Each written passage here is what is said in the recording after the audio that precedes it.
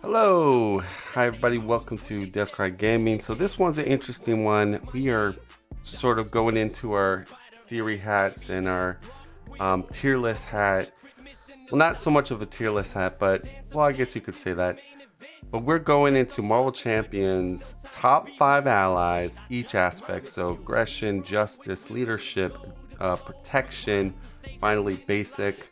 And I'm going to give you my rundown of what I think are the top 5 allies. Now this is tricky, very tricky, because there's so many good allies in this game that have good utility or good synergies with certain heroes or certain archetypes.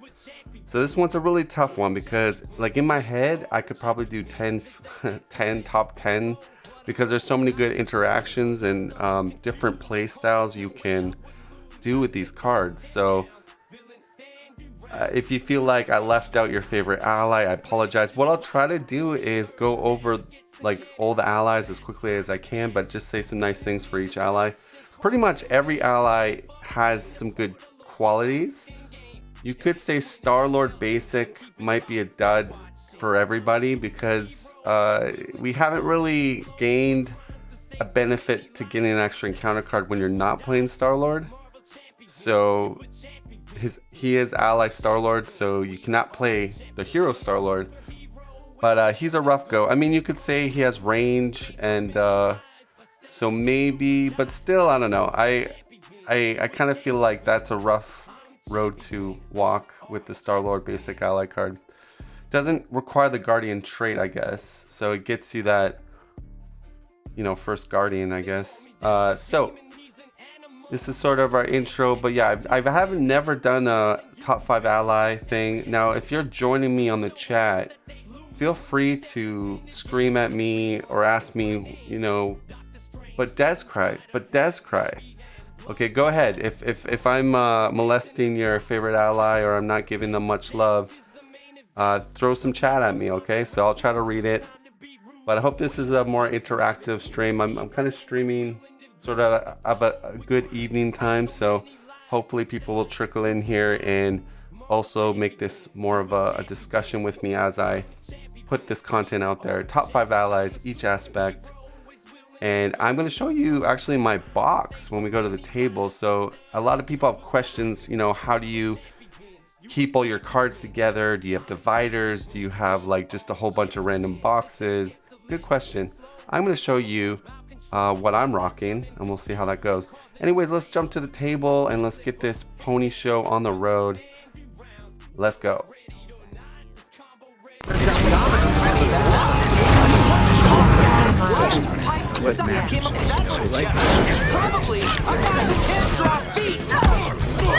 Seriously, this is what you wrote me. And once again, I forgot to mute everything. Okay, so that's all my stuff I have on OBS syncing up to my my macros and micros. So here we are, but I wanted to show you this. This is my Marvel Champion box. Now I have 2 of these, and just because I wanted, you know, more. When you buy the core box, they give you a lot of cool stuff. They give you the gizmos, the gadgets, the dials, and they're not, you know, they're not too expensive. Like you can get a good deal on the core box if you search around. And I really like this game. Really, in a nutshell, too, what happened, my son, my 3-year-old son at the time, or was he 2.5? I can't remember. He got hold of my standard and expert cards and kind of defamed them a bit.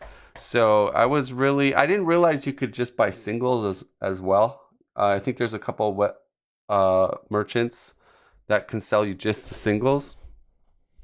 So you don't have to buy a whole core box, just FYI. But I do have 2 core boxes. But they give you a lot of room and it fits the cards nicely. You get more dials and spinners. And you also support the game. So, you know, if you really love the game and some of your spinners and dials are getting pretty bad, or if you have roughed up cards from the core, you know, you can buy these fairly cheap if you search around. And they work really good as storage. I like it for storage. But anyways, all I did was I got a couple dividers and, you know, just go justice or protection resources. You can see there, yeah, you got justice, you got protection. So I broke it down in allies, supports, upgrades, events. And you might be saying, well, where's your basic? Well, my basics can't fit in here. I have too many basics. So I actually just have a huge other box for all my basics. And I haven't really organized them nicely. But this one I have. And I've seen some pimped out boxes on Discord when people drop a photo and stuff. This is not very special, but you know what? It makes it easy when I'm deck building. I can go right into upgrades. Boom, I just pull it out. You know, and yes, eye candy wise, it's not like if I had a whole bunch of Marvel Champion friends and I bring them over, I'd be like, oh yeah, look at my storage system. I would not do that because this does look pretty ghetto, but it gets the job done. So if people are wondering, you don't have to be super fancy. In fact, you could print out your own dividers.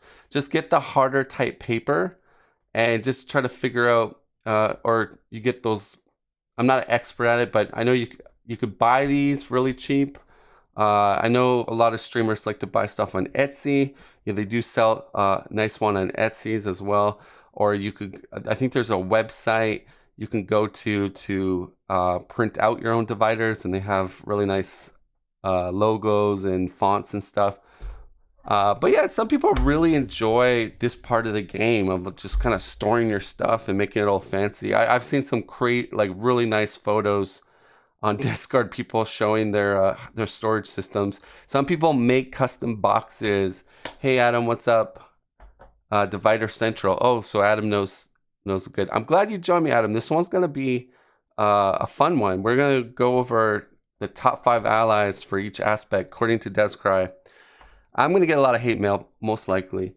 But yeah, so this is it, guys. But anyways, what we're gonna do is, I guess we'll start in aggression, and just to show off my dividers. So I'm gonna go to allies. We pull all the aggression allies. Boom, right there. And what I'm gonna do is, now this has not been rehearsed. I've not prepared mentally for this.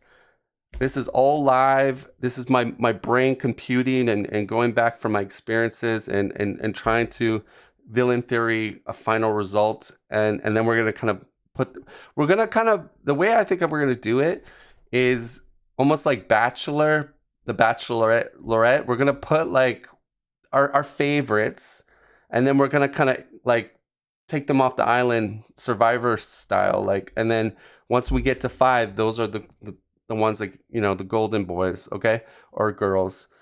So, but I will talk about each card very, very briefly, just so, because I know there's probably gonna be some favorites with people, and they'll just be like, oh my god, Descry just totally neglected my favorite ally.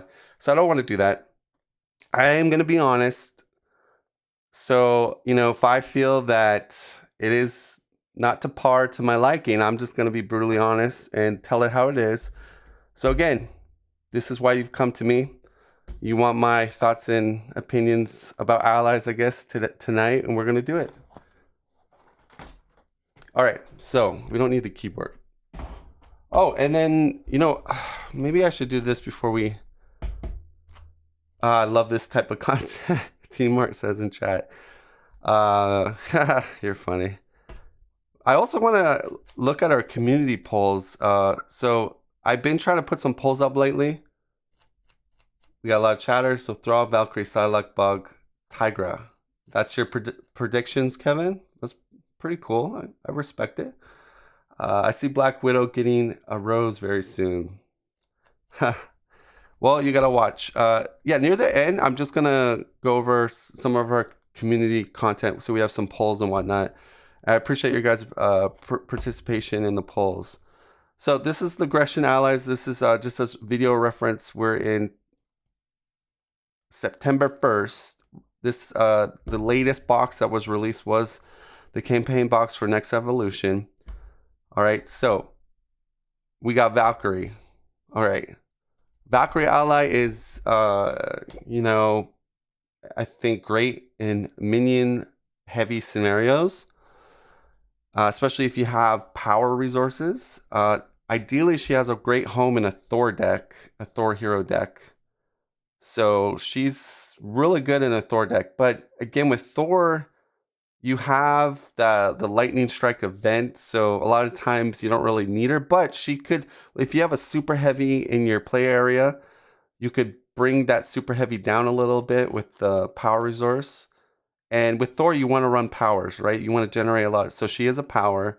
So again, she's awesome in a Thor hero deck, aggression deck.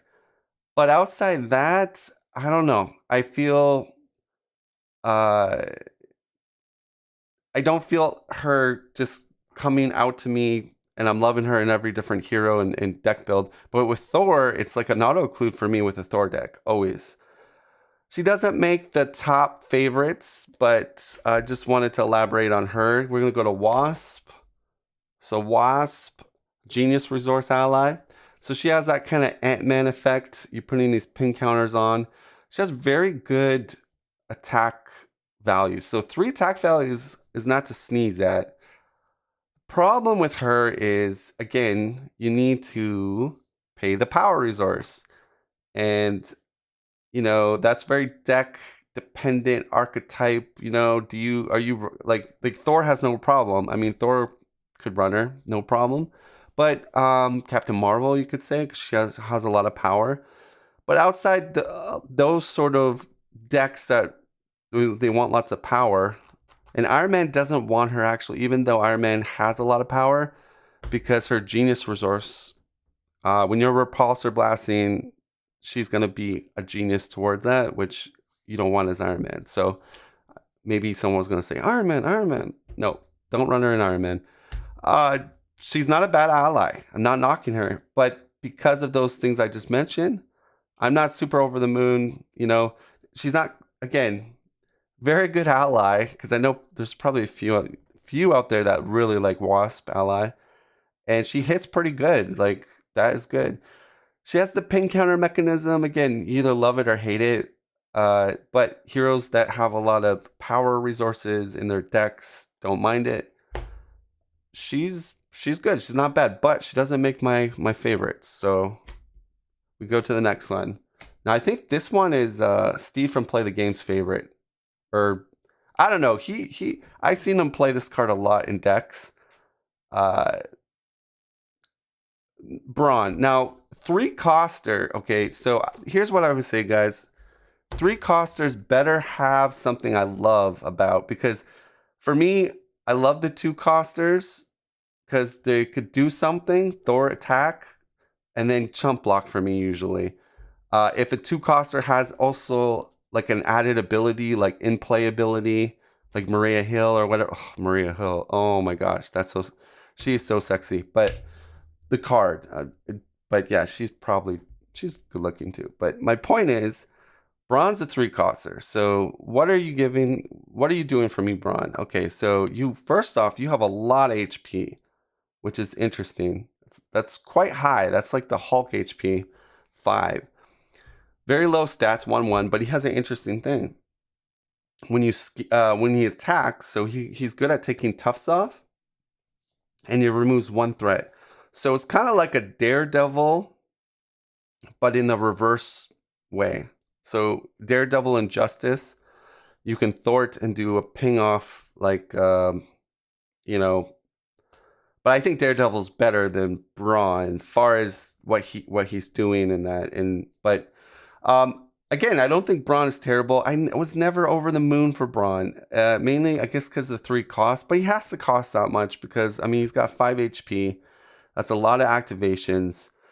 Now, I know what you are probably thinking. Descry, that is value. Why aren't you over the moon for Brawn? I will try to answer that question. Game of Marvel Champions sometimes, and especially when you play on hard difficulties, which I always say, sometimes you don't get to 5 activations or 4 activations in a chump block, okay? Things are hitting the fan quickly. Play on Standard 2, play on Expert 2, play harder villains. Sometimes you got to jump in front of something unexpectedly. So as much as I would love to activate them 4 times and then chump block, a lot of times that doesn't happen.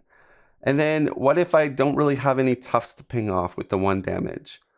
So again, you can see my thing is, and I think control in the early game is most important. So thwarting's more important than damage. But yes, he's not a bad ally. But again, he's not my favorite. Good point, Kevin in chat. I agree. Now, if someone really loves Braun, he's a good ally. But again, this is my Descry's. We're going for Descry's favorites. We need to get 5 aggression allies. Okay, so I'm trying my best to go through. Now, this one is fire. This is fire, man. When this came out, I couldn't believe how awesome this card was. So let me just gush over this card because I'm a Marvel Champion enthusiast. Sunfire. I don't really know too much about Sunfire. The art is cool. I kind of like that art, but I don't know too much about Sunfire, which I feel bad because I really like this card. There's no flavor text. I know some people in chat probably know all his lore and everything. He looks cool, but more importantly, this response is just fire. After you play Sunfire from your hand, spend a power resource, which is quite easy. He's a low cost 2-coster. You have to be in hero, just remember that. But again, there's so many nasty attachments in Marvel Champions, especially the harder villains. And this is such value because he even has one Thwart, which sometimes that's all, like there might be one scheme you're like, oh, I just need one more ping Thwart. He could do it, get rid of an attachment, or he's got damage. He's got 2 attack, which is crazy because you've got this awesome response plus 2 attack. And he can chump block. The next turn, he can chump block. So to me, this checks all my Describe boxes. And, you know, ever play Ronin and he's got his freaking hammer? Guess what? You bypass the hammer response because it gets discarded. You don't have to give yourself an extra encounter card. It doesn't get shuffled back into the encounter set. So you can see this card is so amazing in certain attachments that you're running up against. Very good card. So I think most people will agree with me. This is definitely in the favorites, and we're gonna put him in the favorite grouping here. So far we got Sunfire in our favorite grouping. Next one is Magic. Now this might be a shocker to some. Probably a lot of shockers in chat. What am I gonna say? I freaking love Magic. Now, a lot of you are going to go, oh, damn, what? Magic? I hardly ever see content creators play Magic. That is true. A lot of content creators do not play this card. Now, I will say this.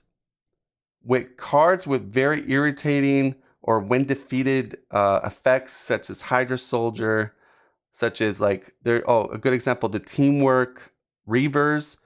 A lot of the Teamwork Reavers come in with these freaking attachments that you cannot do damage to them until they attack you. Well, guess what? Magic just says, go back into the counter deck with your stupid attachments. See you later. Wouldn't want to be a... So she is amazing utility. What if you get stuck with a guarded patrol minion with 8 HP with tough even? Well, guess what? Magic just says, no. Go back into the counter deck. You're gone. No more guard. No more patrol. And more importantly, like I said, she gets rid of those when defeated effects, right? So, or say you ever get those attachments where like they come back to life with an attachment, or they're just a lot harder to kill. You might take retaliate damage. Now, it doesn't work on elites, but the game has a lot of non-elite minions. And of course, you don't want to rock Magic in every scenario, because I know people just be like, "Will you play her in every scenario?" No, but when I'm going against certain modulars or certain scenarios, she is money based on some of the things I was describing. She's a good answer. Plus, especially if you run Cerebro and you're able to get a telepathic ally out, or you have the trait, you can literally just grab her from Cerebro and then counter that threat. So very good synergy in that regard. She is a 3-coster, but again, I think she's one of the best utility allies out there that people have missed the boat on. I feel like a lot of the content creators don't realize how good Magic is, and maybe you guys are shocked that I'm even praising her so much because you probably are like, well, I never need to remove a minion. But I don't know. When I face some really hard modular sets with really bad when defeat effects or just really hard minions to deal with that are non-elite, Magic is a great response, especially against attachment heavy scenarios, okay? Because when she puts the minion back into the encounter set, the attachments get discarded, right? So I think, again, for me, Magic all the way. And also, I love the art. I like the character in the comic books. Now, this ranking or my top 5 allies isn't about like the art and ooh, I like the art and I like the flavor text, but I feel like I just want to talk about everything. But yeah, I do like Magic. She's hot and she's an X-Men and she has a badass sword, so you guys should use her. Use her in those villain sets or modulars that with those annoying non-elite minions or attachments. Reavers is a really good example. If anybody's played the Reavers, Magic is like A++++++. So we got She-Hulk. This one was a very spicy card back in its day, and a lot of people try to do little cute, like get her with high health. Back in the day, Avengers Assemble 0 basic upgrade, which would bump your health by 1, didn't have an errata of you could, play as many as you want. So everyone could run like one honorary Avenger and just slap them on her, bump her HP by 3. But that changed. Obviously can't do it in this game state with the new 1.5 rules I think we're on now. But that was cleared up a little bit before the 1.5. But anyways, I don't see many people utilizing She-Hulk on videos, on content streams. I think mainly because it's an older card, and people were sort of like, initially when she came out, like a lot of the content creators were trying to get all cute with her and like try to play off that She-Hulk gets +1 attack for each damage token here. But since the game has moved forward, I hardly ever see She-Hulk played. Now, there is some reasons. She's a 4-coster. That is not to sleaze about at all. That is a very expensive card. She's an interesting ally. I'll give that. She has 2 consequential for thwart and 1 consequential for attack. I think if you build your deck around her, she's really good. But again, going back to control, a lot of times damage is not what is in the doctor's order. A lot of times you need to deal with side schemes. A lot of times you need to deal with like kind of minions. She, to me, sounds more like the end game deletes the villain by writing her a lot, put a sky cycle on her, put a bunch of attachments, get her beat up, and then she's swinging for the fences. But again, the hardest part of Marvel Champions, generally speaking, is that the start of the game to the mid game, where you're trying to build your play area, control the threat and the villain from killing you. And usually that is the dance we play when we play Marvel Champions. Now, if you look at this card, how does She-Hulk help you in that regard? It doesn't. It does help you for end game, but in my opinion, end game, there's a lot of ways you can get to your end game. So usually when I talk about end game, I'm talking about probably damage, because that's where you have to kill the villain, right? So she'll get you that ticket for end game damage. But she costs so much, and there's like you have to support her so much to achieve her glory. So again, she's not my favorite. I do plan to go back one of these days and build a deck around She-Hulk, because we do have a lot of upgrades now, and do it in multiplayer so I can really, pimp her out. Oh, that sounded so bad. But you guys know what I mean. But yeah, she's not going to be one of my favorites. But again, she can work. But again, it's a different thing. Late game damage, and she's like a Voltron thing that just deletes everything attack-wise. And it's pretty fun. So we're kind of going slow here. I need to pick it up. Bombshell, I don't like her because you have to have the champion trait. The there's only a few champions in the game, and she's kind of weird. Like, divide damage for bombshells, attack among each enemy as evenly as possible. So you could get in situations where you can't even kill something that you want to kill with her because you have maybe 3 minions out. Yeah, I'm not a fan of this one. And I really, maybe I would be more open if it didn't have the required trait of champion. I feel like when things have the required trait of, they need to probably be a little bit better than what their cost is. And she's a 4 coster. She takes 2 consequential for scheme, or sorry, thwart. Again, that's not that great. Psylocke can do confuses, and she has 1 consequential for thwart. Yeah, we're gonna get to Psylocke, don't worry. But yeah, so again, we're just gonna throw her in the bin over there. Now Locust, I will. So here's the difference, right? This one has champion trait, but it meets all my check marks. 2 costs, very cheap. Could do an attack, take a tough off, or ping a little bit more damage, and then act as a chump blocker. It has thwart, but then you're going to kill it. So you probably don't want to thwart with it because a value chump blocker is definitely worth it. It's got the, champion traded lock on it. But look at the response. After Locust enters play, add 1 aggression red event from your discard pile to your hand. That is really nice. It does synergize really well with certain heroes like Miss Marvel and, a lot of other heroes in aggression that have champion traded.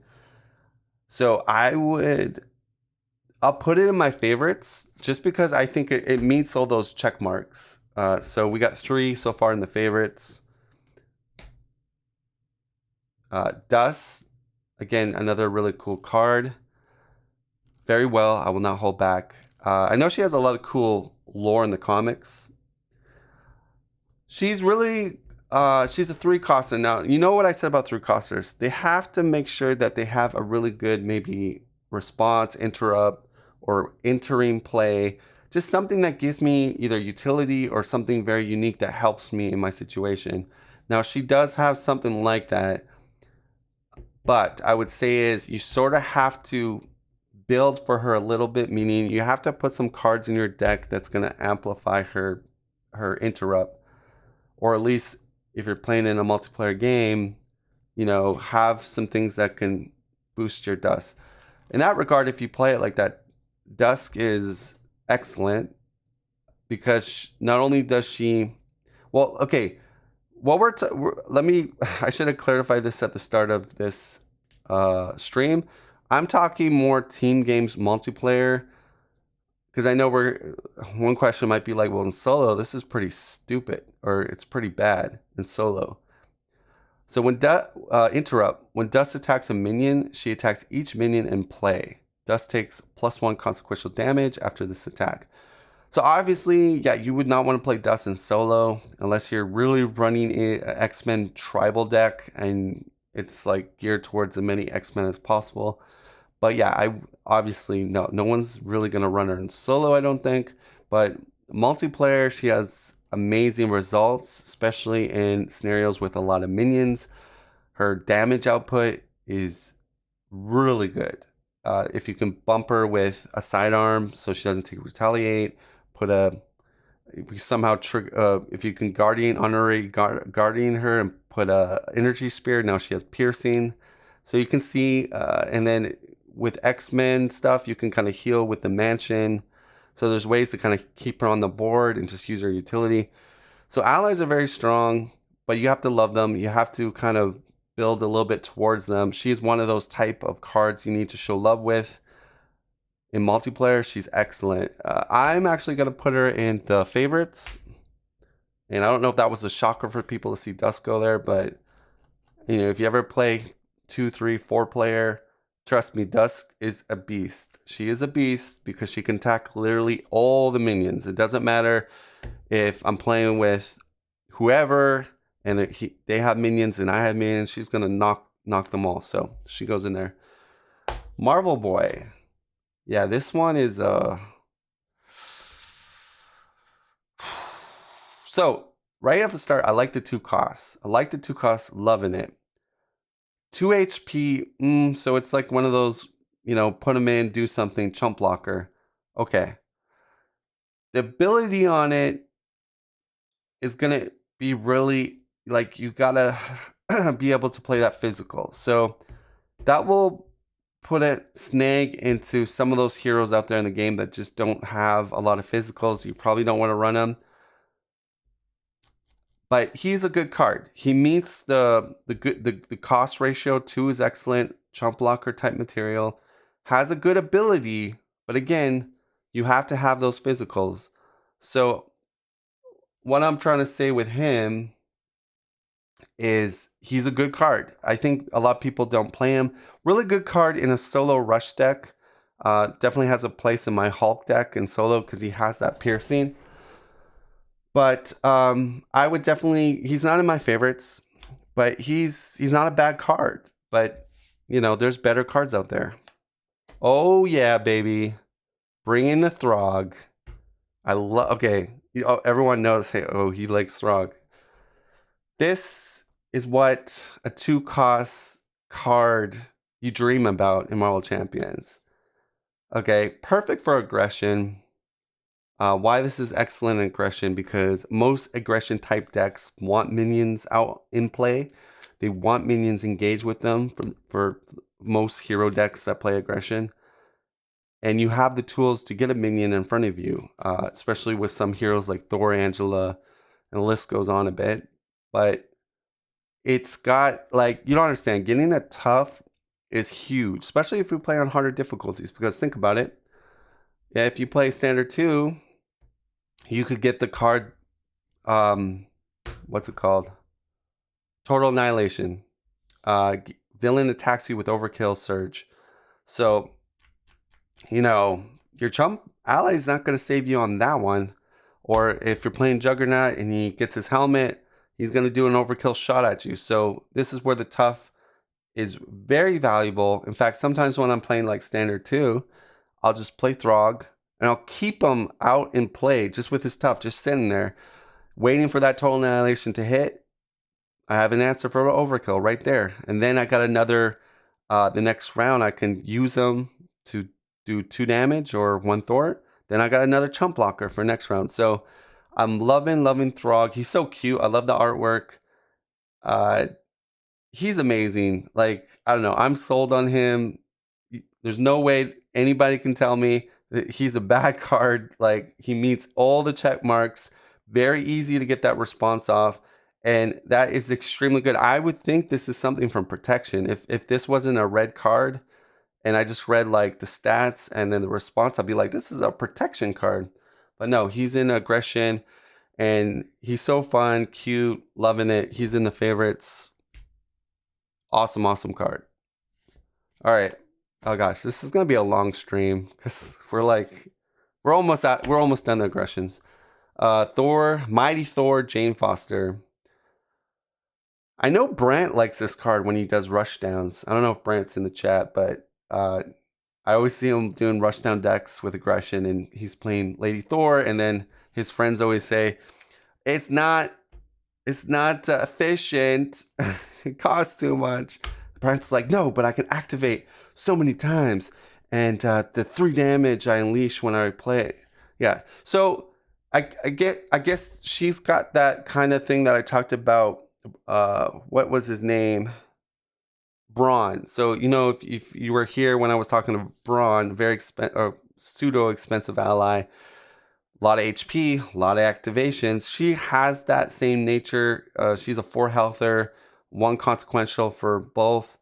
She has a really nice response that, again, you can kind of utilize. Even if you didn't have the physical, she's still doing 2 damage. So she has that in case you get a busted hand and you don't have that physical. But again, she costs a lot. And the problem with a lot of allies that... so this is what I'll say, because I better watch my words, because it might come back to haunt me. The high HP allies are good in a couple ways. Okay, if you're trying to Voltron an ally without that much healing, then obviously, yes, high HP allies are going to give you more bang for your buck with your upgrades when you're Voltroning. If you don't know what Voltroning is, or you've heard that word been said in Marvel Champions, layman terms, you're putting upgrade attachments on an ally to make it stronger. So their attacks could go up to like 5, 6 sometimes, or their thwart could go up to like 4, 3, or sometimes 5. I've seen 5 sometimes. And a lot of strategies also will try to ready those type of allies, heal them, or try to keep them alive. Not chump blocking with these allies. So that's kind of like the thou shall not chump block with a Voltron ally. But the reason why I talk about that is, again, there are some Voltron strategies where you're just Voltroning very high HP allies. But she's expensive, right? So again, I don't think she's the best Voltron ally. I'm just going over some positives with her, but costs a lot. Again, this is for the late game almost, and you know what I always say, it's the early to mid game, which is the hardest in Marvel Champions, usually speaking. So I feel like the real battle is early to mid game. And my wife is just calling me right now, even though I told her I'm streaming, but let's just quickly answer this call, because if you did my questionnaire, this is one of my fears about my wife calling me on a stream. Hello. Jerry. Okay, she's not talking. I don't know. She's somewhere in Pennsylvania with the kids. They went on a trip, so her reception is bad. The 11th commandment, shall always answer a wife. Trust me, men out there that are married, always answer the wife phone call. You'll have a happy life, trust me. Okay, so let's wrap this up on Thor. I like her. Again, for me though, the cost is a little much, and again, it's for late game. And you know what I just explained. The late game is usually not what we need early. So again, should be floating in your deck, your first deck pass. You don't really want to pay that much money to do more damage. Again, I can see her working in a rush down deck like Brant likes to play. That's probably where I might put her. But again, when I'm playing rush down, I'm usually killing that villain in sometimes round 2, round 3, round 4. So she might come into my hand on round 2. The villain's going to die next round. So a lot of times you don't even get all those activations. So again, she's not going to be a favorite of mine, but I do think she's a good ally in certain ways that you play Marvel Champions. And that's kind of the theme of this whole thing, guys. There's so many good allies in this game, and they can all do certain things depending how you play the game. And I know I kind of put this down to top 5 best allies, but really, in reality, some of the best allies are for certain heroes or deck strategies, and they're not even in the top 5. So just kind of, factor that in. But no, she's not going to make the favorites. We're going to... All right, so real quick, I'm not going to spend a whole lot of time on Hercules. Basically, Thor, that's all I'm going to say. If you play Thor and you're playing Party Thor and you do not put Hercules in your deck, I'm going to slap you. I'm going to come into your screen. My hand is going to be physically there, and I'll do a slap and then come back to my screen. Yes, if you're doing Party Thor, you're basically, or Vision, sorry, I should even say Vision, the Vision Aggression party deck. So the party deck is basically, you just want a whole lot of minions out and abuse the aggression 0-cost event, bring it, and you're just drawing like 7, 9 cards, and then you're just killing it. But he, in that archetype, he is literally money all the way, cashing out those Benjamins. But other than that, no, you would not want to play Hercules in any other type of deck or way. Mark says, no, not answering wives. Thou shalt not defend with a Voltron ally. Yeah, I agree with you. I do like Hercules because I do love Vision and Thor. They're very fun aggression type decks, the party decks, and he is an auto include and very good. Oh, this one's a good one. So here's the thing. Hulk, for the cost, for the potential damage this guy can do, he blows any other card ally in the game for the costs and damage and the HP. Like literally, there's nothing comes close to Hulk in this game for 2 costs, 3 attack that could do another 2 damage. He has 5 HP. This is unbelievable. But the problem is the force response and not knowing if you have the card that you want on top when you're discarding. So if he gets that genius, there you go. He's gone. If he gets a wild, he's not only going to like just do a bunch of damage, he's going to ping everyone. And that could be allies that you're playing with, like in multiplayer. That Black Widow green protection ally that's been saving everyone's bacon from really nasty treachery cards. Hulk is gonna be like, sorry, Black Widow, I'm upset. It just destroys a bunch of allies and minions and everything. So a lot of times people use him as a blocker. He's still really good as just a beefy blocker because he usually survives the first block. What else can I say about Hulk? So here's the thing, guys. You might say, okay, that's definitely a favorite. I could throw him in the favorites, and I might. And, I like Hulk, the hero even. The ally, if you build for him, so there's some heroes like Spider-Woman that could look through her deck, Star-Lord that can kind of an alter ego swap a card, and they know exactly what they're getting. You got Spectrum, but Domino. But Domino's not good because she has way too many wilds in her deck, and he's just going to proc all the above. But maybe I could be wrong. I like to see a Domino Hulk ally deck, see how that goes. What was I going to say? I'm all over the place. But yeah, he's you can even Voltron him a little bit. He has so much HP. If you have an ability like Star-Lord and Spider-Woman, you're able to know exactly if it's a physical. And I think there's a couple more heroes out there that can kind of cheat a little bit to know maybe what the next card is. Or if you have a deck that just has a buttload of physicals in it, he's amazing. So I am going to put him in the favorites. I might have shocked people. But again, disclaimer, you have to know what you're doing when you bring a Hulk ally. Either you're just using him as a blocker, but I personally don't like to do that. I don't like to just have an ally just for chump blocking. He's a 2-coster, which makes the ally chump blocking checkmark, right? 2 costs are cheap. But I think he's even more better if you're able to kind of know omniscient a bit on your deck. That way you can always proc what you really want, either the power or the physical. Anyways, let's keep moving on. So Spider-Girl. Yeah, thematically, there was for Hulk, they nailed it. But with the hero, they failed. I think they failed with the hero. Hulk, great with Domino. Adam, how?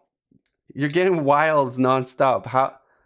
Okay, I see but okay, so your aspect cards, Adam, your aspect cards, if a lot of your aspect cards are physicals, you can do the swap with Domino and then use Hulk to get the 2 damage. Okay, I understand what you're saying. Yeah, so, and again, I said I haven't tried it with Domino, but I know all of Domino's identity cards are all wild.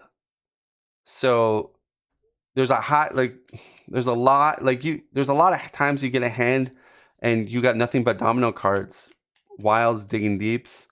So that's why I think like he'll still feel kind of weird, but yes, if your aspects are a lot of physicals, then you're just swapping those aspect cards with that's a physical, and then you're going to town with his 5 attack or 5 damage. So yeah, a good call out, Adam. Really good call out. I like that. Let's go into Spider-Girl. So again, this one's gonna go my favorites. I'll just tell you right now. Ingression, you are wanting to get usually minions out. Not only does she do a stun, she does a confuse on a minion. So it plays into the bring it strategy. It plays into like preparing to use minions to your advantage, whether it be into the fray or other like overkill stuff. So you can kind of prepare for that, and she can kind of like web up a minion for you. You can control her draw card. Okay. I'll have to look into it. But yeah, Spider Girl, very solid. 2 attack, even has Thwart, 1 Thwart. I love the artwork. This was a great card back in the day, and it's still a great card. We just have so many good cards, though. Like now that we have X-Men, and then we're getting X-Force, it's very hard to put all these awesome, great cards in our decks now. But again, in a minion scenario, especially with elite minions that can do some horrible stuff to you, unless they don't have Stalwart or Steady, she's excellent. She's excellent. And if you're playing into the archetype of getting minions onto your play area, again, even better. So she's a favorite. Checks all my boxes. Oh gosh, we have so many favorites. We're getting too many of them. All right, this is Bug, our boy Bug. I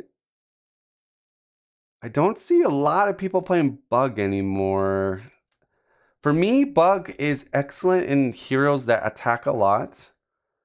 And probably, I would say, hands down, the literally best hero utilized with Bug is Valkyrie. And I challenge anybody on that one.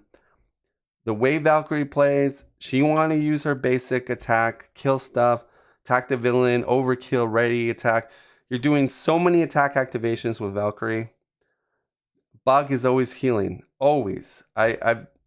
So the problem is, I think when you put him in other hero decks where they want to thwart sometimes, maybe defend, attack, you can't always proc his heal. So you want to put him into a hero that does a lot of attacking. And I know there's like Drax and a couple others, but for me, Valkyrie is like, this is almost an auto clue for me. The reason why, you might say, but it's still a 1/1. It's cheap. It's not a chump blocker. Do not chump block with my Bug, please. I'll again come across the screen and slap you. And I'll get demonetized by YouTube for threatening violence. But do not chump block with my Bug. Put a spear on him. You're in aggression, you can get energy spear. You can even throw a sidearm. You throw a spear, sidearm. Bug comes a 4 attack, whip piercing with range. He's a beast. And then he helps, because Fantasy Fight didn't give Valkyrie piercing with her spear, which she should have had piercing with the spear. Please, Fantasy Fight, if you're ever watching this video somehow, one of you guys up there in the team, if you ever have a change of heart and you want to buff some of our weaker heroes, please give Valkyrie piercing on the spear. Just errata it. Just say we can have piercing on the spear. Yeah, that would make the spear worth it, because right now the spear is kind of garbage. Okay, that was a side note. I just felt like we had to say something about Valkyrie Spear. But Energy Spear, which is a 1-cost aggression upgrade, can go on Bug. Now, the requirement for Energy Spear is Guardian traded, and Bug has the Guardian traded. So that is amazing. And then you put a sidearm on there, and now you have the best answer against Tough, and he heals every time. Again, awesome in Valkyrie. I think people, like even some of the biggest people, like Villain Theory, the big content creators out there, even the Discord or the gurus for deck building on Marvel DB, they all think Valkyrie is down there with Hulk, and I would love to have a debate with those people and back it up with facts, gameplay, and bust out the spreadsheets, because I know everyone gets a hard on for those spreadsheets, but I feel like Valkyrie deserves to be higher. And darn it, I just missed somebody's chat message. He is cheap. Yondu played right. Yeah, definitely. But again, I think Valkyrie is the one that uses Bug the best. I am going to put in my favorites because I like Valkyrie, and that is my favorite ally with Valkyrie. I love Bug. All right, we're getting there, guys. Oh my gosh, this is going to be a long stream. Settle up. If you have to use the bathroom, use the bathroom. Get a drink, maybe. Sentry. Everyone's people are probably like, I've never seen that card before. Yes, many people do not ever play this on their Marvel Champion streams. Okay in Star-Lord, but again, it costs a lot. Then you have that same thing about, you got a lot of HP, a lot of activations, good. But, before we get to the but, the 2 Thord is huge. So not only can this guy dish out a ton of damage, but he can Thord as well. He's very versatile, which in aggression isn't easy. Aggression doesn't have a lot of Thording power. And 3 attack cards are always really, really strong. A lot of times that 3 attack with hero is enough to delete a minion. I don't disagree about Valk, but who do you rank lower is the question. Okay, I will try to answer that one maybe at the end. Just if you stick around to the very end, just ask me that same question. I want to keep focusing on these cards though. Like anything card related, we'll talk. But if I start talking about other things, this is going to be a really long stream, and I think people want me to focus on allies. And if it's ally related, let's focus on those questions. Brent, did you ask him to fix Visit Valhalla, Riggs, and Shield Maiden 2? Sentry was my Wolverine before Wolverine. Okay, cool. So yeah, and that's what I'm saying. The 2 Thor, 3 attack, a lot of HP. The response, this is what I'll say about the response. The response is nasty, but there are some heroes or card aspects or card abilities in like Cable, for instance, Precognition, Spider-Woman's little peekaboo. I'm thinking off my head. Leadership ally. The guy with the wings. Falcon? Is it Falcon? Oh gosh. So there's ways to kind of peek at the encounter deck, and that's where I think if you can figure out a way to kind of get that knowledge, it could be a very weak encounter card, caught off guard if you just play the standard 1 difficulty, or maybe it's a minion that's like just a guard minion, but you have no problem to deal with it. So I think if you play Sentry in that type of way, he's super good, because again, you don't want to be playing him, say, on a harder difficulty, standard 2, expert 2, harder, modular, Magneto, with a villain, and you don't know what's coming, right? It could be a really bad encounter card. So I'm going to put him in my favorites, but I doubt he's going to make the top 5. Just because of the things I'm talking about, but because his stats are so good. The 2 Thor is also a big reason why he's in the favorites. If you look in our favorites, they're all 1 Thor, And I think aggression, even though this live stream about top 5 allies is geared towards multiplayer, I want to stress that this is not for solo. Although I do sometimes comment about a card, this is really good for solo. I'm kind of, the way I'm talking about everything is in a multiplayer setting. Just FYI, because yeah, I don't want to. I should have probably spelled it out at the intro that this is mainly for multiplayer. This grading, but we're gonna go into Tigra. So Tigra is an OG. Tigra came out, I believe, in the core set, right? Or maybe not. She's got that little A symbol at the bottom right. I think that's maybe she came outside of the core box. I thought she was a core box hero. Or ally. I could be wrong. So she's cool. She can Voltron, but the thing with her though, she's kind of like a minion killer, where she just wants to kill the minions on the board, and she doesn't really want to punch the villain as much. So she's kind of a weird, she can work in decks that need minion control help, or so you're going core. Thank you, Adam. So she's very good at that role. She costs 3, but if you use her in that type of regard as I'm gonna put her in play, I'm gonna slap a, maybe some type of upgrade, sidearm or something, get her stats a little more beefier. If you have a way to honorary her and then give her more attachments, even better. But she can literally, just if you do it that way, you can just delete any minion that comes into play. She gets her heal off. Now, I think they made her very complicated to the way she heals, because this is how it works. And it's very weird for new players, because when new players play this game, they're just like, oh no, but I heal when I kill something with her. Yes, but no. I mean, read the response. After Tigra attacks and defeats a minion, heal 1 damage from her. So this is what happens. You play her initially. Oh great, there's a minion with 2 health. I'm going to swing and kill it. And then I go back to full health, right? That's what a new player will automatically assume. But because of the timing windows, that you have to take your consequential... after Tigra attacks and defeats a minion, heal 1 damage from her.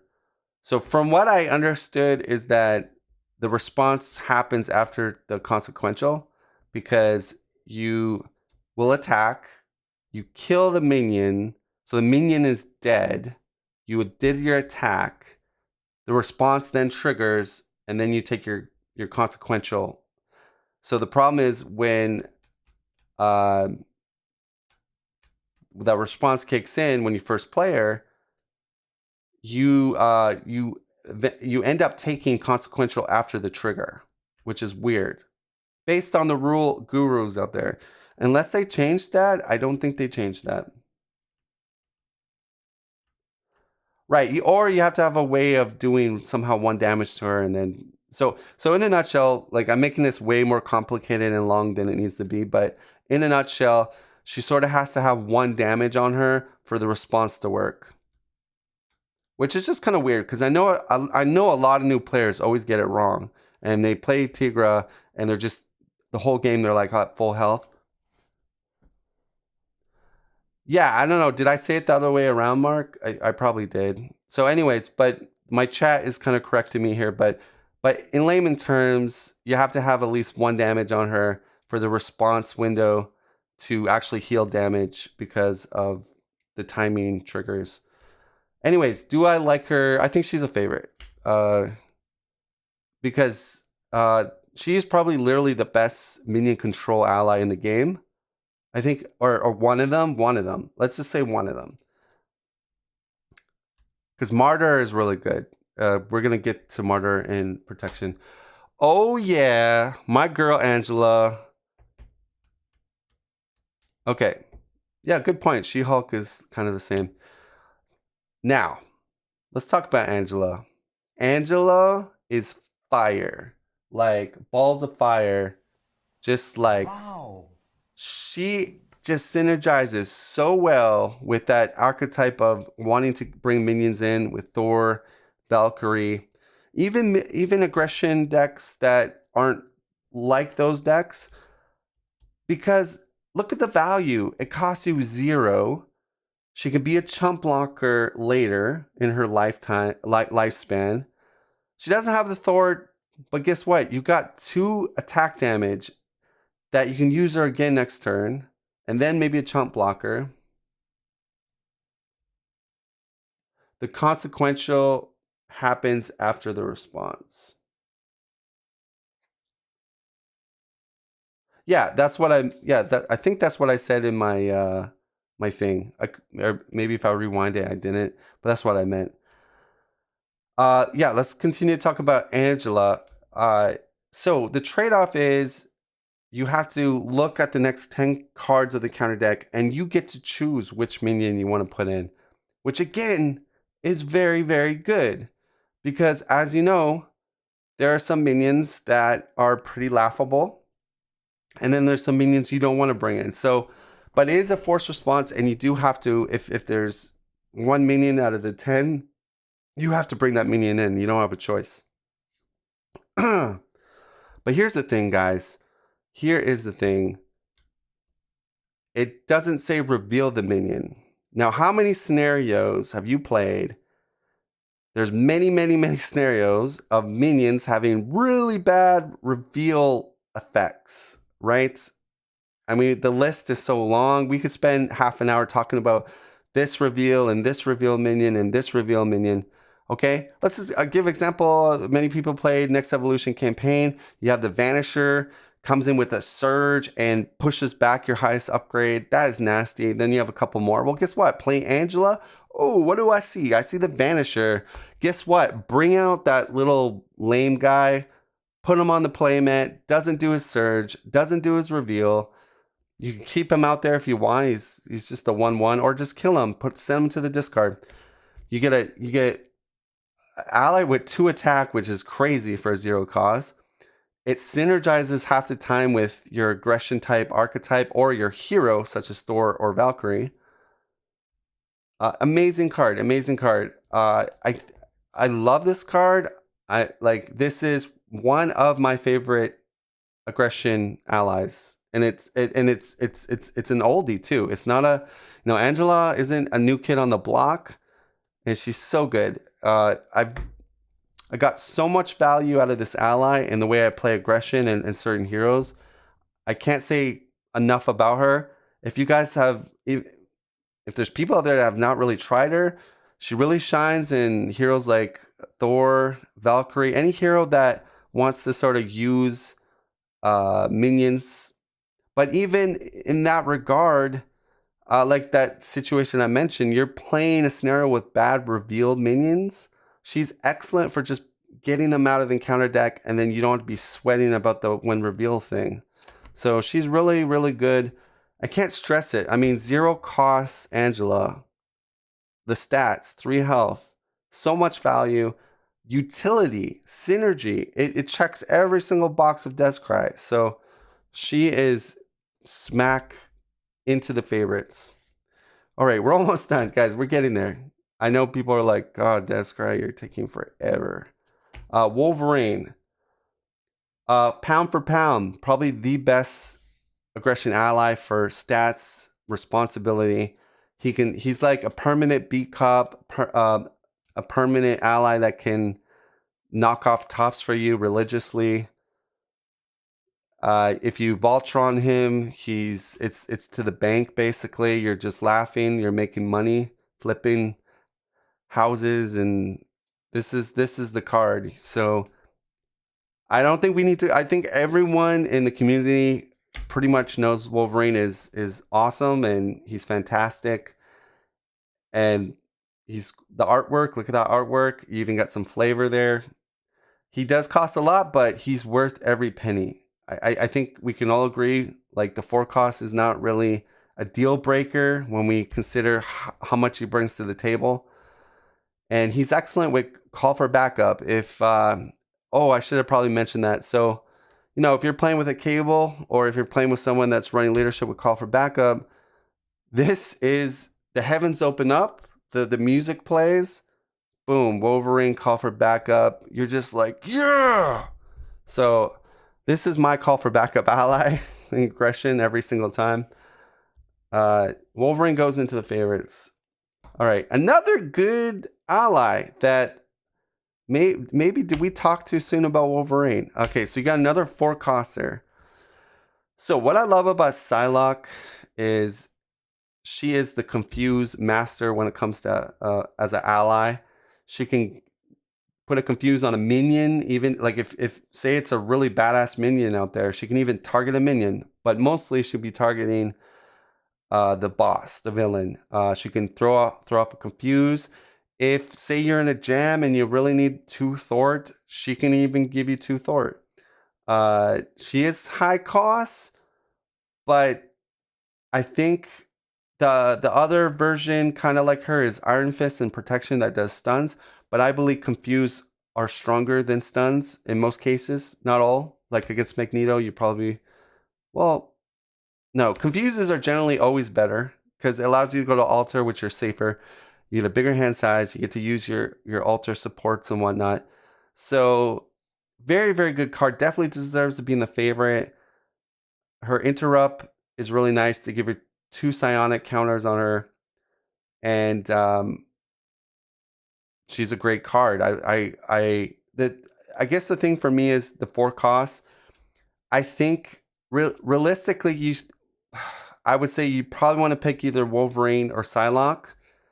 You could run them both in your deck, but I mean, unless you're doing some sort of X-Men training, like with their upgrades or some tribal, or I think there's too much competition for the cost, in my opinion. I could be wrong. Maybe people disagree, but I don't like to go too like high costs on all my allies. Like I feel like, play either Wolverine or play Psylocke. But I guess if you're, again, I'm talking about multiplayer, so you should have options on the table to get Confuses, probably from another deck or another hero. But if none of you on the table has Confuse, she's almost an auto-clued, because that's really gonna give you guys tools. And the fact that she plays in the play area, you can proc when you want to use your Confuse token, basically. So she's really good, because like, say you have the main under control, well, you don't have to proc that psionic counter, right? You can kind of keep it, maybe keep her on standby, and then when things hit the fan and you got to heal up, you got Psylocke already on the playmat. Let's put a Confuse on. So definitely goes in the favorites. Very good utility, extremely good utility, and Confuse is generally the best archetype of the statuses. And guys, we're on the last card for aggression. It only took me like 30 minutes. Thor Odinson. So I think he's excellent, because think about it. Let's go over it. 3 costs. Okay, a little bit more on the expensive side, but you're getting toughness. Yeah, I agree with you, Watkins. So you're getting toughness. He's got really good attack. I mean, 3 attack. Not only 3 attack, but he has an interrupt that you can spend a power and then resolve this attack against each minion engaged with that player. So even in non-Thor, non-Valkyrie decks, works really good in Vision too. You could do a party whatever hero, as long as you're running a Thor ally.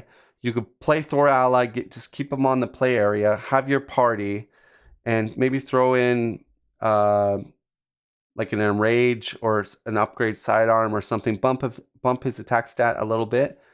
And then when you're ready to party out, just use his ability, knock out everybody in your play area. So he's even a good utility to accomplish a party deck with any hero.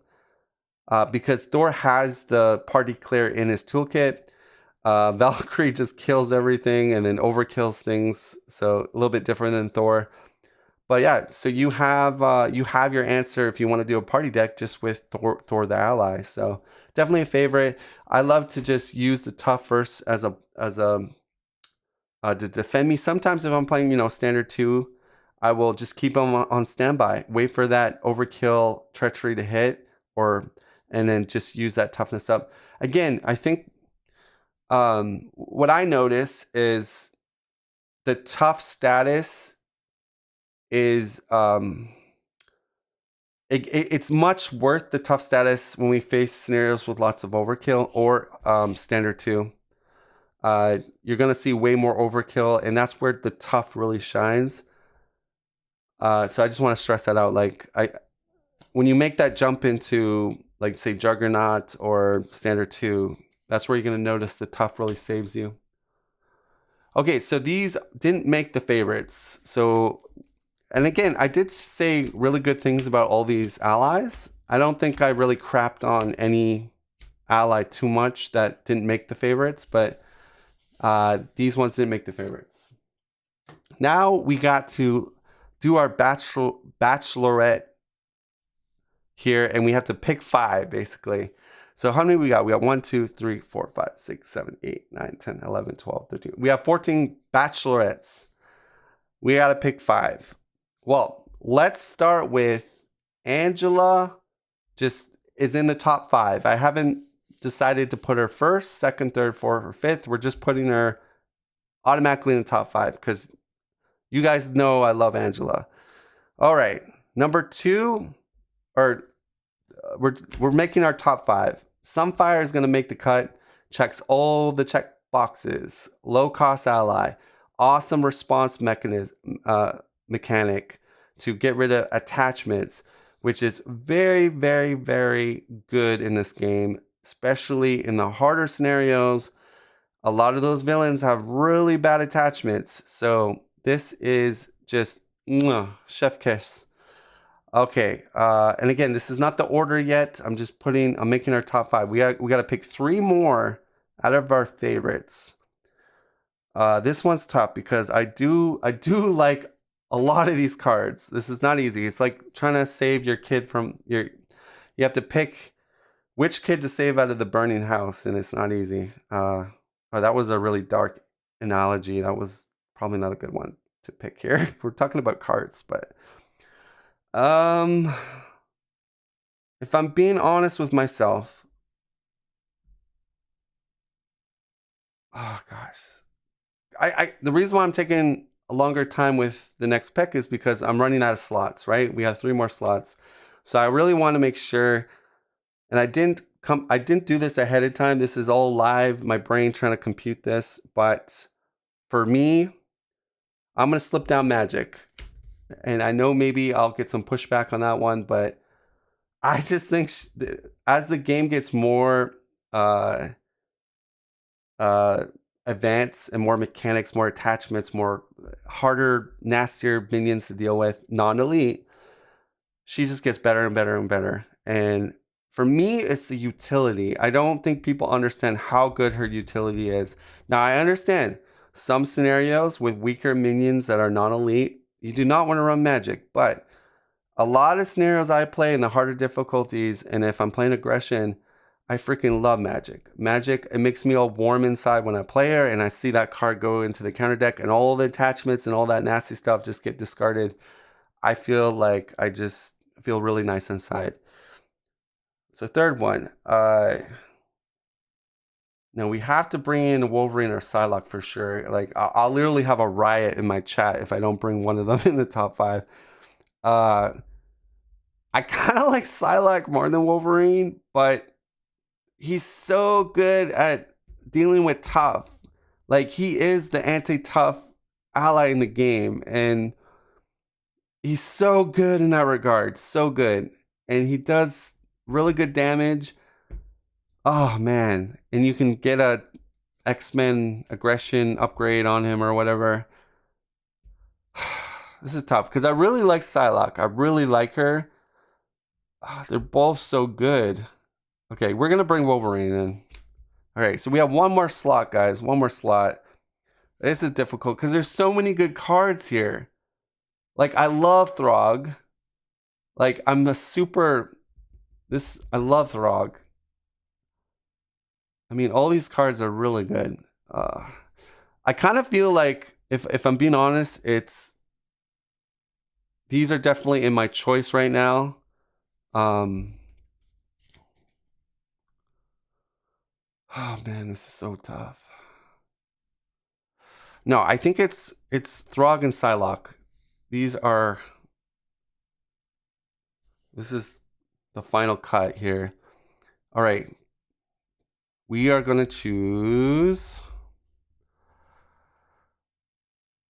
I'm going to go with Throg. Going with Throg. I know that's going to disappoint some people in chat, but let me explain. Okay.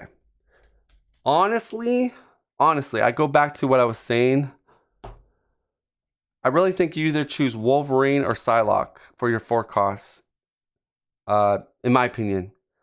And I think it depends on what you really need in the scenario. If there's not a lot of tough, then go with Psylocke. If there's a ton of tough, go with Wolverine. Those are sort of my guidelines, basically, I would say. But the fact is, so many aggression decks sort of want minions engaged with them or take advantage of minions. Throg comes with the tough. It's very easy, or he doesn't come with the tough, but it's very easy to get the response to get a tough with him. And I just love him being such a cheap ally. A lot of times it's so easy to pay for him. Doesn't cost a lot. And that's why I think he just checks all the boxes. He does what I want him to do. And I'm going to go with Throg. So now, number 1 to number 5. what are our top? How's the ranking going to be here for our top 5? I'm going to put Magic last. Let's read some of the chat here because I probably created a riot. It's very scenario dependent. All these cards are good. Yes. Wow. No Thor, the board wiper. Yeah. Your picks make sense in a deck built to manage minion, but no Thor boggles me. Yeah. Okay. So counter argument. Thor, the hero, doesn't need, well, he can't play Thor, but Valkyrie doesn't want Thor, the ally, to clear everything. Getting his tough is good for a chump block and a little bit more damage. I guess you could say sometimes Thor can help out. Actually, maybe I correct myself. Thor in Valkyrie is good. No, you make a good point. But again, we can only have 5. We can only have 5. And a lot of aggression decks are deleting minions just as they come out. Like if you watch, I played a game recently with Late Night Gaming. He was Aggression Gambit. He was just deleting minions as soon as they appeared. Like boom, dead. So if you're, think about this. So if he was playing Thor, because Thor's good, there's nothing to delete. Gambit just, the way his deck work, and a lot of aggression decks work, they just delete minions as soon as they come out, generally speaking. Unless you're playing a party type archetype where you want to kind of have minions on your side, like Rocket. But again, you be going Dive Bomb Rocket. So really Thor, the allies, like overkill. And that's why I understand your point of view. But at the same time, the archetypes that you build and play sort of deal with the mass party. And Thor can only target one player area, right? And you have to play a power. So there are some things that I think maybe I understand your honeymoon with that card, and I get it. I like Thor the Ally, but there are some little things there, and also a lot of the dark deck archetypes. I believe sometimes Thor gets in the way of it a little bit, or you don't really need Thor. Or like I said, many aggression decks out there I played with, they just delete minions right away. So yeah, but he helps other players not being aggression clear the board as well. But again, fair. Yeah, no. And again, I'm not really disagreeing with you in any type of way as like you're wrong. Everything you said is valid. But again, there can only be 5. And my 5 is based on what I think is most stream rolled and easy to pull off, and the value and all those benefits that card gives you, and a little bit of my play style personally and the difficulties I play on. But he could totally make the cut in here, and I agree with you. Our first card is definitely going to be Angela. I'm going to put Angela number 1, Magic last. Actually, I kind of like this setup already. Actually, this is my ranking. So rank 1, we have Angela. Rank 2, Sunfire, Wolverine, Throg, and Magic. That is Descry's top 5 allies for aggression. There you go. Thank you, chat, for throw me questions, challenge me a little bit. I appreciate y'all. So this is the 5 aggressions. There you have it. Boom. Now we're going to jump into justice aspect, which is, I think, a little harder because the allies in justice, I don't think they're as flashy or like the aggression allies. I had so many good aggression allies that I liked, but I can only pick 5. But anyways, let's grab those justice allies, and hopefully Descry can go a little bit quicker because I know people are probably like, that was a long one.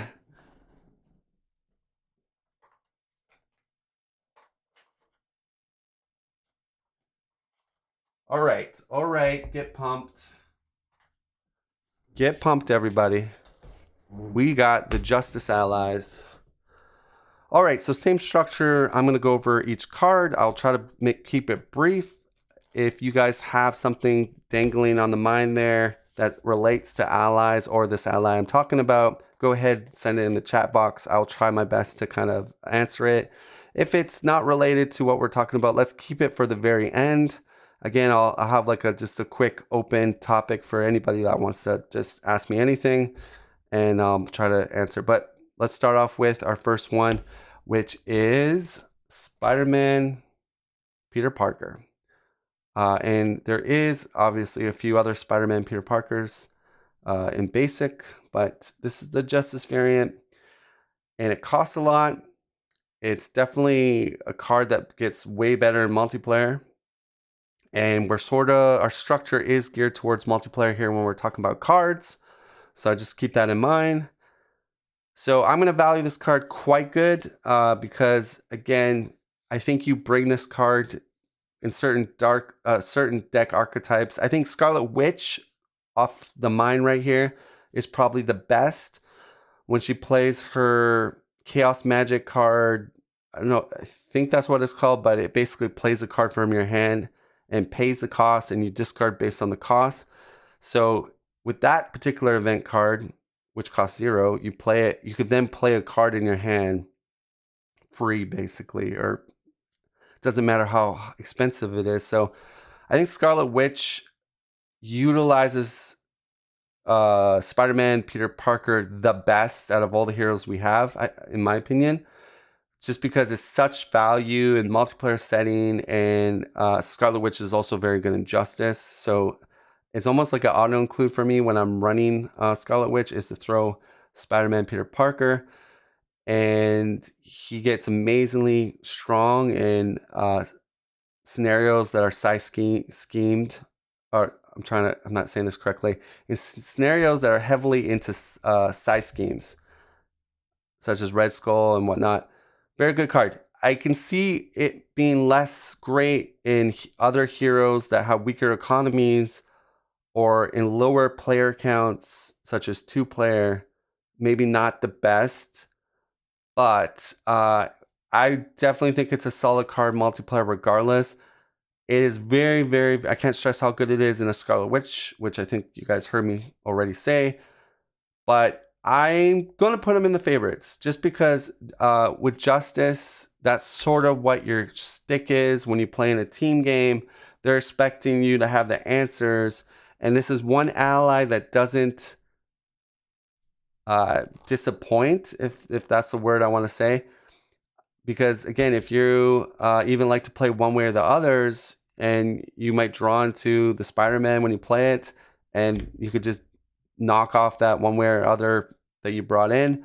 He has 4 HP, a lot of activations, 2/2, which is actually really respectable in Justice. And he's very good in those scenarios with a lot of side schemes. So he goes into the favorites. He does cost a lot, and I get that. I know people are probably like, but Descry, 5 costs. Yes. All right, Monica Chang, excellent in a shield deck archetype. Basically, she's probably your MVP in a shield deck archetype. I don't know why you would want to run her not in a shield deck archetype, or at least tie into those surveillance teams and whatnot. She does shine in a Wasp deck because she's a genius. You can recur her constantly with Girl. Domino uses her very well with her swapping and stuff like that. Very good. So if you're going into that kind of archetype, again, similar to what I said about Spider-Man, but even more, probably one of the best shield ally cards out there. She's she costs a lot for kind of a chump blocker, but you get that surveillance team with an extra counter on it, which makes up for that additional kind of cost being a 3. So she's definitely a favorite, and I do really enjoy her in the archetype for shield. So she's going to go in the favorites. Agent Coulson, I have a love affair with him in my Black Widow Justice decks. Synergizes so well with Black Widow and a lot of other decks. What's really good with him is Spycraft can be utilized 100% of the time. Like, so if you're someone that really dreads your Shadow of the Past or a certain counter card that you're really worried about when you're playing a scenario, and if you are playing Justice, you can put Agent Coulson in your deck, throw a Spycraft in your deck, and if Coulson is drawn into your hand, or if you can get him somehow put into play, you can play that Spycraft every time. So you can also get, there's a couple other preparations in Justice, such as Counterintelligence. Again, that's like kind of like the Cable card, or people are familiar with the Leap upgrade that Cable can stop the main from exploding and go back in time. Similar, but it can interrupt 3 threat, so that could save your bacon, and it could allow you to be an alter a little more less sweaty than you need to be. Very good card, high Thort, 2 Thort, 3 HP, which is really good for 3 costs with that type of responsibility. Very utility oriented and very good at that. Shield archetype, again, works with the shield tribal stuff if you want to go that route. Definitely in the favorites. I can't see how nobody would want to put Agent Coulson in the favorites, but for me, going into the favorites, oh boy, here we go, guys. Hold on to those. Blindfold. Oh yes. So Blindfold, as Steve would say from Play the Game, maze balls, but that sounds like a dad thing. He is a dad, but that is a dad joke or a dad saying, or that's Steve saying. But in his way, yes, this is off the hook. It only gets better the more difficult the encounter set is.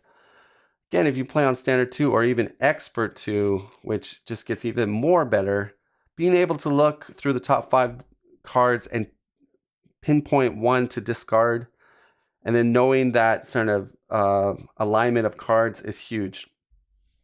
It's not as huge if you play weaker villains or lower difficulty settings or weaker modulars. She then becomes not as like, oh, I love Blindfold. But if you're someone that plays on those really hard settings, your team, your player group will love you when you play Blindfold. You see a Cruel Intentions, and that thing is gone into the discard. Everyone will be celebrating like they just won the Stanley Cup, and you will be the man, and someone will buy you a beer, basically. So yeah, she's definitely making the favorites. That response is so good, and the fact is you get a 2 Thort out of her plus a chump block if you want. Just that's a chef kiss right there. So I mean, we're like 4 for 4 with allies right now. And it's funny because I said I'm not so over the top with the allies in Justice, and look at Descry putting every single ally into the favorites. Probably Spider-Man is questionable with a lot of people, like, man, but I think I make some valid points with Scarlet Witch and with Snarrow base size schemes. He does actually pull his weight and in higher player counts. Okay, now this one is a favorite to a lot of people. And I love Daredevil. I think he's such a cool hero. Just his, there's so many cool things about Daredevil, and I see why this is a personal favorite. Like the who Daredevil is, and it's a shame that we don't have a hero yet. Now this is a core OG ally. I personally I wish he was a 3 cost. I think if he was a 3 cost, he'd be run so much in Justice. I believe what happened was in the early days, I think the developers it seemed like the dev team had kind of a spreadsheet. They probably had a villain theory spreadsheet out there, and they had kind of like damage, Thor, and trying to calculate the costs. And I think back then there wasn't a whole lot of responses and different mechanics. And I think when they first were developing the game, they believed, yeah, Daredevil should be a 4. But if we're being honest with the cards that we even got to see right now, and the cards that we're going to go over, and the new cards that have dropped, this probably should be a 3. Probably should be a 3. Maybe that's too good for being a 3 cost. Maybe. But I don't know. The 4 I don't like. The 4 costs, that's very expensive. I love his ability. I mean, to be able to ping those toughs off and to do a Thort is really fun. Sometimes you don't have you don't really need the ping damage per se. But it adds up in the long run. That 1 damage to the villain, it's helpful in Thort. And you have the attack option if you really needed 2 right here and right now. But again, for me, it's that cost. I don't want to put him in the non-favorite category because I do like Daredevil a lot, guys. It pains me to do this, but we're gonna put him in the, not picked for gym class area. But that being said, I'm a huge Daredevil fan, and I'm not saying this is a bad. Okay, let's go back. This is not a bad card. It's just, I think for me that 4 cost really has to be it has to blow my mind for a 4 cost. And maybe if he was a 4 health if he was a 2/2 4 health with a response, yes, that's another way that for me would be worth it. But I don't know. I mean, I don't know how you guys feel, but that's how it goes. Make him 3 costs and take 2 consequential when Thort to help offset. That could be a solution. But those 4 costs really have to bring it home. They really have to have something kick ass on them. All right, Euros. Now this is probably the poster boy for chump blockers for Justice. He even has 1 attack if you really need ping damage. He's got it. But it's that responsibility that just sets him by far above everyone else for a chump blocker. It's that when you play him, you can confuse minions, which is kind of, nice because there could be a really scary, and it's not just 1 minion, it's how many geniuses used to pay for him. So you could, I believe with the rules, you even if you I don't think you can proc it with overpay. I'm not sure. Maybe someone in chat could clarify that, but I think the cap is just 2 minions the most. Because isn't this similar to Ironheart or the Genius card that you have to have the champion trait? I forget what Moondragon is it? Moon Girl or something? And people were trying to overpay to proc her response. So I think it's the same thing. So I think 2 is the max that you could use for minions. But still, it does what you need to do. You bring it in, Thor for 2, which a lot of times with the hero is enough to knock off whatever. And then you have a chump blocker. So definitely that's going in the favorites. Quasar, another great card. Now this is a 3 cost I really like.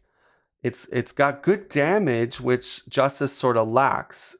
The response will remove 1 threat from each scheme in play. And then you even have 1 more threat as a basic. So it's kind of like a 2 on turn 1. It can be literally a 2 Thort, which is kind of Justice's stat line for most allies. But I proc this ability sometimes to proc off 5 pings. Thank you, Adam. Yeah, Moon Girl. So I'm a big Quasar fan.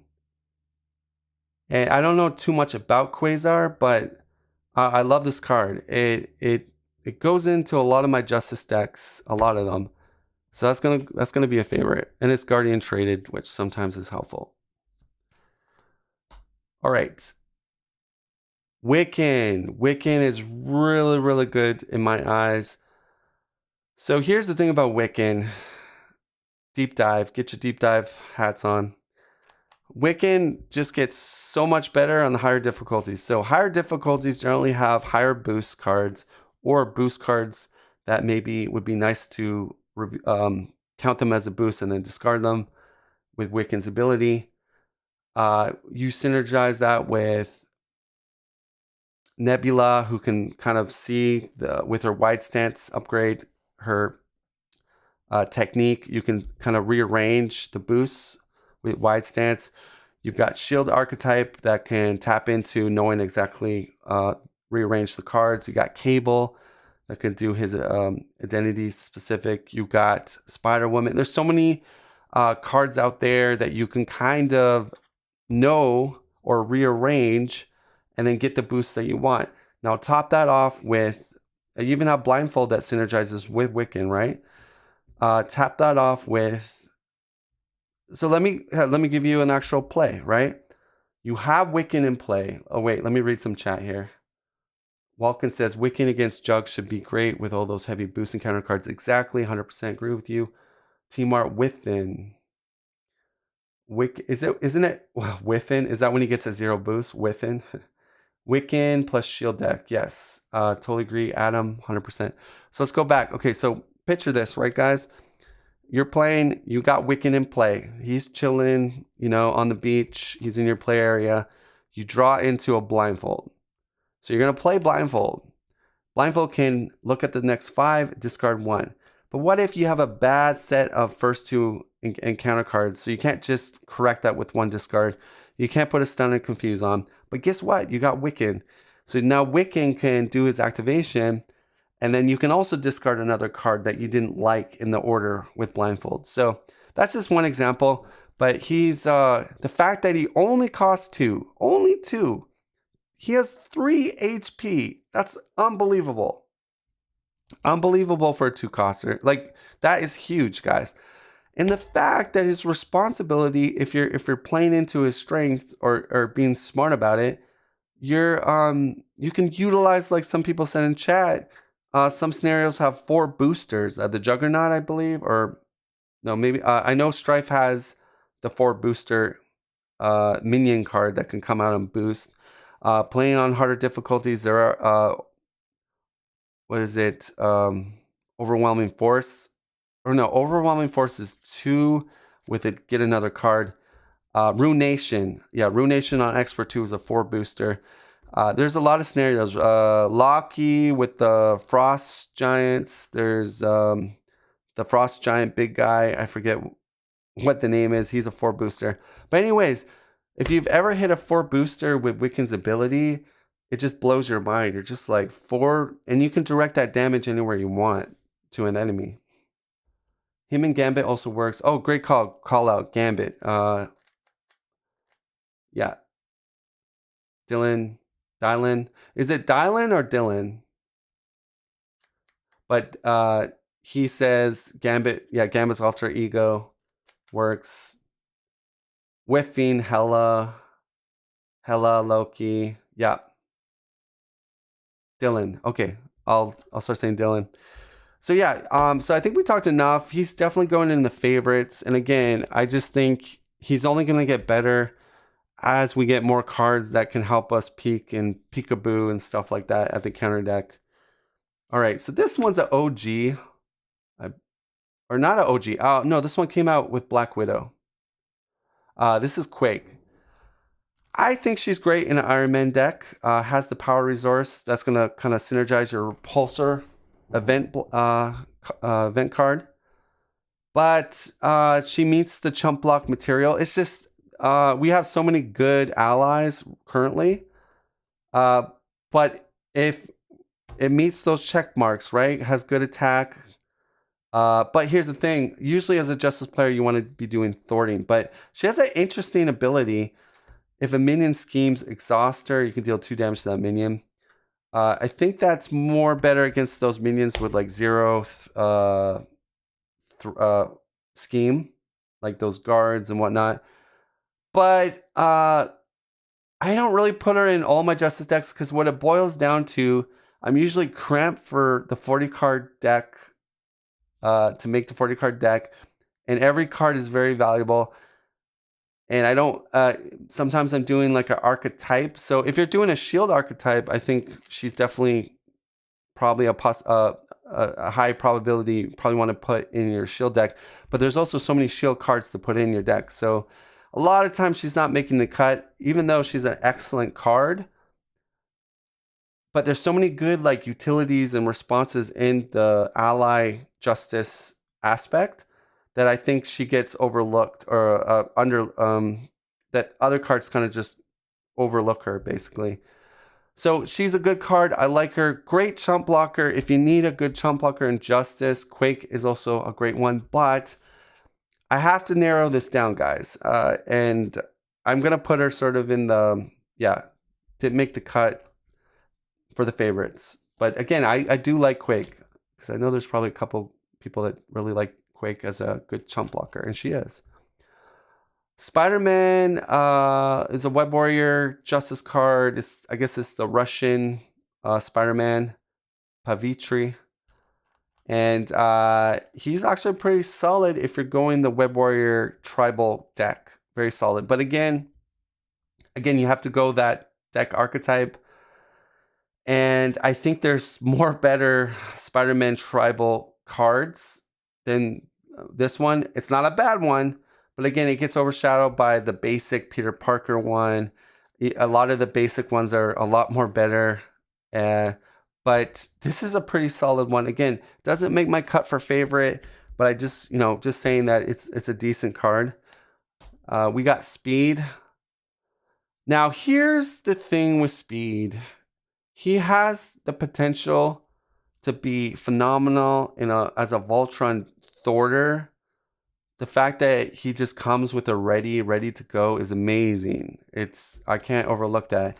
And if you were able to Injustice to kind of buff him up even more with thwarting, I mean, this guy's a beast. But then you need a way to heal him.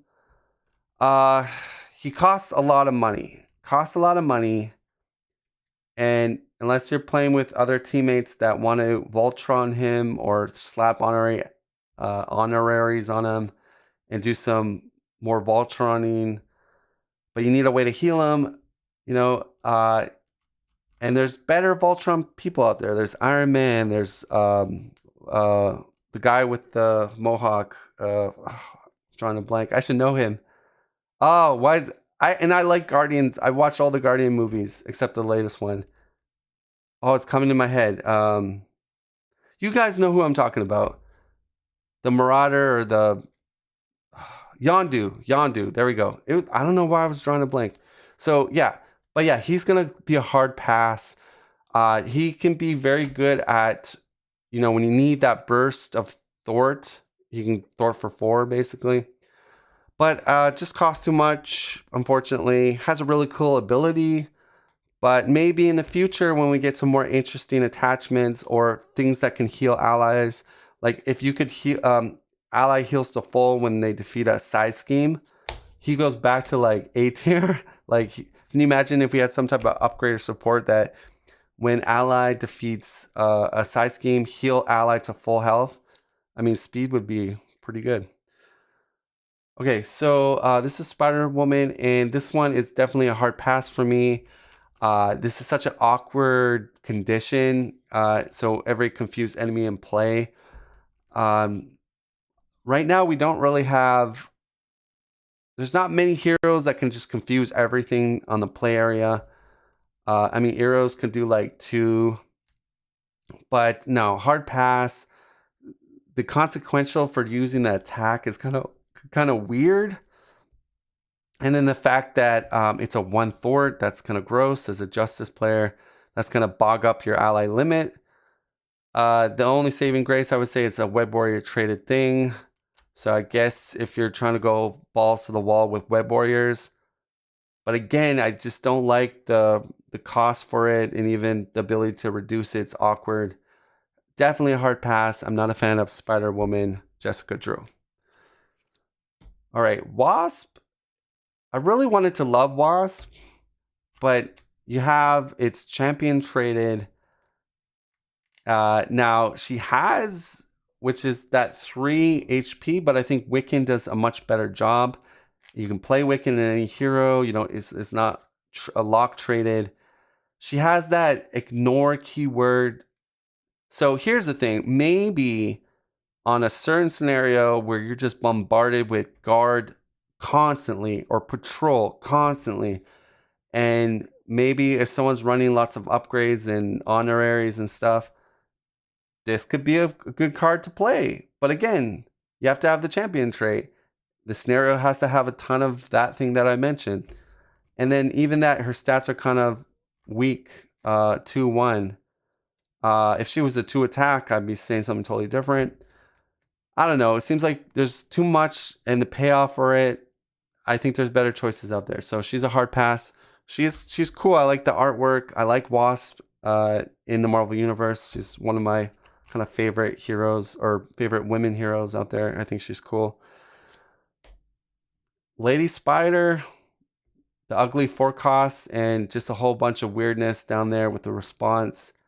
And I don't see this get played a lot, although actually I do see actually her played in the precons a lot because it's a precon. But again, just really high costs, a lot of consequential. She doesn't stay out there that long. I guess if you have a way to Voltron her somehow and you can then utilize the response and you can kind of game that. But again, it's a lot of setup, a lot of moving parts. It's not practical, basically. That's what I'm saying. So yeah, she's a hard pass into the no one wants for gym class area. Okay. Jessica Jones, OG coming into play. So I think she is a solid card if you understand the scenario. If you're playing into a lot of bring in player size schemes, one way or another's scenario with lots of side schemes, I think she's improved tremendously with the player size scheme introduction. And for 3 costs, that's really good. So here's what I would say, especially if you have Cable in the mix, this is extremely powerful because your player size schemes are usually going to get played every round or pretty much every round. So she's going to be at least a 2 thwart. And then, a lot of times Justice players are running the one way or another's. So you should be able to get another size scheme in there. So she now becomes a 3. And a lot of times scenarios start with a size scheme already in play. Most scenarios do, not all. So she's a 4 at the start of the game. So, well, if you get the one way or another, if you throw a player size scheme in, multitask does what Lady Spider does for 1 cost. Totally agree with you, Dylan. Kevin says she's okay when you pay for her using the 2 costs summon a web.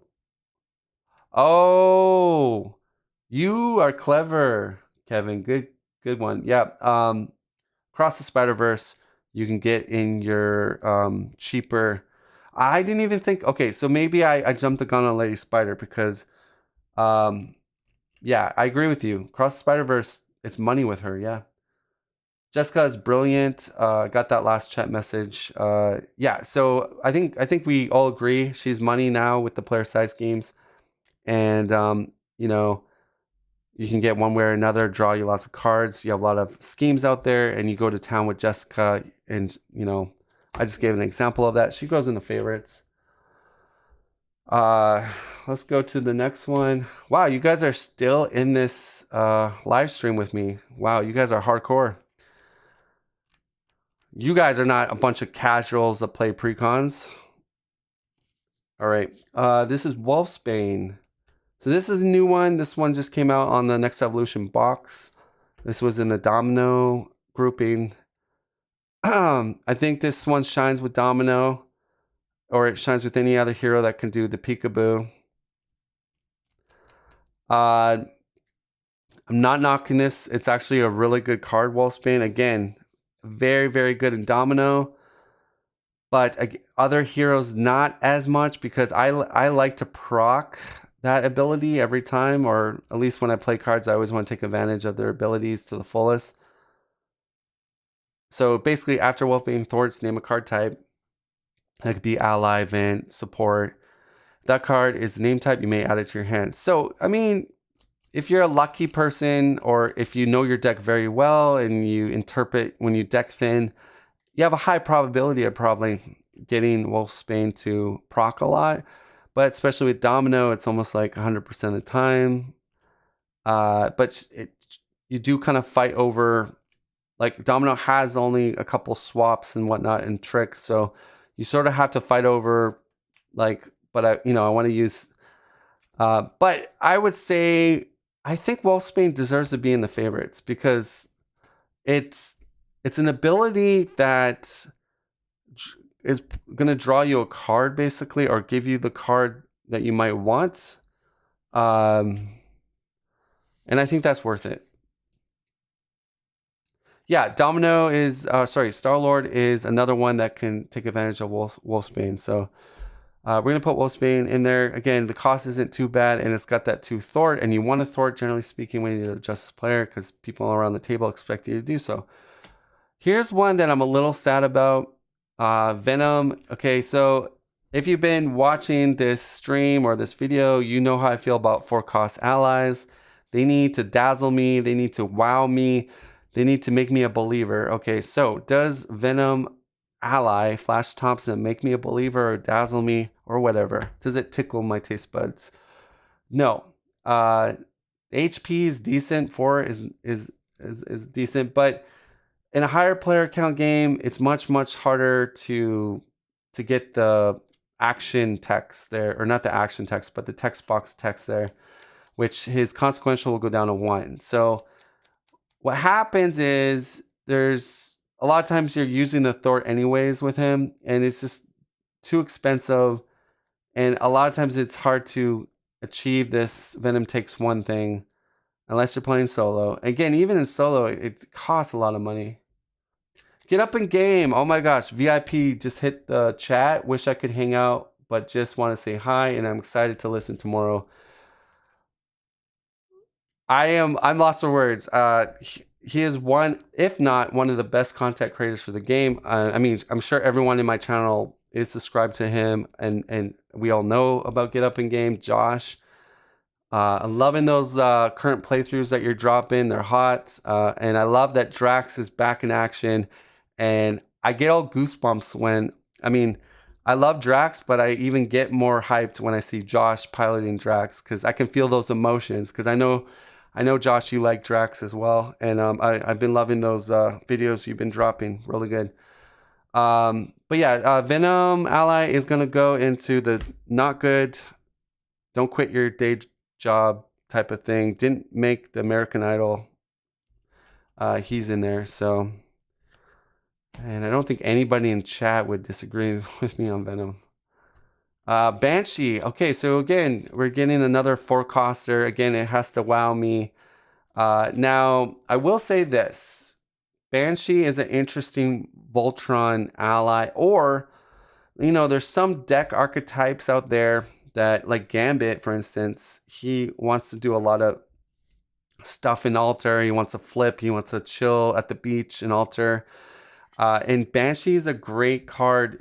I mean, I'm just using Gambit as an example. So Gambit and Justice, I think Banshee is a great card because you'll be doing a lot of flip-flopping, and there might be a minion that is annoying to you. And but yeah, what I'm trying to get at is I think he's better than Venom. I'm not over the moon with Banshee. I'm not like in love with Banshee, but I seen him in some sort of decks and archetypes, and he does do a really good job for what the deck is trying to do. But my play style isn't really. I really haven't made a lot of decks with Banshee. Downland says Serene is better version of Banshee. The minion stunning always feels more values. Minions tend to be low scheme. Yeah, I agree with you. Minions generally are lower on the scheme threshold, generally speaking. Yep. Okay, so Wraith is from I think Galaxy's Most Wanted, I think, or I could be wrong. He's a Guardian. This one is very weird because he's got a 3 HP stat line. He's a 3 attack, which blows my mind. Like, hello, aggression? Like, what's up with Justice getting a 3 attack ally? But it has 2 consequential. So it's kind of like he has a very strong burst attack if you need it. But the thing is, he's taking a lot of damage if you attack. He has a 1 Thort, so really, you don't really want to Thort with him because there's only 1.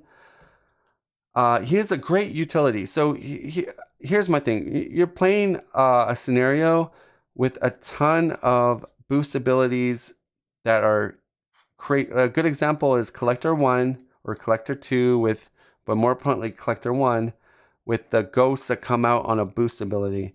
So he's excellent for that because they just get discarded. They don't enter. But the problem is he's like a target acquire, but with like 3 uses or maybe 2 uses and a chump block. He was with Nebula.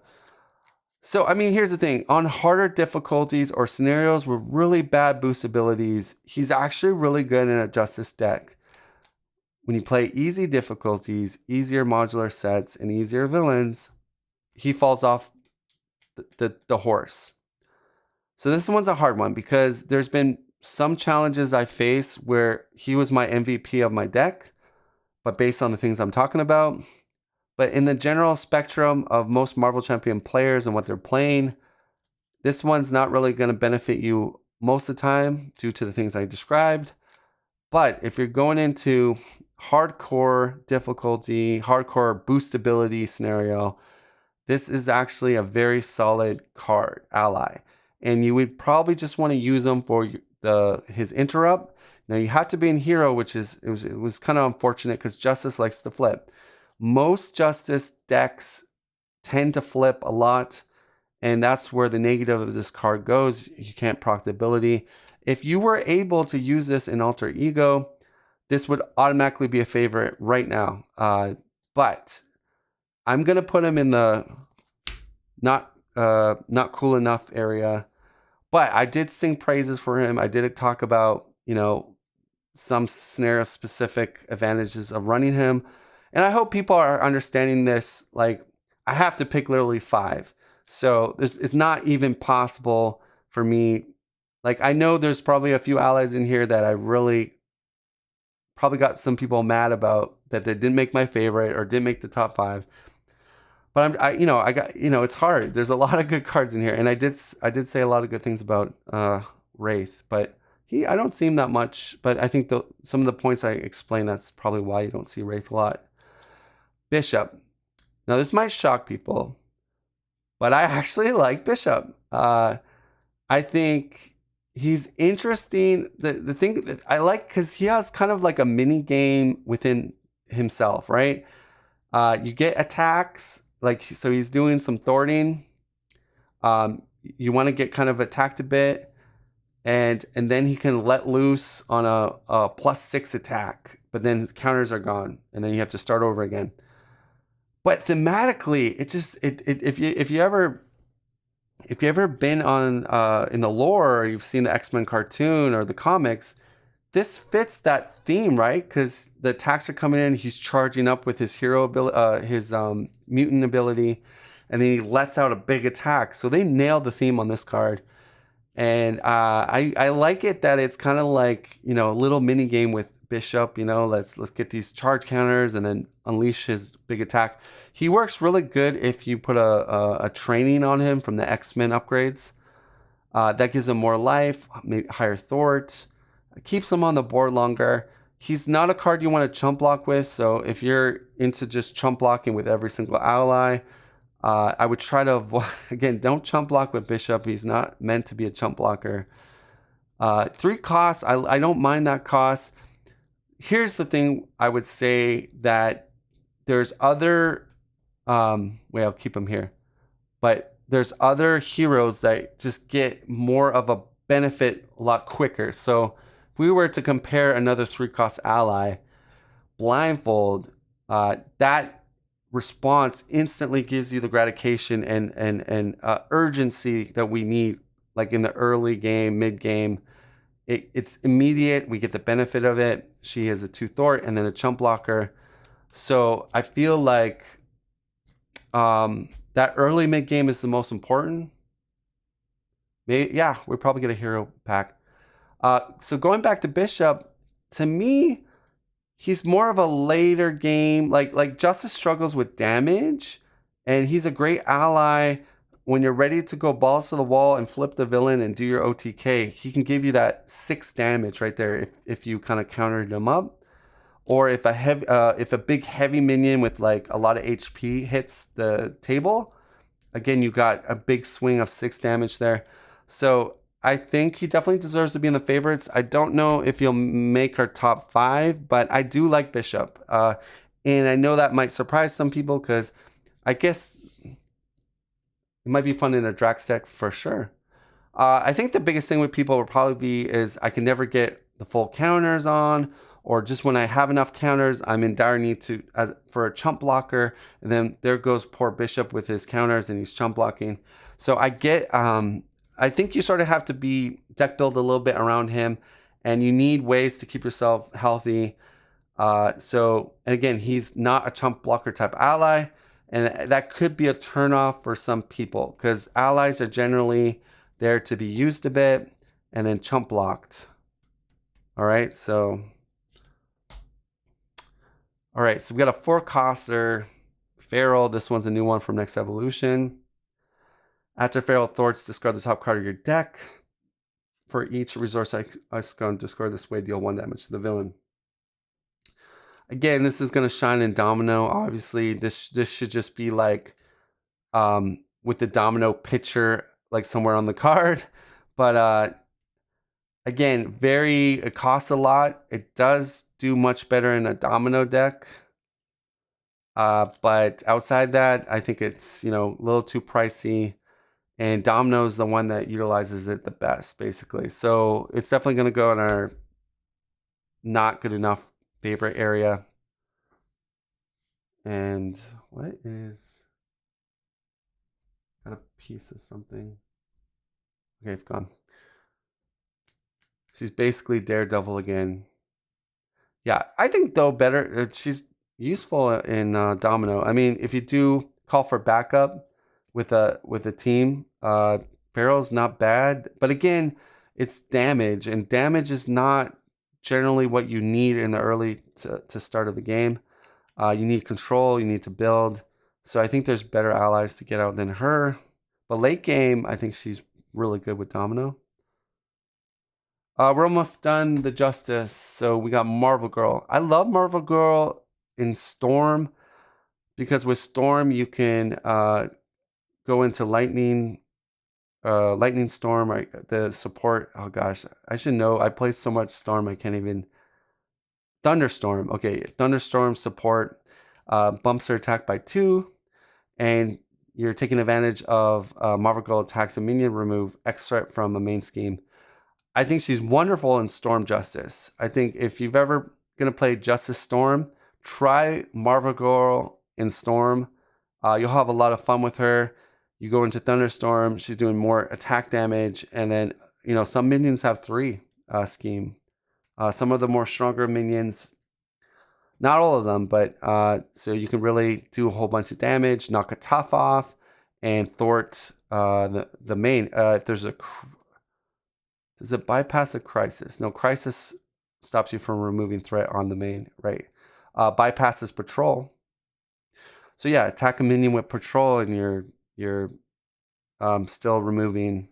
So there's some utility there, but I think. Again, she's got that syndrome where certain heroes benefit more with a particular ally, and then all the other heroes don't really get that benefit. So, but if you're playing with a Storm player or Cyclops player, yeah, she's pretty good. But not going to make the cut for favorite. Dazzler is going to give us a confused response when entering play. Again, it's got that syndrome of a 4 costs. It's only giving us 1 confuse. Now, if you're running the Tribal X-Men and doing the trainings, upgrades, she's definitely a worth it 4-coster based on that archetype. But outside that archetype, I think she costs a little too much. But the confuse is very helpful. And if you're playing a flipper that likes to flip, again, guys, a lot of it boils down to how you go about Marvel Champions, how you're trying to play a certain hero, or the aspect strategy that you're trying to accomplish with the archetype of how you built it. And based on those things, this could catapult her into top 5, catapult her into your favorites. So it's really hard to do this ranking because, like I said, it's really based on a lot of factors and how you're playing. But it is a 4-coster. I did make good points on why I think it's a decent 4-coster. Now, we're going to put her in the favorites just because if you're playing with a call for backup, she's a better Professor X that can stick. Yeah, you miss out on the 3 Thort, but she gets that confuse off, and then you have another activation and maybe a chump block. But if you're putting X-Men attachments on her, she's gonna live a little bit longer. But I think here's the thing: most team games now with Next Evolution, someone's gonna be running Call for Backup. Most games, right? So as you can see, we don't really have any 4-cost allies.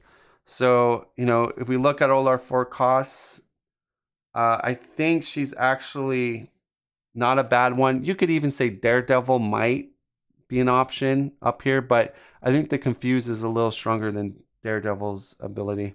All right, last card, Jack Flag. He's great against scenarios with a lot of Retaliate. So I think his value goes really high. Next Evolution, I think he's pretty good because there's a lot of Retaliate. So, but he's got that problem being a 4-cost. And does he blow my mind at 4-cost? What he does, not really. He has utility there. I said against the Retaliate, but other than that, it's an expensive card. You don't really want to chump block with him, and he takes a lot of activations. So he's on that playmat for a long time to get the full benefit of the counters, the ammo counters, to do the thwarting. And you might be in a real dire situation. You need to chump block, and then it feels really bad because he costs so much. But he's not a bad ally, but doesn't make the cut. All right, now we're going to the more exciting part, the Bachelorette part, where we get to pick the lucky 5 to be with Descry forever. Let's start off with the easiest pick out of my favorites. It's going to be Blindfold. So this is not number 1. It's just the quickest one I could think of in my head that should just be automatic in the favorites. We're going to put Blindfold. Next one, I am actually going to drop Jessica Jones in there. That might be a little bit of a shocker for people, but based on the new player size scheme archetype, and I think we're seeing a lot more side scheme scenario. Like when you start a lot, like go to Tony's Next Evolution, almost every scenario had a side scheme in place, sometimes 2. Plus a basic campaign size scheme. So I think Jessica Jones is stellar in campaign and also pretty good in skirmish as well. And just everything I talked about, the player size schemes and a Justice player with one way or another, I think she's actually pretty powerful now. It's funny how an OG ally actually becomes up there now, being a top pick for Justice allies. She has the Defender trait, which we still haven't really seen utilized in the game. Maybe when they release the Daredevil hero set, there'll be a lot of Defender themed stuff, and maybe Jessica Jones will be stellar. And I know they're gonna release the Daredevil hero pack eventually, because everyone's crying for it. If you look at the Discords, the chatter, I mean, so many people want Daredevil to come in the game. There's so many cards with Daredevil in the game. I think eventually they're gonna do like a spinoff and bring Daredevil in. But yeah, Jessica Jones is going to come into the favorites here, the top 5. The next one is a tough one, but I'm a firm believer of Agent Coulson. Again, he is the go-to ally to bring in Spycraft. You've got Counterintelligence, also a really good one. Or if you're into preparations. Now, Black Widow obviously gets the most out of Agent Coulson. But there's other cool things like in a Spider-Woman deck, you can get the preparation and leadership, the rapid response. So there's some interesting things you can do with him, but all in all, he's excellent. He will grab a preparation through your deck or your discard pile. He has good thwart. He even has a 1 attack. Maybe you need to take off a tough. But having Spycraft, being able to get that out constantly is a great thing. So he makes the cut for the top 5. So we got 2 more spots, guys. This is the difficult part. A lot of good cards here. But if I'm going with my heart here and just everything I experienced in this game, I think Wiccan, the stats are unbelievable. You play harder difficulties, harder. I'm noticing a trend though. The newer expansions and scenario packs are putting a lot more boost numbers on those boost cards. That's what I'm trying to say. If you played Next Evolution, you will notice there is a lot of 3 boosters in these encounter sets on the villains. So again, I think Wiccan speaks for himself. We can use synergies to peekaboo at the counter deck and to maybe get rid of a bad card or take advantage of a high booster. For 2 costs, being 3 health is just blows my mind. I think he's a sleeper one. I think a lot of people do agree with me. Wiccan is pretty good, especially when you tap into the peekaboo strategy. And if you're playing multiplayer, the chances are there might be someone that has the ability to do that. And Blindfold does synergize well with Wiccan, so I think he's excellent. So our last card to make the top 5 for our Justice aspect. This is difficult. A lot of good allies here. I see right here. Yeah, Kevin, totally agree. This one's really hard for me, guys. I'm struggling because I do like a lot of these cards up there. But I think Monica Chang is just so good in those shield archetype decks. And especially, it's just getting that surveillance support out with 4 counters on it. And then if you get multiple ones, they each get additional counter. And that is so much value because not only do you have other ways to ping off threat, you have a chump blocker, you have a target for like a caught off guard, or even like if you play on standard 2, overwhelming force was going to target your highest upgrade. Some heroes or some decks on 2 is like their highest upgrade for most of the game, so you can even target one of those bad under surveillance, or not under surveillance, what's it called, surveillance team, sorry. So yeah, I think she definitely makes the top 5. I feel sad because I think Quasar is one of my favorites. Bishop, I really like Bishop actually. Thematically, I think it's just so fun. But and then Eros is a great chump blocker, probably one of the best chump blockers in the Justice aspect. But now we have to arrange from number 1 to last. So 1, 2, 3, 4, 5, left to right. Who is going to be the number 1 out of the group? And actually, it's going to be Blindfold. I'm going to leave her there. That was tough because I almost feel like Jessica Jones could be number 1. But I still feel like the peekaboo ability on Blindfold, especially guys, and you hear me talk about it all the time, harder difficulties, standard 2, expert 2, or harder modulars or harder villains, this just, the benefit of Blindfold's ability is just so good in those things. Again, if you play on very easy difficulties, easy, probably not the best. It's probably kind of a waste. Like, who cares? The 5 cards I see are pretty lackluster, but I think she deserves to be number 1. Not as many Justice allies compared to Aggression. Yeah, I agree, Mark. I would actually say Jessica Jones second. And I really love these allies. So that wasn't an easy choice, but just based on everything I said about the player size schemes, the campaign, a lot of the campaigns have additional size schemes or they start with. Many scenarios start with size schemes. One way or another, player size schemes, you can kind of jack the board with a bunch of size schemes, especially on 3 to 4 players. You can get 2 additional player size schemes in, and they're cheap. They're only 1 cost, and Cable can bring in 1 for free. He also has his 0 cost unique one in his toolkit. So you can jack Jessica Jones up a ton, and then top that off if somebody's running leadership and has some readies in their hand, they could play action it. Readies are not a hero action, so you can even play it in altar off turn 1. So there's a lot of good synergies. So definitely Jessica Jones is a powerhouse at the stage where we are in Marvel's cycle, and definitely deserves to be in number 2 spot. Number 3, I'm going to put, this is tough. I'm going to put Wiccan. And Basically everything I described, the peekaboo strategy, the ability to really get value out of just doing insane damage for a 2-cost ally.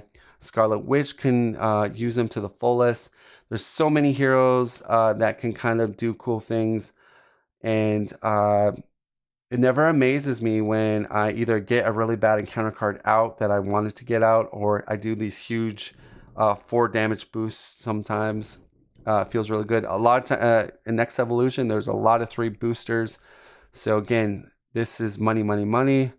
And then I'm going to put Coulson number 4 spot. Again, Spycraft can be put out religiously with this combo. You can grab it.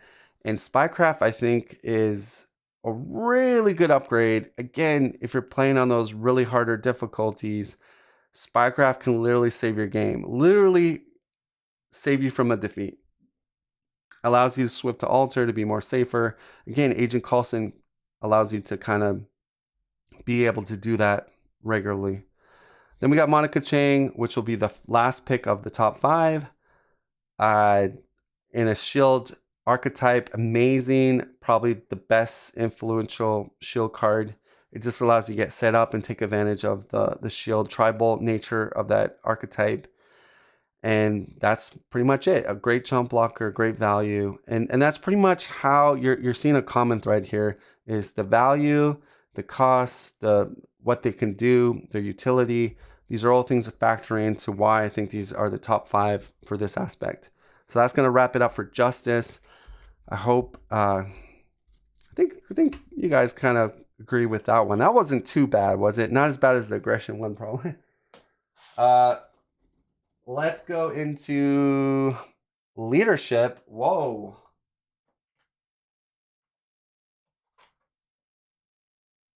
Now, leadership has the most allies. You can see right here. These are all allies. I will try my best to speed this up because I know this is like double of what aggression and justice is. So if I take my sweet time going over every single card, I'm gonna have probably some people that just tune me out and like probably leave the stream. As you can see, Maria Hill is literally on the top. I don't know why. I didn't plan that.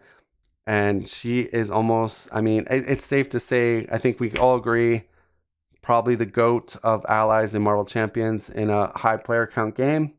Nobody comes close to the value. Even the stats are off the hook.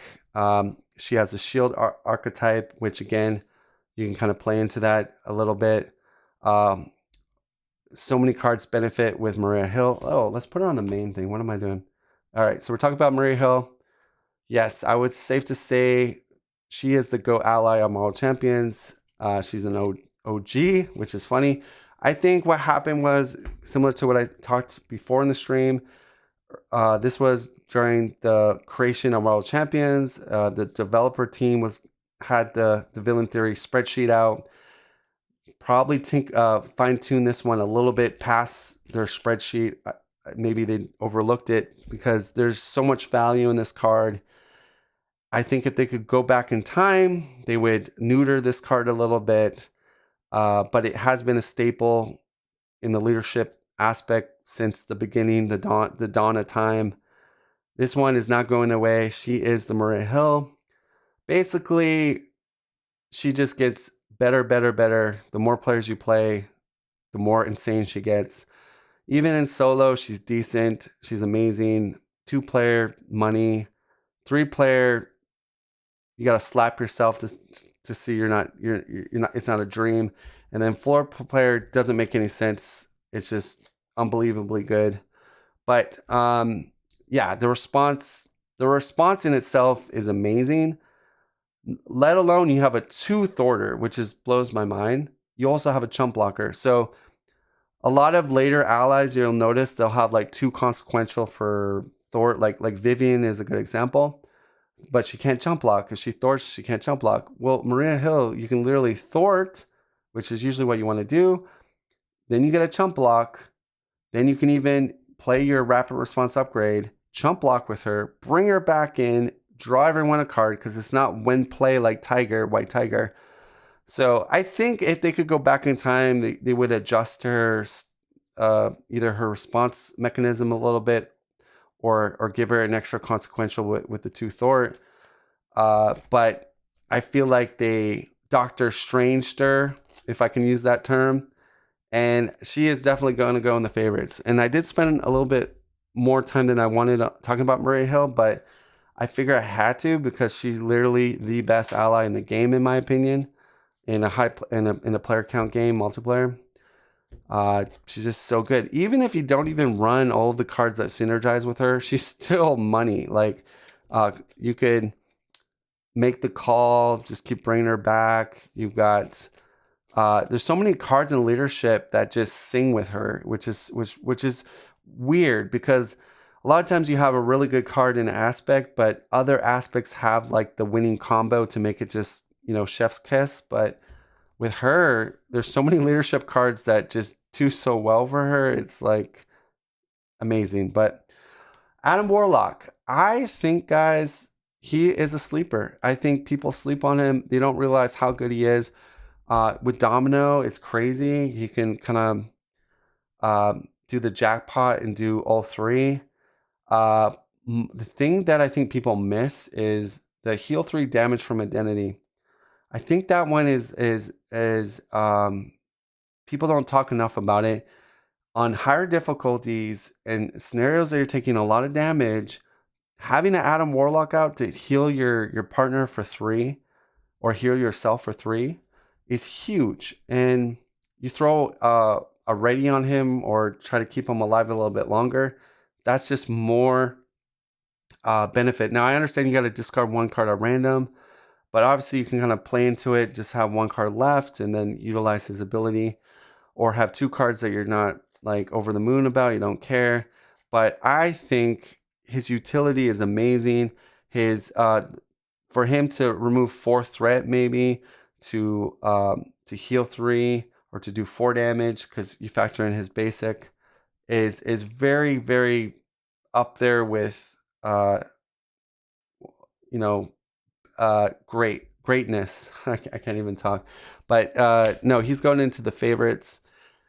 And I'm surprised because not a lot of people say a lot of like great things about Adam Warlock Ally, and I think he doesn't get talked as much, which I think he should. I think he should be in a lot more decks, and he's got so much utility, and I really like him, so he's in the favorites. Power Man, not a huge fan of Power Man. He's a 3-coster. He's more of like a setup endgame or a setup damage type character. Again, I believe that the starting and mid game are the most important. So usually Thor is more important than damage. And he's kind of like a combo damage type ally. And he's an Avenger. He looks really cool in the art. I like the specs that he has. And he's about to punch something. But he's going to go in not cool area. Not cool enough. Agent 13, I think is great if you could throw Tufts on him somehow. But the stat line, the Retaliate is interesting. I think he would shine a lot more in the protection aspect with, well, Hangar Bay. I'm not sure if Hangar Bay allows other team members to defend. And then Hangar Bay allows you to ready an ally that defends for you, but unless he has Tough, a lot of times he can get deleted by the villain in one go. 3-coster, but I mean, I guess if you're doing some type of archetype with Tufts, he's a little bit better. He has Avenger trait, so if you're doing an Avenger tribal deck, he kind of looks like an old guy. Like, he doesn't look very young in that picture. A lot of wrinkles. I don't know. Is he old in that picture, or because I thought he was a little bit younger in the comics, but yeah, he goes into the no man's land. All right, Goliath is a favorite for a lot of leadership players. That action ability is bonkers, and then if you have a way to ready him or bring him back with a rapid response, you're just doing so much damage. Again, he's a late game, high coster. But we're going to put him in the favorites just because he's such a staple in those type of archetypes. And He's definitely a heavy hitter for that late game, and he's going to go in there in the favorites. Now, this one I think is an excellent one to get for call for backup. So if you're playing a game with call for backup and it's not affecting the way you sort of deck build towards your deck, this is a great high cost one to bring in for call for backup. If you also plan to, throw upgrade attachments to make your allies stronger, this guy definitely gets money if you're going to play him in that regard. But he costs a lot. And unless you're doing what I described, you definitely don't want to hard pay him for that. But I think people overlook. Yeah, I think he gets overlooked because it's just 5 costs. That's ridiculous. But again, we have call for backup now, which changes these high cost cards now. So I think that's the real thing that a lot of us have to change the way we think about high cost allies. Because if we have Cable on the team, or if we have a leadership player running call for backup, this is an excellent card to get in with call for backup. But he's going to go into our non-favorite area. Beast, I think, is excellent. Also not a bad card for call for backup. It's going to get you a resource card, and some of the resource cards are like really good in heroes that have triples, and he has X-Men traded with Genius. So definitely he's worth the 4 costs because of that response, and he has good 2/2 stat line, and he's an X-Men, so he's going in the favorites. Mirage, 2-coster. Now, I think she's really good in a tribal X-Men deck or with Cyclops. If you have a way to try to, when you're doing the X-Men that come in with Danger Room, she can get that 3 thwart, and usually that's enough to stun most villains, but not all the villains. So that's really nice. So if you can kind of pull that off, she's then worth the 3. If not, definitely not worth the 3. But because there's so many allies in leadership, I have to just be very focused here and pick the very best.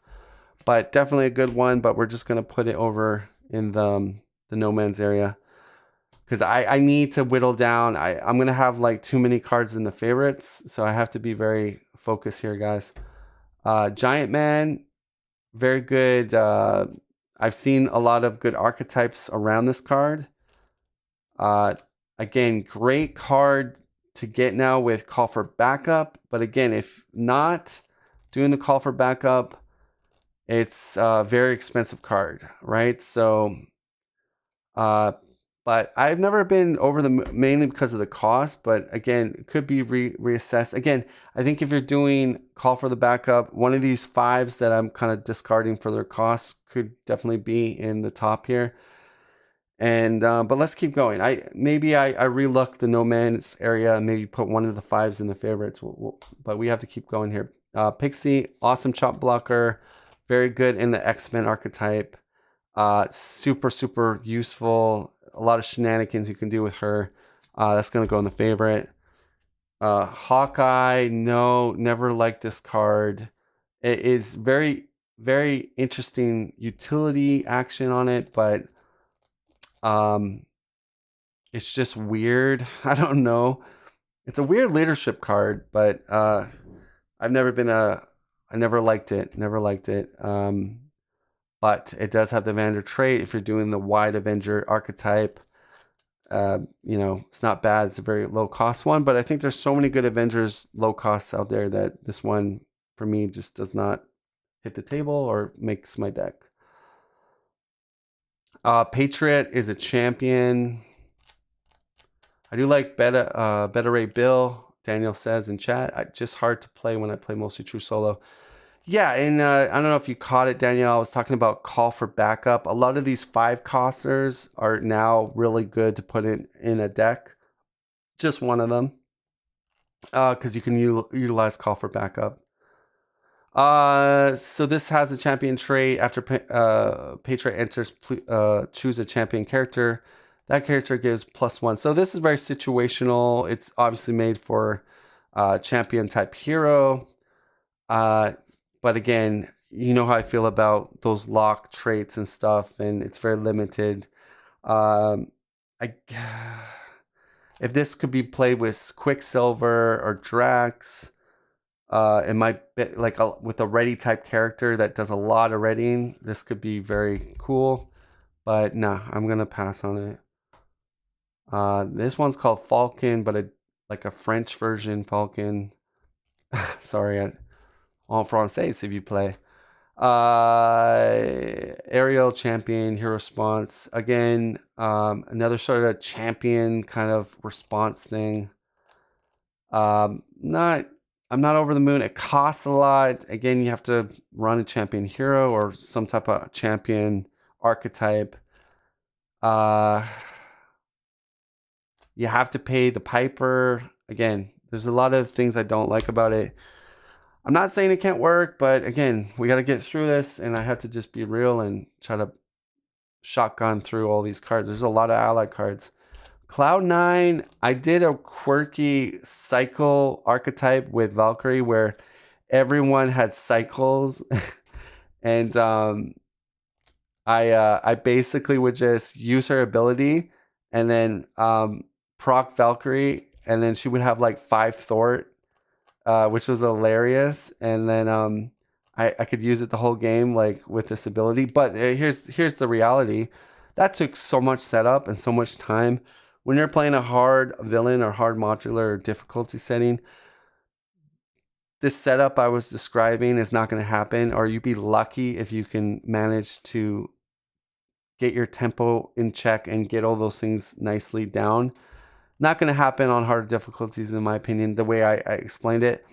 But if you have an easier way, or just a toolkit that has a bunch of aerial, their ally signature is aerial, and you have some type of weird thing that I was coming up with, sky cycles and whatnot, I guess you could say this could be a cool thing. But again, in reality, I think it's very limited. Harder difficulties, it's going to be just so hard to get all the pieces all set up. And again, you have to build your deck towards the aerial tribal thing. All right, so Vision, which should be aerial, but is not. Now, I will say about this, there's some really cool, also on Marvel DB, archetypes around Vision. And we have cards like the basic event card that readies an android and heals an android, which is amazing. You can honorary X-Men Vision and then game time him. So you can make him, because once you pay the piper, the power, you supercharge him with the +2. And then if you're Voltroning him, he just becomes a mega Voltron. And like I explained with those ready events, you can really just go to town and he could be a one-man army. So your hero kind of takes a back seat. So I think Vision should be in our favorites just for everything I explained. I think he's excellent. All right, Squirrel Girl. And I'm curious, this is going to be a long stream, but the fact that Villain Theory can talk for an hour or so about one card, maybe people cut me a break how long this is, because we are talking about a lot of cards. So hopefully this is a big hit with people on my channel, and maybe get some newer people that, because I know there's a lot of interest in Villain Theory. So this is me trying to do kind of a Villain Theory kind of content here. Not like Villain Theory, because he likes to get those beautiful spreadsheets out for every single card. But I'm just trying to do it the Descry way. And let's get through this. But I think this is going to be a good, we'll see. We'll see how many likes and views this one gets. And then maybe we do upgrades. Maybe we do other things of Marvel Champions, and I go over them. And I think that's fun.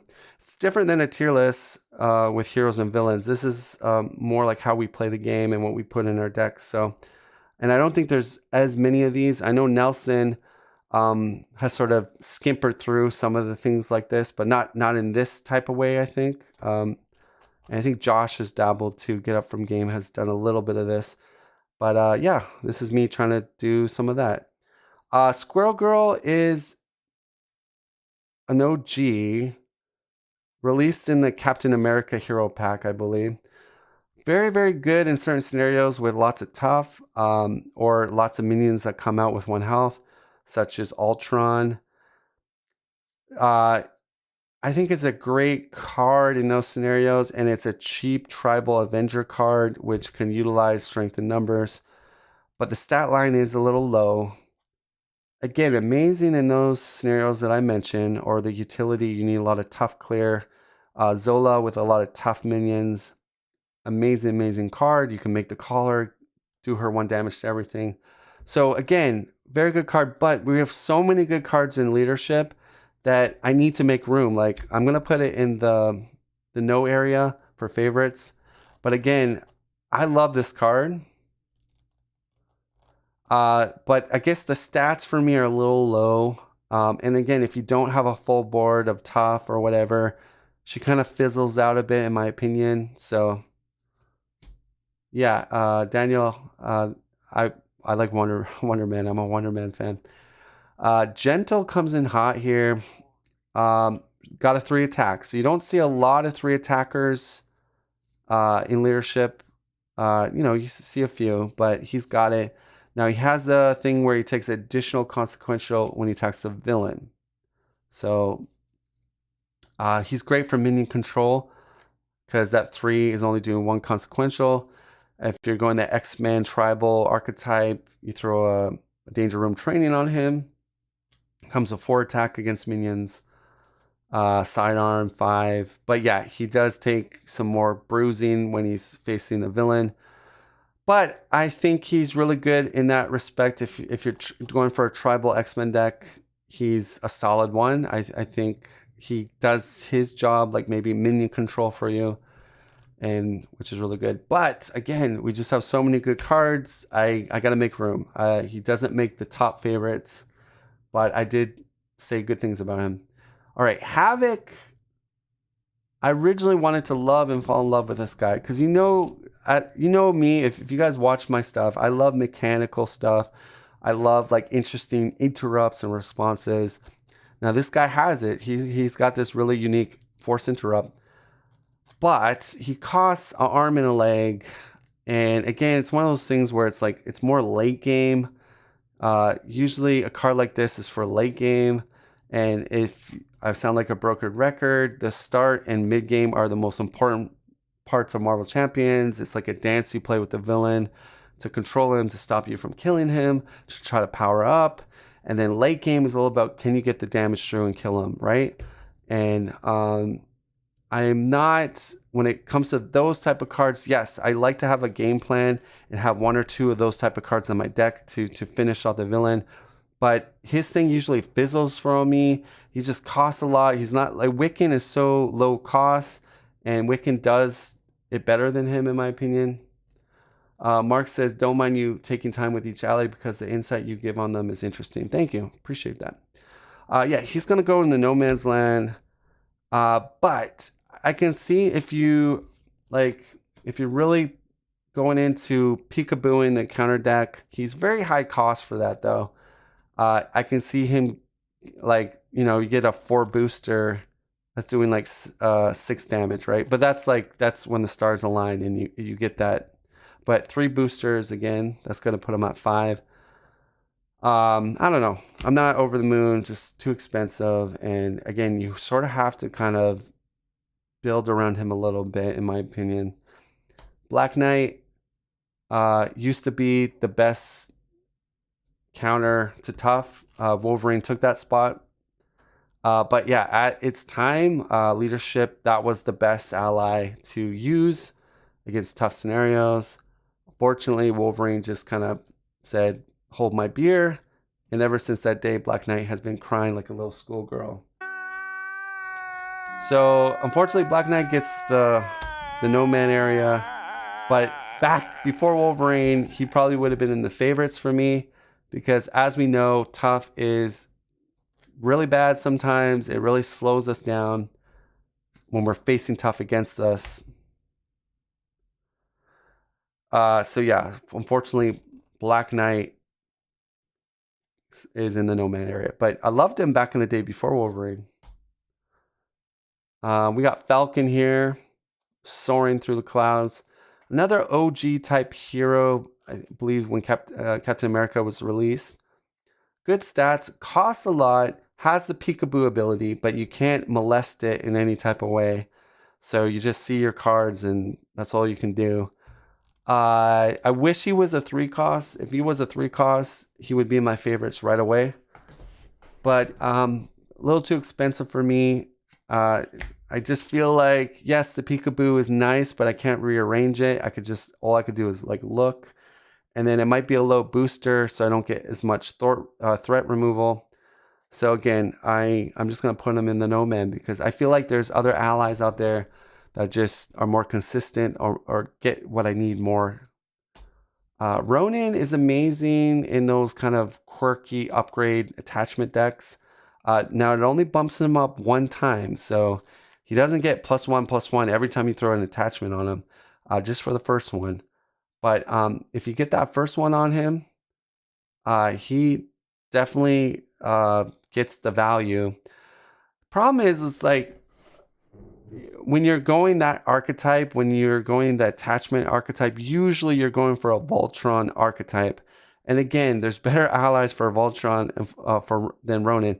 Although he can kind of slide in there with that archetype because it gives you another kind of mini Voltron, but not, you can put them on the table and it's like mini Voltron basically with like an attachment. But I'm going to put him in the no area. Major Victory, I kind of like him in a Star-Lord Blaze of Glory deck with my Gamora basic. But other than that, I would say no. Again, it's situated in those type of... Not a bad card, but we got to put in the very best cards, like for the favorites. Okay, now we're talking. All right, so Iron Man is the staple for Voltron decks. And I think I've already explained what a Voltron deck is, so I'm not going to go over what a Voltron deck, but if you read the text, pretty much explains what a Voltron deck is. You're going to be piling on upgrades, attachments on him like there's no tomorrow. And the Star-Lord support Ultron deck with Iron Man is amazing if you make him... because he gets a Guardian traded with Star-Lord flipped. But again, not even that archetype, any type of archetype that wants to go the Ultron route can work really amazing. He is probably one of the staple boys for Ultron archetype. Iron Man gets to be put in there. So that's pretty cool. Then we got Yondu, which is actually the next Ultron candidate. I kind of favor Iron Man over him just because I like the fact that upgrades cost like 0 or they're reduced by 1 when you play them on Iron Man. The nice thing about him, he has range, but again, you can throw a sidearm on Iron Man and there you go, you have range. So again, I like Iron Man a lot more. I'm actually going to put him in the no area. But if you're, I could see him working a little bit better in a Voltron Guardian support deck, like with the support, because then you're drawing cards because he's Guardian traded. But I just think Iron Man does that better. And I don't want to have too many competing Voltron allies. And I think Iron Man's enough, in my opinion. I mean, I know probably there's a few Yondu lovers out there that love him. But again, you can just put a sidearm on Iron Man and he's a better Yondu with more health. Okay. Okay, Deathscribe made a boo-boo. Maybe I put him in the favorites. Okay, he should be in the favorites because he does not take damage when he attacks. So that's... Okay, I was forgetting something. Okay, yeah, so he goes in favorites. He is up there with Iron Man as a candidate for Ultron. And the main fact is he doesn't take damage with attacks, and he has range as defaulted. So if you don't draw that sidearm right away, or you don't really need to put a sidearm per se. But yeah, so he goes, okay, sorry, I know you guys are probably having many heart compulsions. Why is he not putting Yondu in the favorites? Because he's really good in an Ultron archetype. Yeah, okay. So I I kind of forgot he doesn't take damage, and that clicked in my brain like, no, he deserves to be in favorites. Okay. For that reason, Caliban is a new one. That has sort of the X-Force traded. I think he works excellent in one of those tribal X-Force decks and can get you that key X-Force card, ally that you need. Fortunately, right now, we don't have a ton of X-Force. Maybe with the newer champions that are getting released, there'll be some really good signature X-Force traded allies, which then he becomes even better. But as of right now, I'm going to put him in the no area. But like I said, that could easily change based on what I just described there. Okay. Hawkeye OG, still really good. It's just, think about it. You get 4 arrow counters. They're each doing 2 damage. So 2 times 4, that's a lot of damage. So, you know, you got 8 damage just on arrows, and they're, oh shoot, I got a dirty card in there, so I have to clean that. There's like some type of debris near the attack thing. Now everyone's looking at it. OCD. But you can't beat that for the value. So this just outweighs the value so much, or the value is so good. And then on top of that, you got your pings for 1 throw, 1 attack, and he has 3 health. I would think he would have 2 based on how many arrow counters he gets.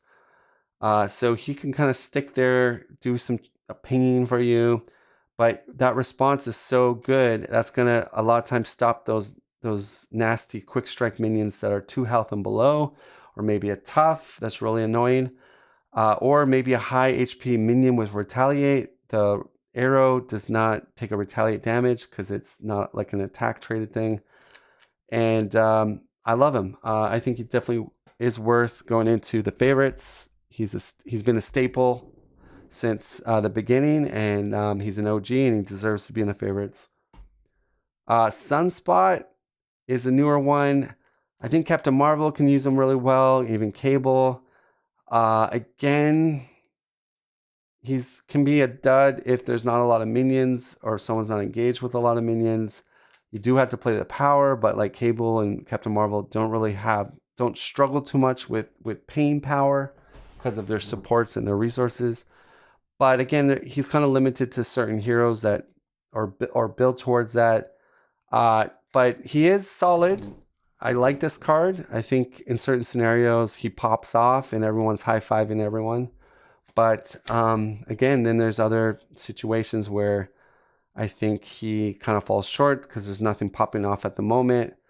But I'm very tempted to put him in the favorite, but I'm gonna keep the favorites because we already have a lot of favorites and we're still not done.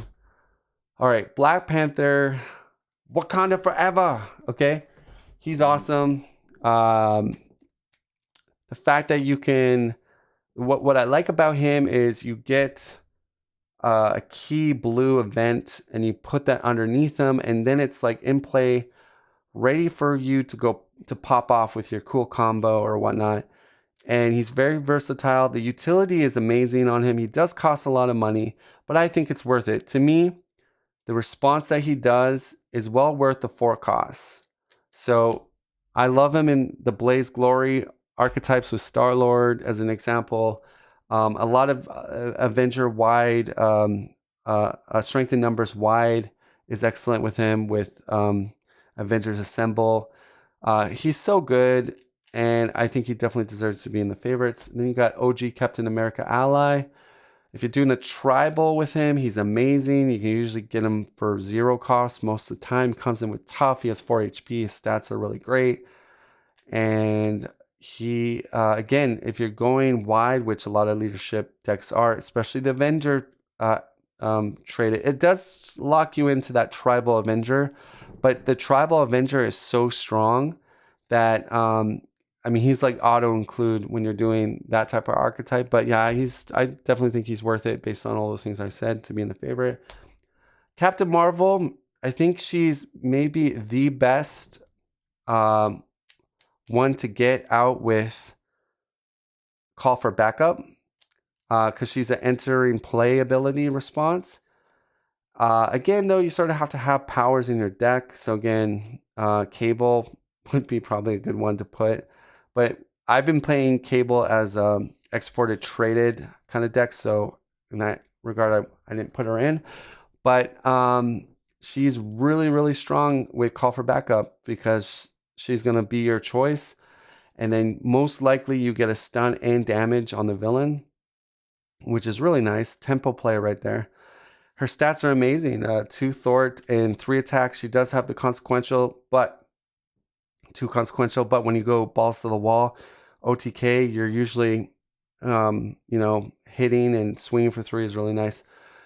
Yeah, she's definitely a favorite. I think she's an excellent candidate for the Call for Backup.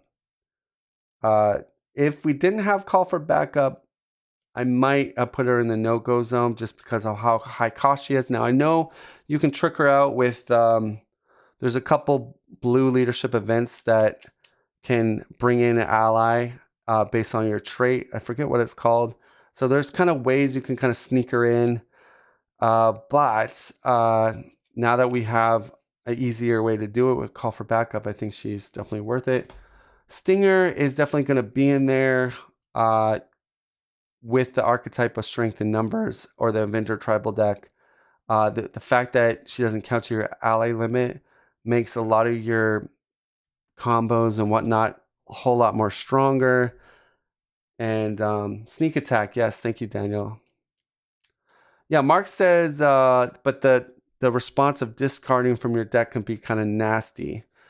Yeah, I mean, it can, but you have cards like Digging Deep that if they get discarded, put them in. You have the Fox card from Basic that if it gets discarded, put into play. So we're seeing a lot of cards now that if they come into discard, there's some worth there.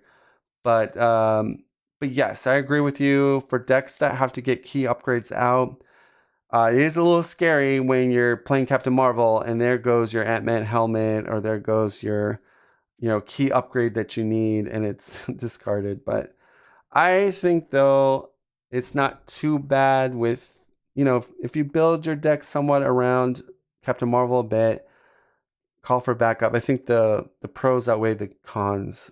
We got Kalu. I think Kalu is probably one of the better chump blockers in the game for leadership. He meets the check marks, the 2 costs, ability to do something, and then use for a chump blocker with a really good responsibility. So not as good as Maria Hill, obviously, but definitely worth a favorite. And we got OG Ant-Man Hank Pym. I definitely think it's a solid card. The fact that you can kind of bring him in to how strong you want to make him is great. The stat line though is a key here. I think that's for me the flexibility that you can make his. You get a solid stat line, and then you can make him like how many activations you want to really do with him. Do you want to use him just as a cheap blocker? You could do that just by paying less money. He's not hard-coded with you have to pay a certain resource type. You can just use whatever resources. And so I think he's solid. I think he deserves to be in the favorites. Wonder Man, I do like Wonder Man, but he has a really strong negative. There are some card events that you can game him a bit where you just exhaust a card and then his attack value gets incorporated with your hero, which is a mass attack event. So that is an excellent card with Wonder Man. In fact, on my stream, I think I used that a few times in my Go Wide Leadership Tribal Avenger deck. He doesn't make the favorites just because there's too many favorites, and he's a solid card. Now, White Tiger is excellent. Now, I think White Tiger is more realistic when we talk about the Maria Hill effect, but this is affecting the player. But what I'm trying to say is I think White Tiger is balanced perfectly, whereas Maria Hill is not. Dr. Maria Hill, basically. She's like the Doctor Strange ally of Marvel Champions. But White Tiger, I think, is balanced perfectly, and you can kind of flip the villain and utilize that extra 3 card draw, which is excellent. But playing on expert, you're getting 2 for 3 costs is excellent. Her stat line is really good. And again, you kind of want her to lead play, to play her again. So you don't want her just to stick on the field. So she has that chump block kind of nature there with having 2 health. Use her and then use her as a chump block and then go through your deck, play her again, value with the card draw. I really like her, and I think she's a really good ally in most decks. Finally, we got Phantom X, and almost like if I'm doing the tribal cable deck, I love this card. Like, it just sings so well. EVA helps Cable out with his personal size game. And he can stay on the playmat the entire time, and you're doing lots of cool things. If you do the tribal deck with X-Force, he becomes a 2 Thort with the support, and he can just constantly Thort for 2 on a size game, and it's very powerful, very powerful. He'll go in my favorites just because, well, here's the thing. He's really meant for Cable, but if you do call for backup, you can play him pretty much in any leadership hero deck, but he really shines in that archetype with the X-Force traded people. But I like him so much, or maybe I'm just in the honeymoon period with him. I'm just going to put him in there. Okay, so that wraps things up. We do have a mega load of favorites here, but that was expected because there's so many allies in leadership, and half of them are super, super good. So the difficult part is picking the top 5 that I believe are top 5. Let's just get the most easiest pick out of there. This is no shocker. This was no shocker. You got Maria Hill as the first one I just go for. I don't think we need to talk too much about it. I did explain it quite thoroughly why Maria Hill was so good. I just think it's a Doctor Strange type of card that if Fantasy Flight was making Maria Hill today and this card wasn't in the game, they would not make it with a 2 cost, 2 Thort. Everyone at the table draws a card. Even in not in Hero, they can draw cards in Hero. They can draw cards in Altar. It's just, there's no weaknesses to this card. It's so good, 2 costs, and you can recur it in different ways with rapid response, call for make the call. There's so many ways. There's also that support one where if you die blocking goes into your hand. I forget what it's called, but it's another type of support you can play. The name's coming out of my head, but yeah, she deserves to be in our top 5. Sorry. Our next card that's gonna go in the top 5. I'm gonna put Black Panther in. All right. The reason why I kind of explained it is he allows you to consistently get those mega combos such as Blaze of Glory, Regroup. Thank you, Daniel. Avengers Assemble, Strength in Numbers. It can be anything. A ready event. You can slap like anything that's in your discard that's blue. You can kind of put it underneath them. It's now sort of kind of pseudo into the play area. When it's your turn, you can then utilize it. So it's like an extra hand, ninja hand that you have that's in the play area. And I just think it just allows you to do amazing combos. Like if you guys saw my Star-Lord plays, if you go on my channel, look for Star-Lord plays. A lot of times I'm running Leadership Star-Lord. And Black Panther is a key part of my strategy that I pull these huge combos off. And it's mainly thanks to Black Panther. But I think he can do a lot of different archetypes. He does cost a lot, but again, for what he brings to the table, well worth it in my opinion.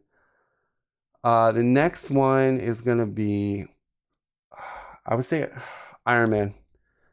I think if you love doing Voltron archetypes, Iron Man is amazing. Again, if you don't like Voltron archetype decks, this is not going to be obviously remotely close to your top 5 in leadership. But I think he's the king of Voltron. You can just slap so many upgrades. It's just amazing how many upgrades you can put on him. He becomes supercharged so quickly. maybe not the strongest Voltron pound for pound ally, but the quickest to set up by far, without a question. And based on harder difficulties, you need to get the guns rolling quick. A lot of times on the harder minions levels, you're being pressed by so much stuff, so much threat.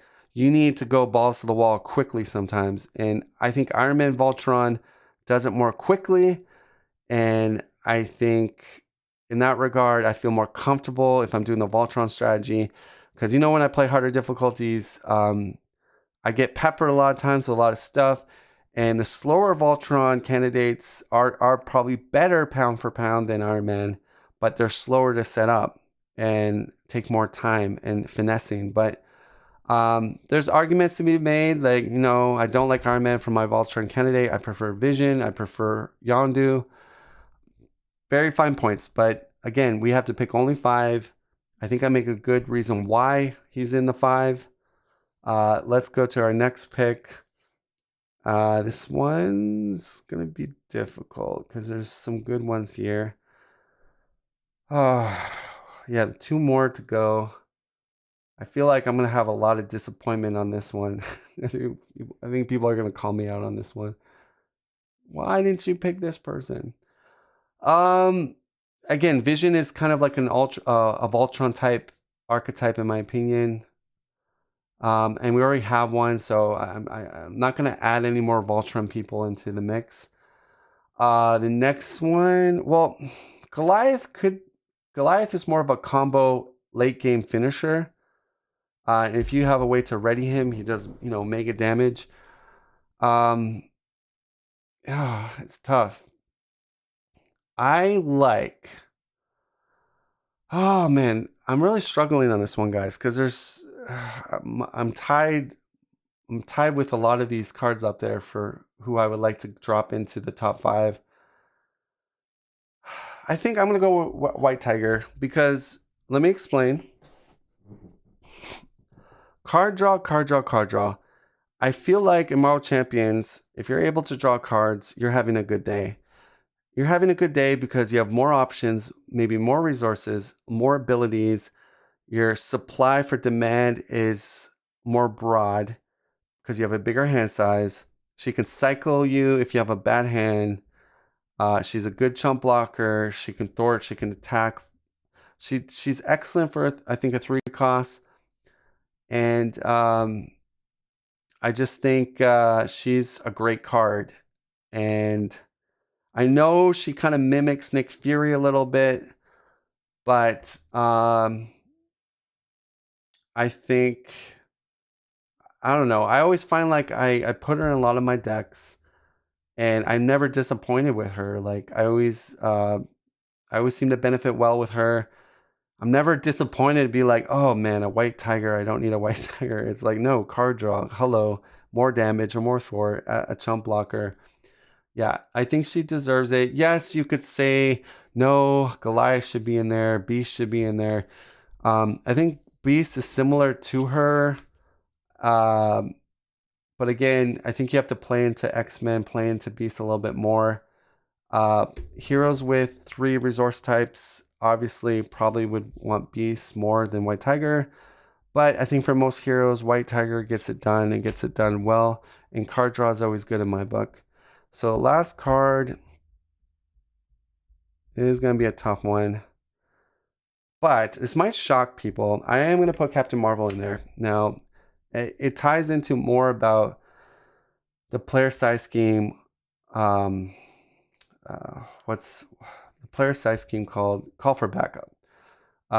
We're not as shy anymore now putting 5 card costs in our deck because we now have the player size scheme call for backup. So I think in that regard, she's money. She has a lot of HP, very good thwart, and she hits like a truck.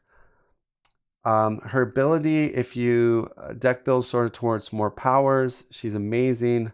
So much worth there when you play call for backup and you get her out. But again, this one's so hard because Kalu is excellent. Adam Warlock, I love.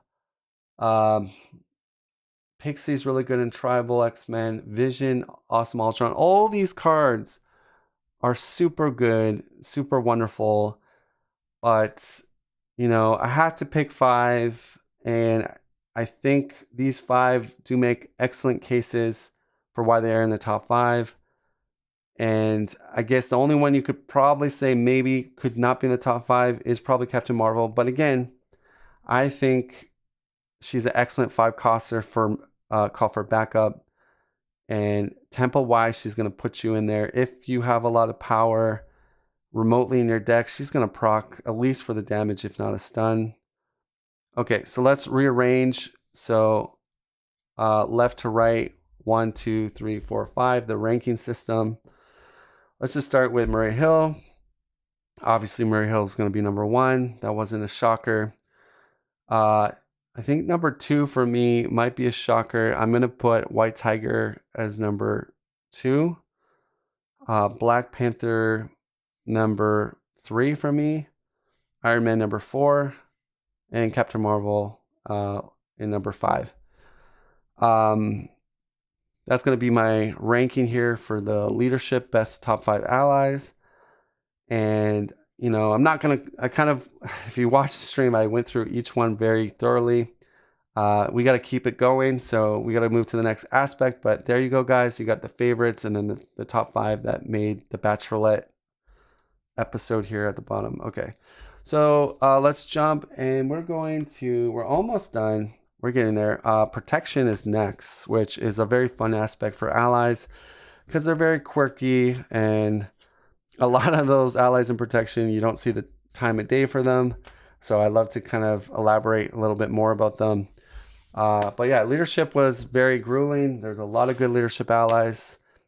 I think if you took a lot of Marvel Champion content creators and did the same thing, you probably get a whole bunch of different top 5s. Probably Murray Hill is always in the top 5 for sure out of all of them. But I think there's so many good leadership allies out there that your top 5 is going to look a lot different depending on how much you like a particular ally.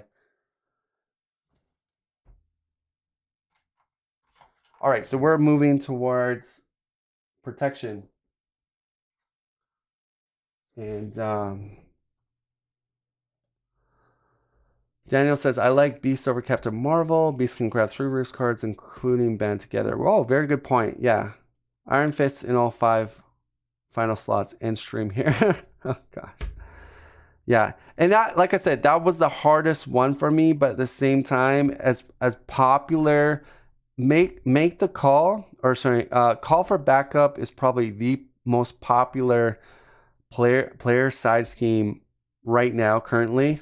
And that is usually the first player side scheme that gets played, generally speaking, and when you're playing with a cable player, most of the time, because it's such a good card. And so that's why I think, like, you know, Captain Marvel, I think kind of shines because she does a lot of damage, a stun, and you have a lot of HP on her to thwart for a long time, and then either do a big damage or block. But again, if I'm going back to my importance, which is early game, mid game, yeah, Captain Marvel does give you the stun perhaps, but other than that, doesn't really, you know, she's kind of, I look at her like a utility / very powerful ally that does damage. But yeah, I guess I'm a little, yeah, you make a really good point with Beast, and easily Beast could be the last one there instead of Captain Marvel. But again, there's so many good leadership allies, and again, there's different situations where, you know, this one's better than this one could do this, but the band together with Beast, that's a really good point. Okay, so this is our ally deck for protection. Not as thick as the leadership one, so we should be able to go through this quicker. First one we got on top is Pinpoint. So Pinpoint is champion lock traded. Don't like. But I think with Ironheart and some other cards, you can do cool things. You can kind of cheat her out too with Call for Backup. We were talking about Call for Backup But that's one way to cheat out a traded locked character. FYI. Again, not a bad card per se. It is bad that you have to be sort of champion traded. And then again, it's, depending on how you're building your deck or your hero identity toolkit, what's leaving play. It's all going to factor into Pinpoint. Right, exactly. And I think that's the biggest thing with Pinpoint is champion traded locked. I think if it wasn't, she'd be definitely in the favorites, no question about it. But because you have to get through all those hurdles or shenanigans, I believe I got her in the no man area. Iceman, and I've got a sad story and a sob story to talk about Iceman. And I'm going to call out Fantasy Flight on this one. That's okay. Descry is already in the black book. I'm not shilling for Fantasy Flight. I love you, Fantasy Flight. Please send me previews and interviews. Maybe one day we get like a preview card my mouth would drool if we had a dev interview. Can you imagine that? A dev interview with one of the blackest sheep in the community of Marvel Champions that says the most craziest things. Yeah. Put me in a room or webcam Zoom call with Tony or Caleb. Just think how crazy that interview would be with Descry Gaming, I mean, I'm sure people would like that because I'm very out there with my thoughts and opinions, and I'm not afraid to. I would challenge Caleb and Tony. Probably they would not want to walk onto my stream because I'd put them in the hot box and their sweat would be dripping. Like Descry's trying to trick me. He's trying to trick me. But Iceman, I feel like Fantasy Flight, or more importantly, the current dev team with Caleb and Tony dropped the ball on.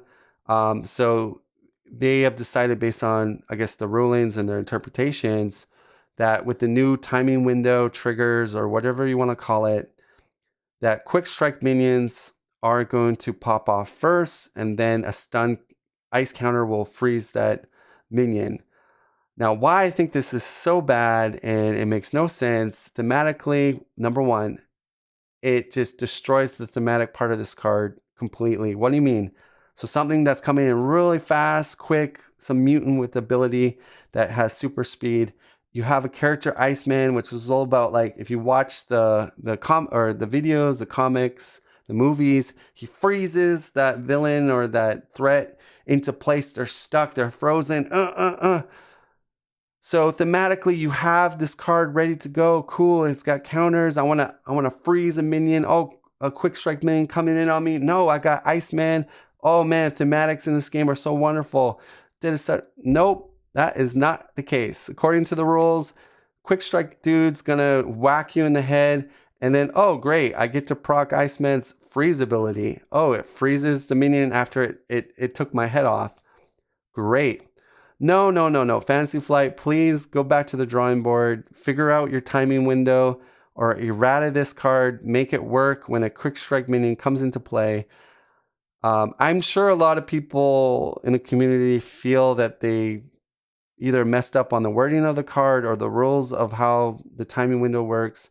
But at one point before 1.5, it did work the way Black Widow worked, which her Widow's Bite would proc before the quick strike activation would hit. Same with Iceman. These new rules that they implemented, which I think they wrongly implemented, or they should do it in a different way, because this just feels so bad. I have no reason to play Iceman. The whole point of playing Iceman was to counter the quick strike minions, and that felt so good. It felt rewarding for a protection player, and it just made more sense. Thematically, it fits. And now you have this, basically this mechanic that is just so weird now, and it doesn't feel good whatsoever. And I really like this card. In fact, I wanted to put it in the favorites, but because of how badly this mechanic works now, based on the new rule set or interpretation of the dev team, it's a sad card that probably will never see play from me until they change it. And I know what people are saying. Well, Descry, just house rule it to the way you want it to work. The problem is, I'm a streamer. I do content creation. I want to make sure I'm playing by the rules of the official rules, because people are going to watch my videos and I want to try to be as in line with the official rules as possible. So if I know it doesn't work based on the official rulings, then I don't want to just house rule that, because again, I want to make my channel sort of, there for people, new people, to jump and see how the game is played and do it properly. But we can always hope maybe Fantasy Flight will change the timing window or errata the card that just says Iceman can also do counters before a quick strike minion activate. I don't know. You word it in a way that it will reflect what I'm trying to say. And Descry's happy, and I'm sure a lot of people now will play Iceman and like Iceman. But if you're playing Iceman and you still don't mind that, or I mean, even it hurts Black Widow, right? Black Widow. The only saving grace Black Widow gets is she might potentially kill the quick strike minion outright just from the damage. So, anyways, let's go to Karma. Now, Karma is an interesting one. And I know you guys are probably thinking, oh yeah, that's a no man's land. I actually don't. I think she has amazing utility. In fact, I think this one gets slept on a lot. I am going to put her in my favorites. I think the utility she brings, and I got to explain this because some people are probably like, oh, wow, Descry, you are on drugs to think Karma should be a favorite right now. Okay, costs a lot, I agree. 4 costs is very steep. It has to blow my mind. It has to give me the tingle feeling. The thing that you're forgetting is a lot of scenarios have minions that come in with nasty attachments or abilities that protect them from being even harmed to a point.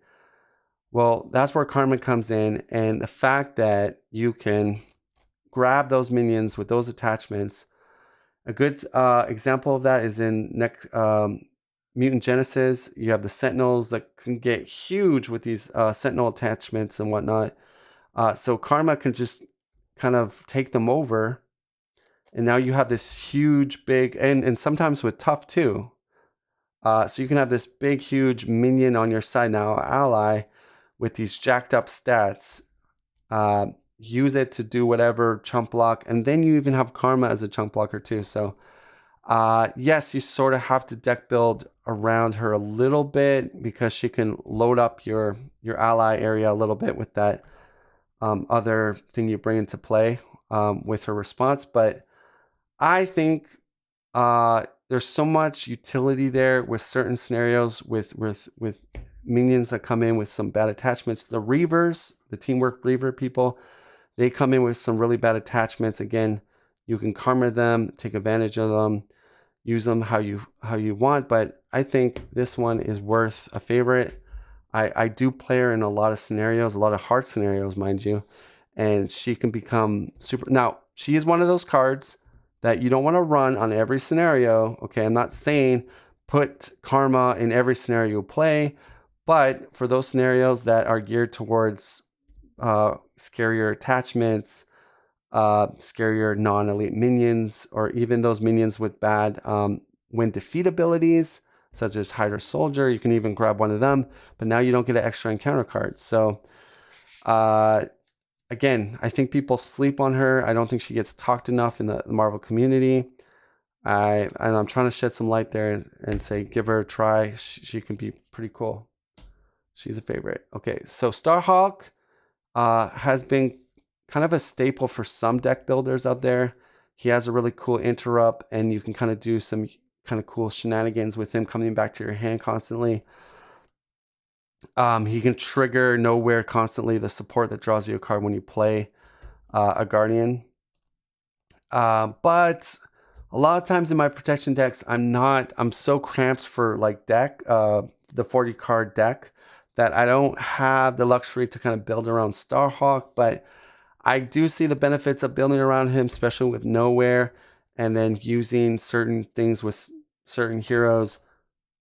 I'm not saying Starhawk is like bad, but again, we have to make room for like my favorites and then the top 5. All right, so another Daredevil. Daredevil is all over this game, except a hero. Again, we get another Daredevil ally. So he's kind of weird, and protection has a lot of weird cards. No traded, so no defender, no nothing, just a blank. He has 3 HP for a 2 coster, which again is really good. Fortunately, he has the 2 thwart for 2 consequential. But again, I think if he had the 1 consequential for 2 thwart, that would be way too strong, like really strong. So he has an interesting ability that allows him to migrate 1 damage from him to attacking enemy.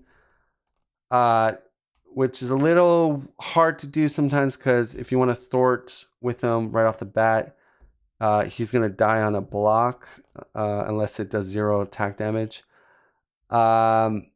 So I guess you could knock off a tough, and then if a minion only hits for 1, you could then take that 1 damage on the villain phase, move that 1 damage to another enemy. So you could constantly, as long as he has like 1 damage on him, and if there's a 1 attack minion, you could constantly just cycle him and throw a damage somewhere else, which is kind of interesting. The Hangar Bay would allow him to ready again on the defense. So again, if you have multiple 1 attackers with a Hangar Bay, I guess you can get a lot of mileage out of that. But again, a lot of times he doesn't make my cut with most protection decks. But again, he's no shape or form am I saying he's a lousy ally. In fact, protection doesn't have a lot of 2 thwarters, so he is pretty good for a 2 cost, and he's like a chump blocker. Thing about protection is a lot of times you want to be either blocking, doing a perfect defense to use unflappable, or you have other gimmicks and stuff for toughs. So protection doesn't usually use a ton of chump blockers, in my opinion. Usually you're trying to defend for other players, you're trying to hold it down for the team, and in that regard, I'm gonna kind of pass on Daredevil. I spent a lot of time on Daredevil, but he's an interesting ally. I think that's the reason why I wanted to talk with him. Brother Voodoo is a 3 coster, which I feel that the leadership 2 coster, I forget what his name is, a little bit better. But he's like the variant, but a higher cost one. 2 thwart, 1 attack. Very good, very good. If you're not running a lot of events in your deck, not as good. But if you are, he's really good. Solid, gives you the thwart power and a chump block. So I'll put him in the favorites because I think in most protection decks you are running a lot of events, and then with your toolkit even. So he definitely deserves a spot. I think Nova is a great ally for the archetype that you're trying to do, like that kind of like ping damage or indirect damage type of archetype. But you need to be sort of geared towards it, have the powers to utilize him. He costs a lot, but now with Call for Backup in the team atmosphere, that could be a card that's more easier to put in now, and then you can do your thing. But again, not every hero or deck archetype really uses Nova. So, but again, he can work. Again, not saying he's bad, but he's in no man's land. Armor can only be played if you have the X-Men trait. So again, you got that lock traded card. If it wasn't lock traded, I think this would probably go in favorites. But the only thing about protection, again, good for protecting for like a team. So you can't defend everybody with your hero a lot of times. So again, this is another way to defend for your team. If you're an X-Men, you play her, you can either keep her on standby for like a overkill kind of attack and then defend, or use it for an ally because you run out of exhaust. But yeah, it's gonna go into No Man's Victor. Very similar to like Daredevil in a sense, but not exactly, if that makes sense. But the gimmick is there that, you know, defend with it, reduce 1 attack by it. I've never been really sold on this card. I don't like the stat line is 0-0.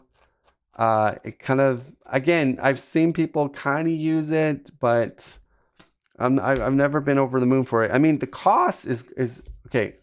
The cost for 2 is great. I will say that. Could it survive a villain hit? Maybe. Like on harder difficulties. But I guess I'm so used to having at least 1 thwart or 1 attack. It doesn't have that. That's my negative of it. Polaris, which is great. She can at least get the tough response on herself if you have no X-Men. But she gels really well with Colossus, or if Colossus is in your team area. I mean the hero. But yeah, if you're playing a team multiplayer game and somebody's also running Colossus Hero, Colossus will be like, oh, I love you, you're running Polaris. So you can kind of supercharge him at the table. But again, tough is very good, especially in scenarios with a lot of overkill. As we know, Juggernaut, the latest one in Next Evolution, this is money. You definitely want to have tough in the Juggernaut scenario. And I put her in favorites. Yeah, I think she deserves to be in favorites because she's very versatile.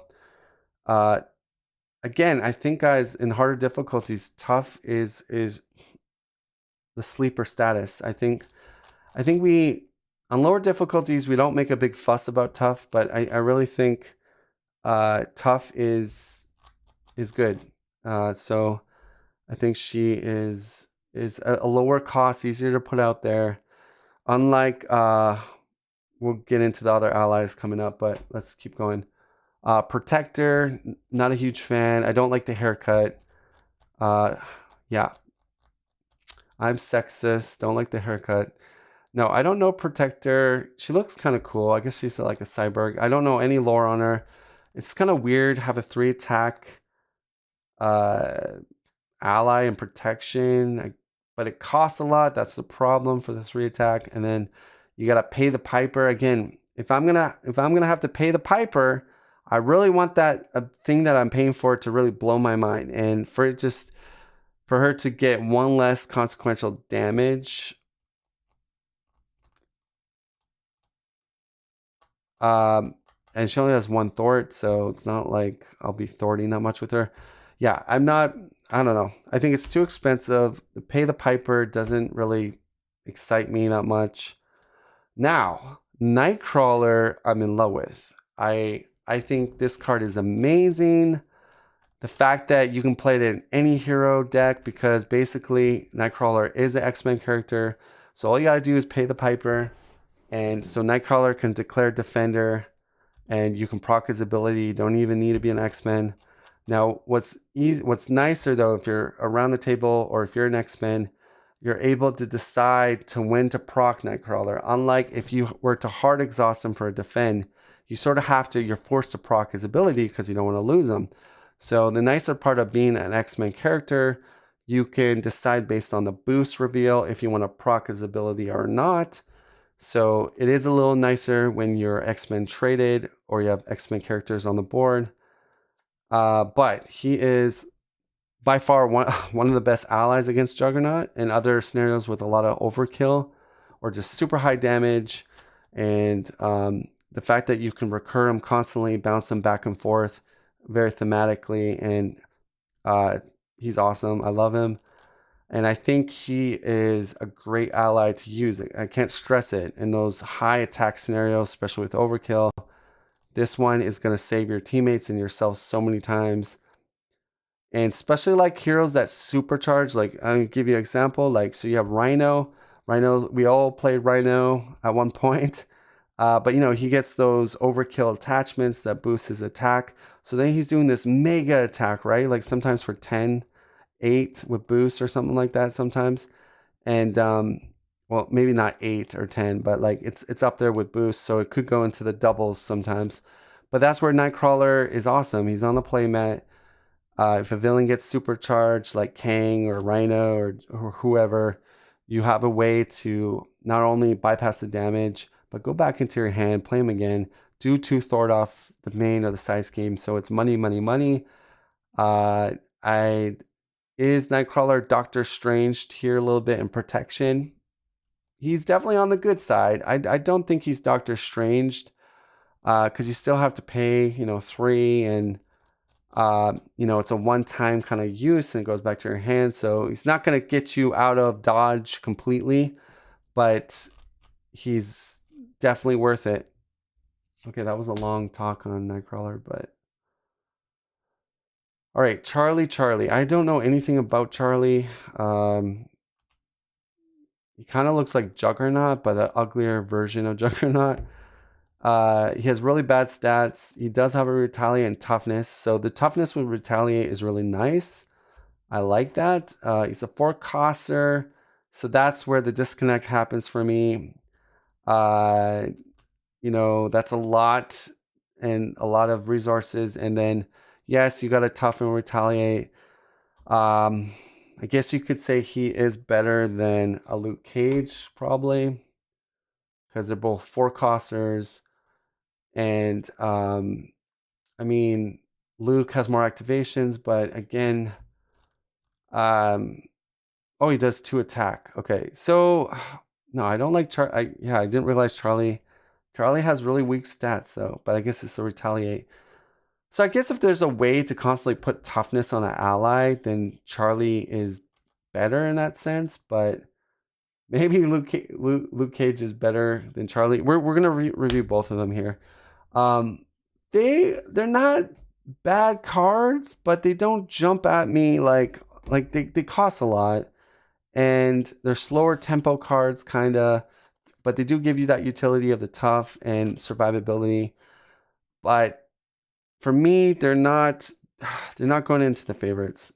Jocasta is definitely going in the favorites. There's a lot of really good toolkitted evented cards that are excellent, such as Spider-Man's backflip, such as Drax's parry. The list goes on and on. Storm's flash freeze. I mean, she is wonderful. She also gives you 2 thwart and then a chump block, or she can do knock off toughs and keep that key defense card underneath her. Very good, definitely worth the favorites. Now, Martyr is another Ultron type ally, you could say, but in protection. But again, if you're playing in a team and say you have an aggression teammate, tell them just run 1 Guardian Spear, and if you can get the Guardian Spear onto to Martyr with a sidearm, so now you have range, you have piercing, and you have 5 attack. She deleting pretty much any minion that steps foot on the battlefield, pretty much. And then what's nice about her is she can stay on pretty long, because once she takes a consequential, she gets a tough. She doesn't get the tough right off the bat because... sorry, she could. She has to take a consequential though. What I meant to say is, when she is tough, if you use her to swing at something and kill something with a tough on, she does not get another tough, because she has to take, if you read the card here, she has to take a consequential damage, which the tough is stopping the consequential damage from happening. So, but there's also an argument of, well, you are going through the motions to take consequential damage. Maybe we should send this to the rule people, because you're going through the motions of consequential damage. The tough stops the actual damage part, but you are doing the consequential damage. It's knocking your tough off. So maybe we've always played this wrong. Maybe we need to rule check this. I think the role people do say she has to take the damage, maybe part of the cost thing here. But do we know that consequential damage is part of the cost? It's just saying after Martyr takes consequential damage. Okay, so that's, maybe I'm misunderstanding the interpretation there. What I thought in my mind, consequential damage is like doing the effect of consequential damage, but maybe what it's saying there, implying that you have to actually take the damage of the consequential damage, not go through the motions of consequential damage. But yeah, that I'm probably getting too fancy with my mind there. Yeah, so I believe it is played like that. You know, I was speculating for a second that maybe we go through the motions of the consequential damage and then therefore it's going to proc anyways. But no, I'm pretty sure you have to take the actual damage. And so that's just going to mean that you probably want to defend with her and then kill a minion, defend with her, kill a minion. And then you kind of leapfrog these toughs and defend, get another tough. And then she stays on the playmat for quite a bit. Yeah, that's what I was thinking, Mark. I'm going to put her in the favorites because I think she is a valid candidate for an Ultron, a Voltron type of archetype in a team atmosphere. You can Voltron her a bit, and I think she's good in that regard. Spider-Man Miles Morales is, I think for 4 costs, if you can proc his responsibility, it's well worth the 4 costs. But here's the other difficulty part is if you draw him in the opening hand or early in the game, you might not have 3 Web Warrior cards. Now, I presume if you're playing Spider-Man Miles Morales, you are running a Web Warrior hero because it'll make it a lot easier. But a lot of times this one's hard because I think this one is really good, and also with Call for Backup, it's even better. But usually Call for Backup, you're playing really early in the game, and do you have enough Web Warrior traded cards? No, it's after you play. Scrap that. Call for Backup wouldn't even work if because you have to play Spider-Man. Yeah, it costs a lot, and I think there's even stronger, more Web Warrior cards than Spider-Man Miles Morales protection. But that being said, it's amazing if you can get the 2, if your hero plus.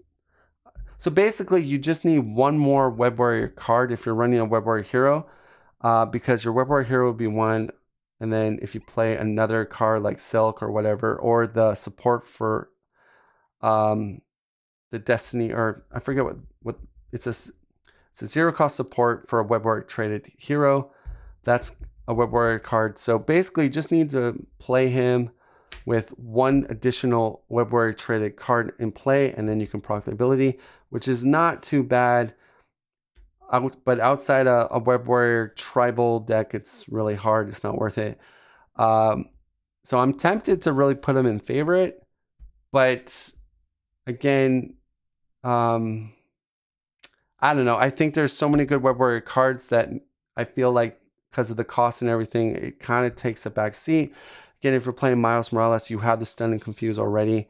This is, well, yeah, you can't play him because you're Miles Morales. But maybe if you are playing into the Web Warrior hero and nobody has good Stun and Confuse, this would be a good one just to add into your repertoire. But then we're going to go to Multiple Man. I think Multiple Man deserves to be in favorites. I think, especially with Call for Backup, now you're able to get this really high expensive card, thins out your deck, and you got chump blocking galore here for a long time. Even better in Wasp because you can recur and shuffle them back into the deck. But I would say very helpful in a lot of scenarios. He does clunk up. He does fill your deck up a lot. That's the thing, though. So, but I do see the worth in him, especially as a target for Call for Backup. I think it's probably without Call for Backup, maybe not as much, maybe in No Man's Land, but let's put him in favorite. So Moondragon is a hard pass. I did build a really cool deck called the Curtain Call Moondragon Black Widow, which is a Black Widow archetype with the protection, perfect defense with a ton of upgrades, just a mountain full of upgrades. And what we would do is play Moondragon, have her on the field, wait for Shadows of the Past to hit to get Taskmaster, who then basically factors in all my upgrades, and that's his attack value.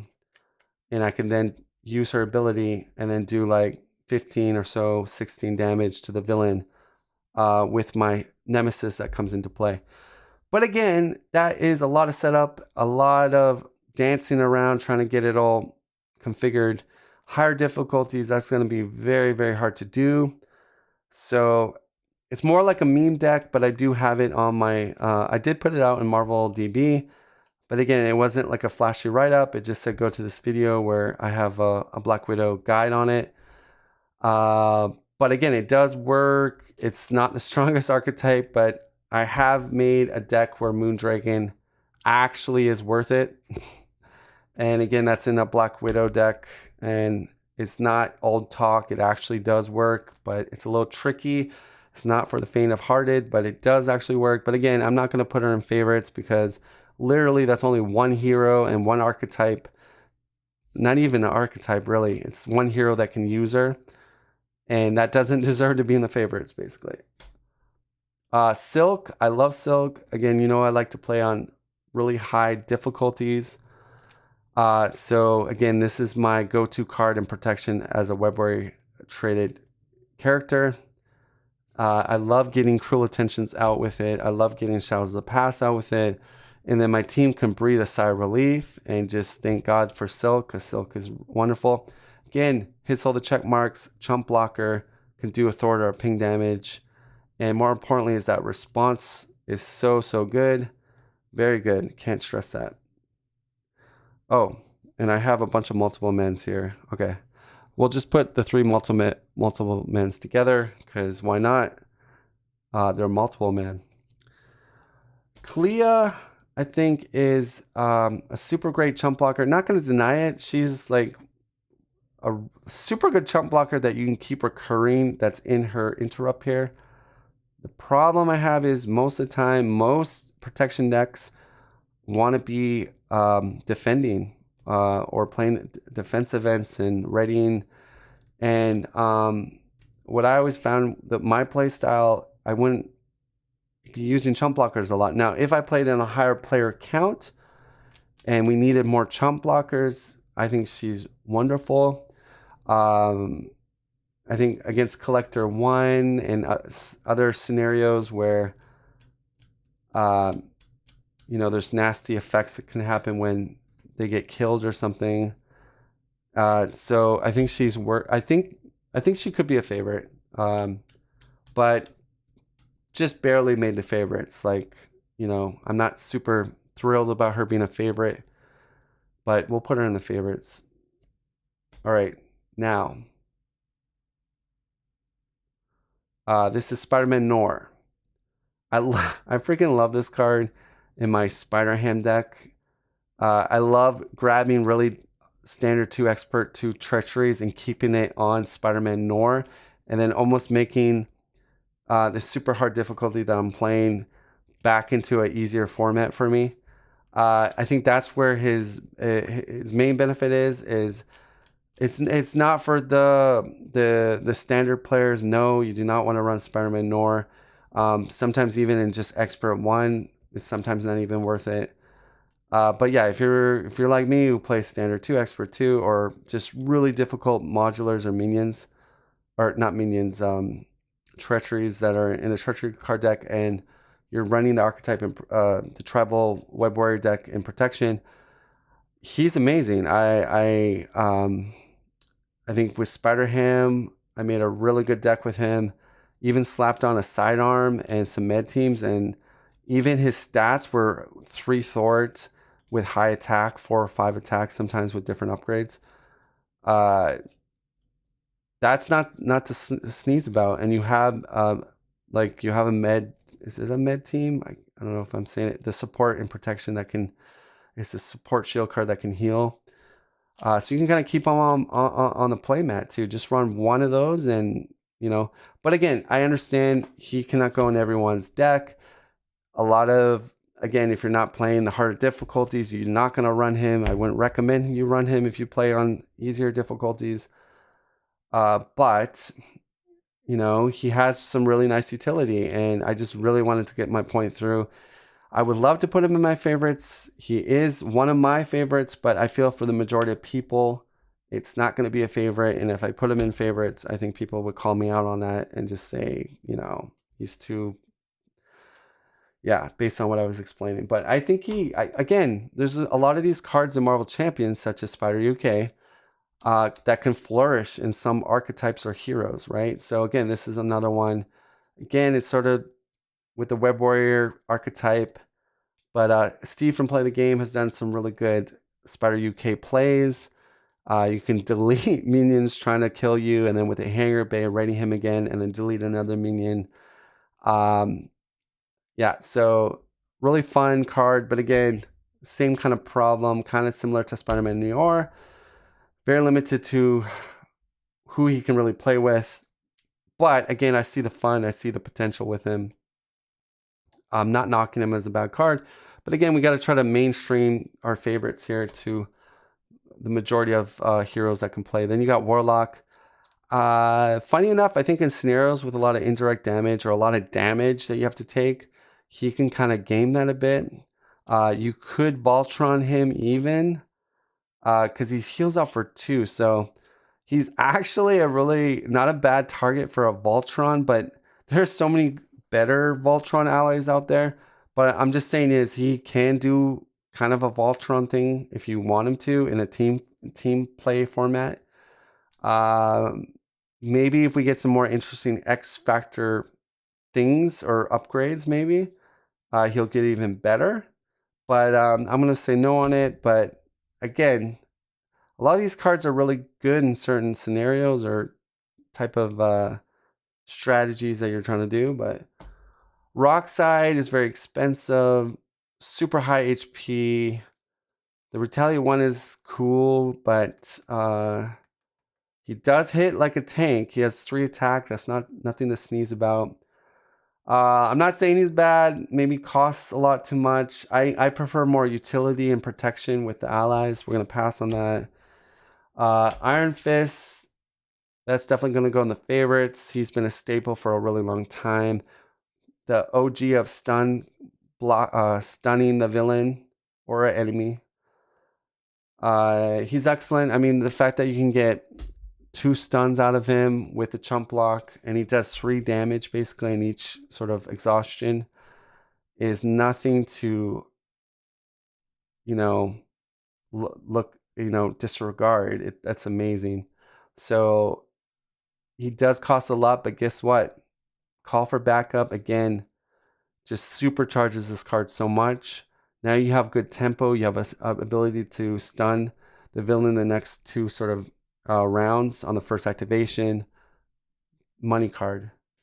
And one of my favorite allies in protection. And if you watch my stream, you know I go over the moon for Black Widow.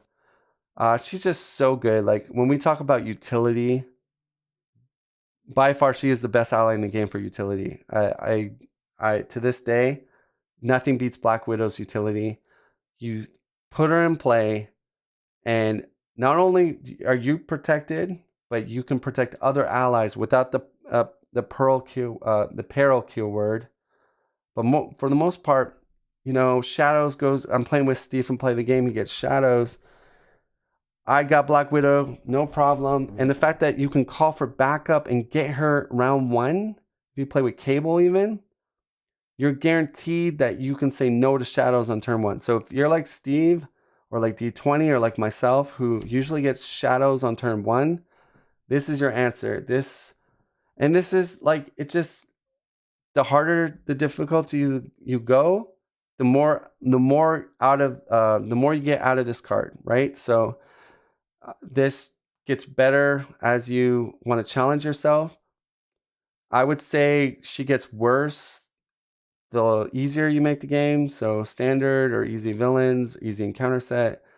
Yes, Black Widow kind of takes a back seat, but you know, harder difficulties, harder modular sets. By far the best utility card in the whole game. Whole game. Any ally out there, even signature allies, I'm sorry. No, this ally interrupt is still the best, still the number one ability interrupt in the game for utility by far, not even close. None. I mean, there's some runner-ups that are really, maybe you can make a good argument, but I just think this saves you games. This wins you games. This allows you to face any scenario and have a get out of free jail card, basically, an insurance card, basically. All right, so those are all our ally protection favorites, and this has been a long stream. I'm not mad at you if you went to go get a water break, maybe cooked yourself a little meal, and then you're back in it again. I don't blame you. This is hardcore. We're going through the entire allies of the Marvel Champion set up into Next Evolution. So, this has been a long one, and we have a lot of people still. There's a lot of people viewing the game right now, or the stream. But anyways, let's do our bachelor. I'm trying to say bachelorette. That show, The Bachelor. So I got to pick who's going to be with me here in the top 5. I want to bring Karma, and you guys know me. I love utility, and Karma, I just think as the game gets harder, I think this is one that the community doesn't really talk a lot about. And I know she's scenario dependent. I get that. But for me, Karma, I've gotten so much value out of her in certain matchups. Yeah. Team Art, you're hilarious. But I know this might be a shocker. I bet you people in chat are like, I would not have thought he would have put Karma on the top 5. Because there's so many good allies up here. But, oh man. Yeah.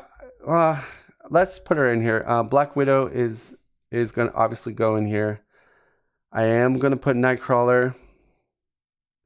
Iron Fist is going to go in here. And then we got one more to pick.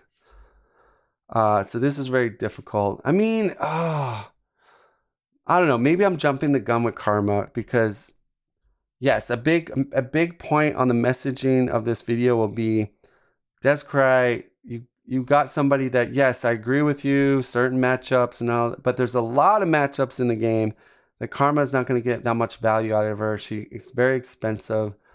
So I guess in that regard, that makes a lot of sense. So she's just going to be stuck in our favorites. That gives us 2 more slots. Yeah, I think I jumped the gun with Karma. I think I'm too much in love with her right now, but I still think she's kick-ass. I still think she's really good. I think we got to bring in Jocasta. If we're being serious, protection players like to play events, and especially for those heroes that have a really good defense event, she is just money, and she's awesome. So it really boils down to these. Do we want to bring Martyr in for a Voltron pick? We got Brother Voodoo as another great chump blocker and scribe ally. Silk again is amazing, but again, you have to be the web warrior character type.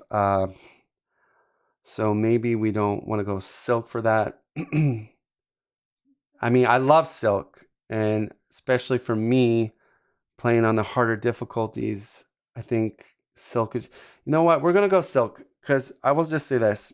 Yes, you have to kind of go with the web warrior tribal kind of archetype.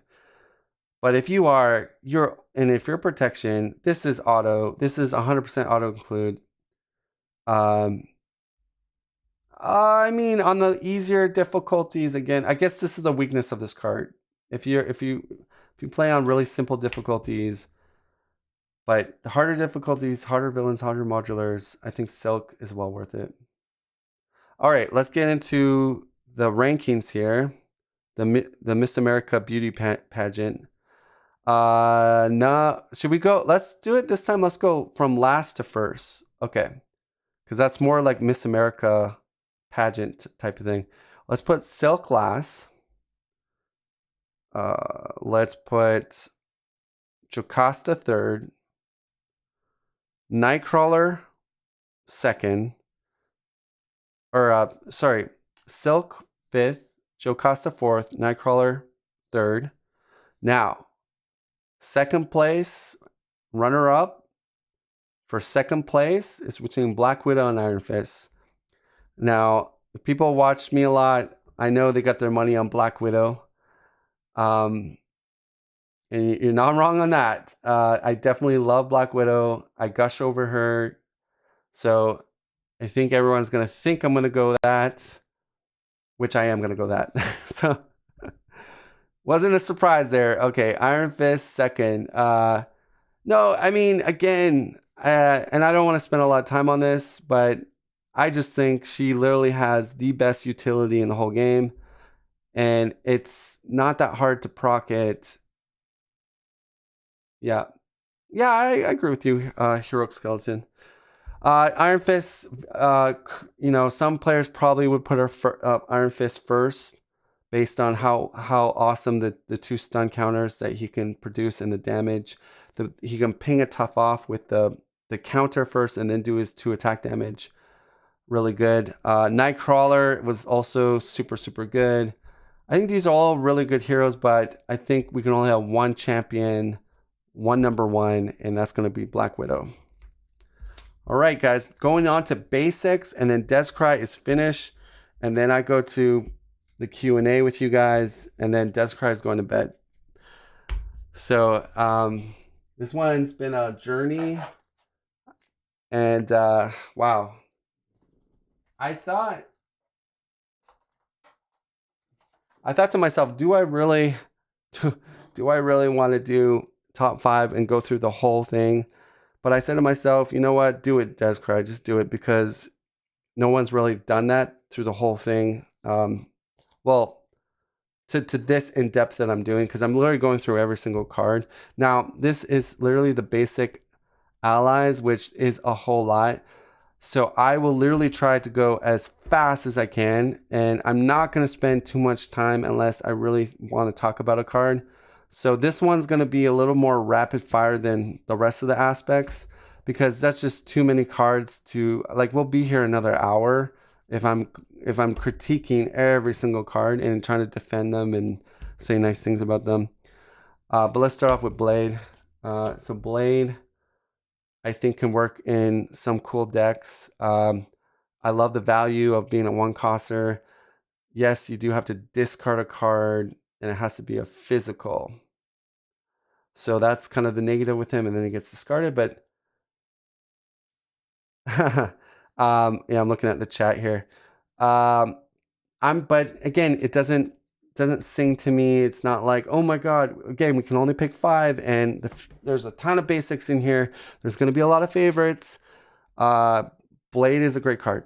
That's all I'm going to say, but it doesn't make... Okay, so Spider-Man, Peter Parker, Web Warrior card, basic, 3-coster, 2/2, has probably one, if not one of the best sort of tempo readying abilities in the entire game. It is Web Warrior lock traded, so you can't use it on everybody. But let me tell you something.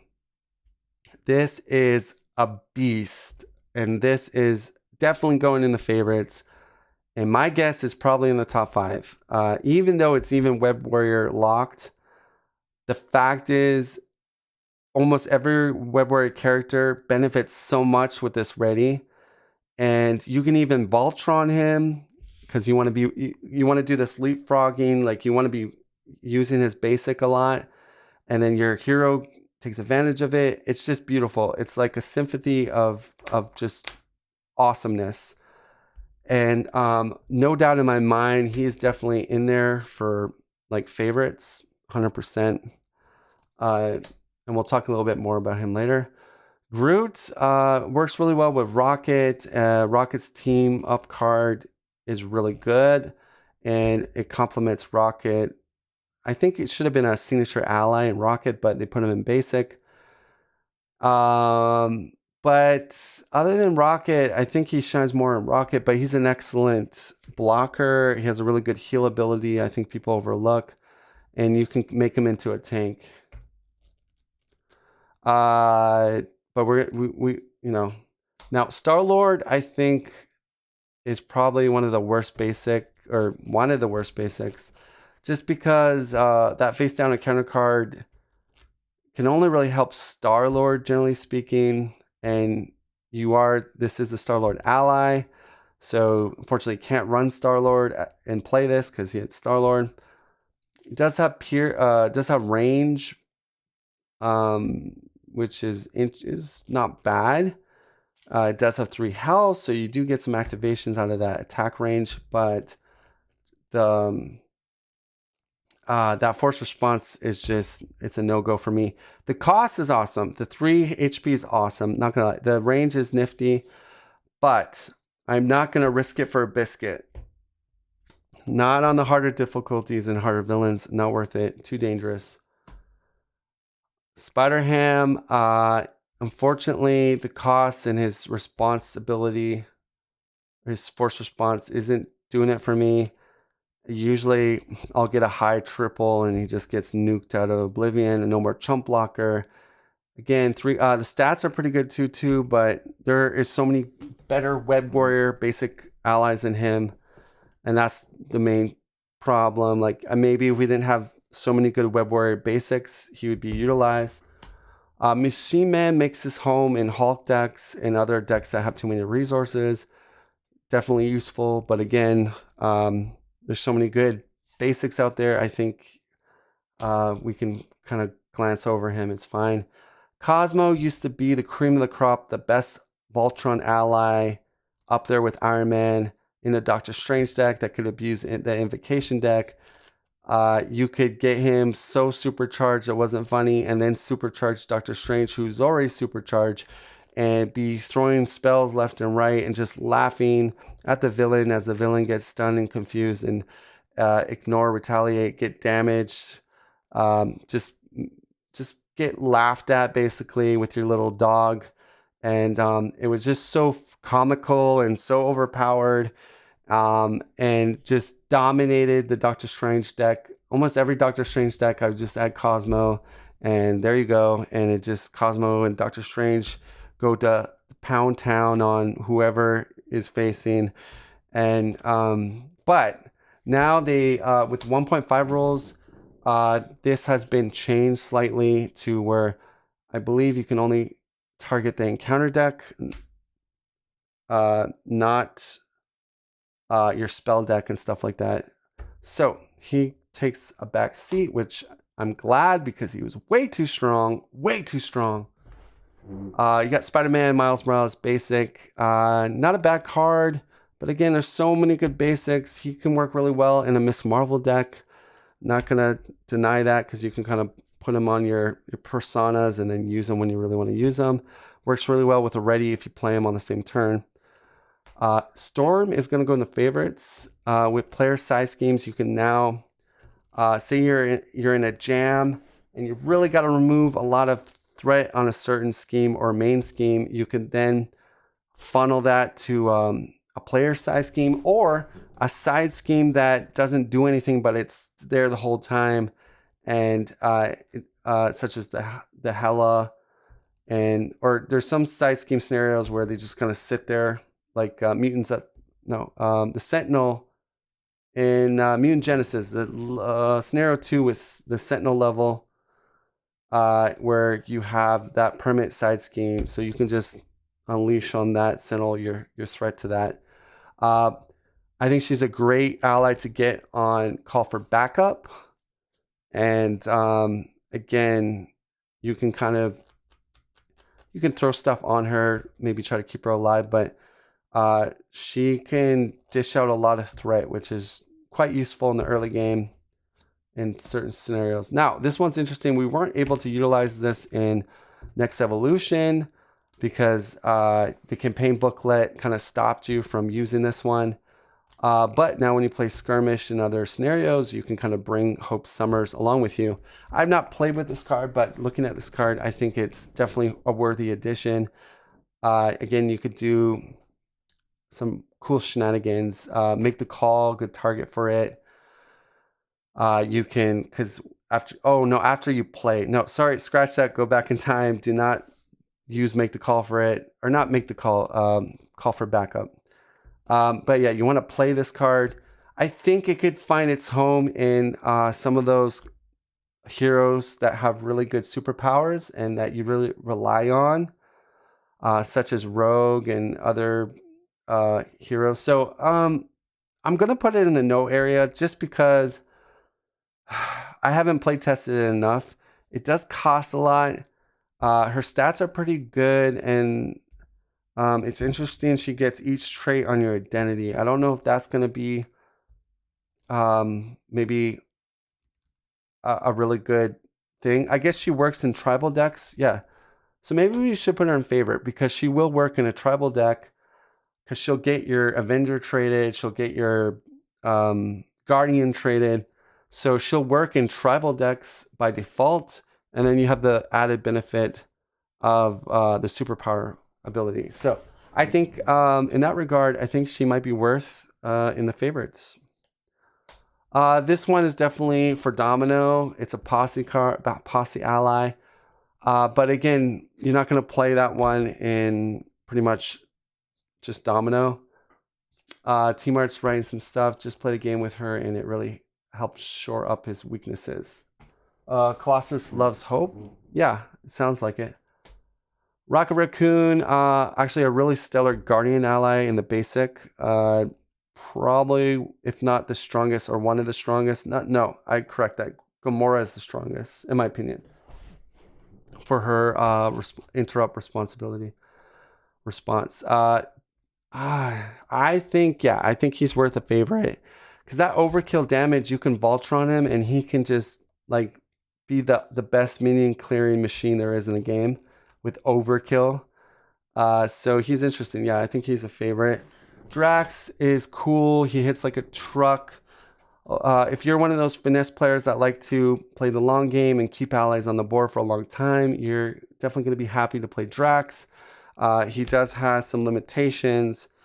He cannot attack minions, but he can smack that villain over the head quite a bit. But for me, we're going to pass.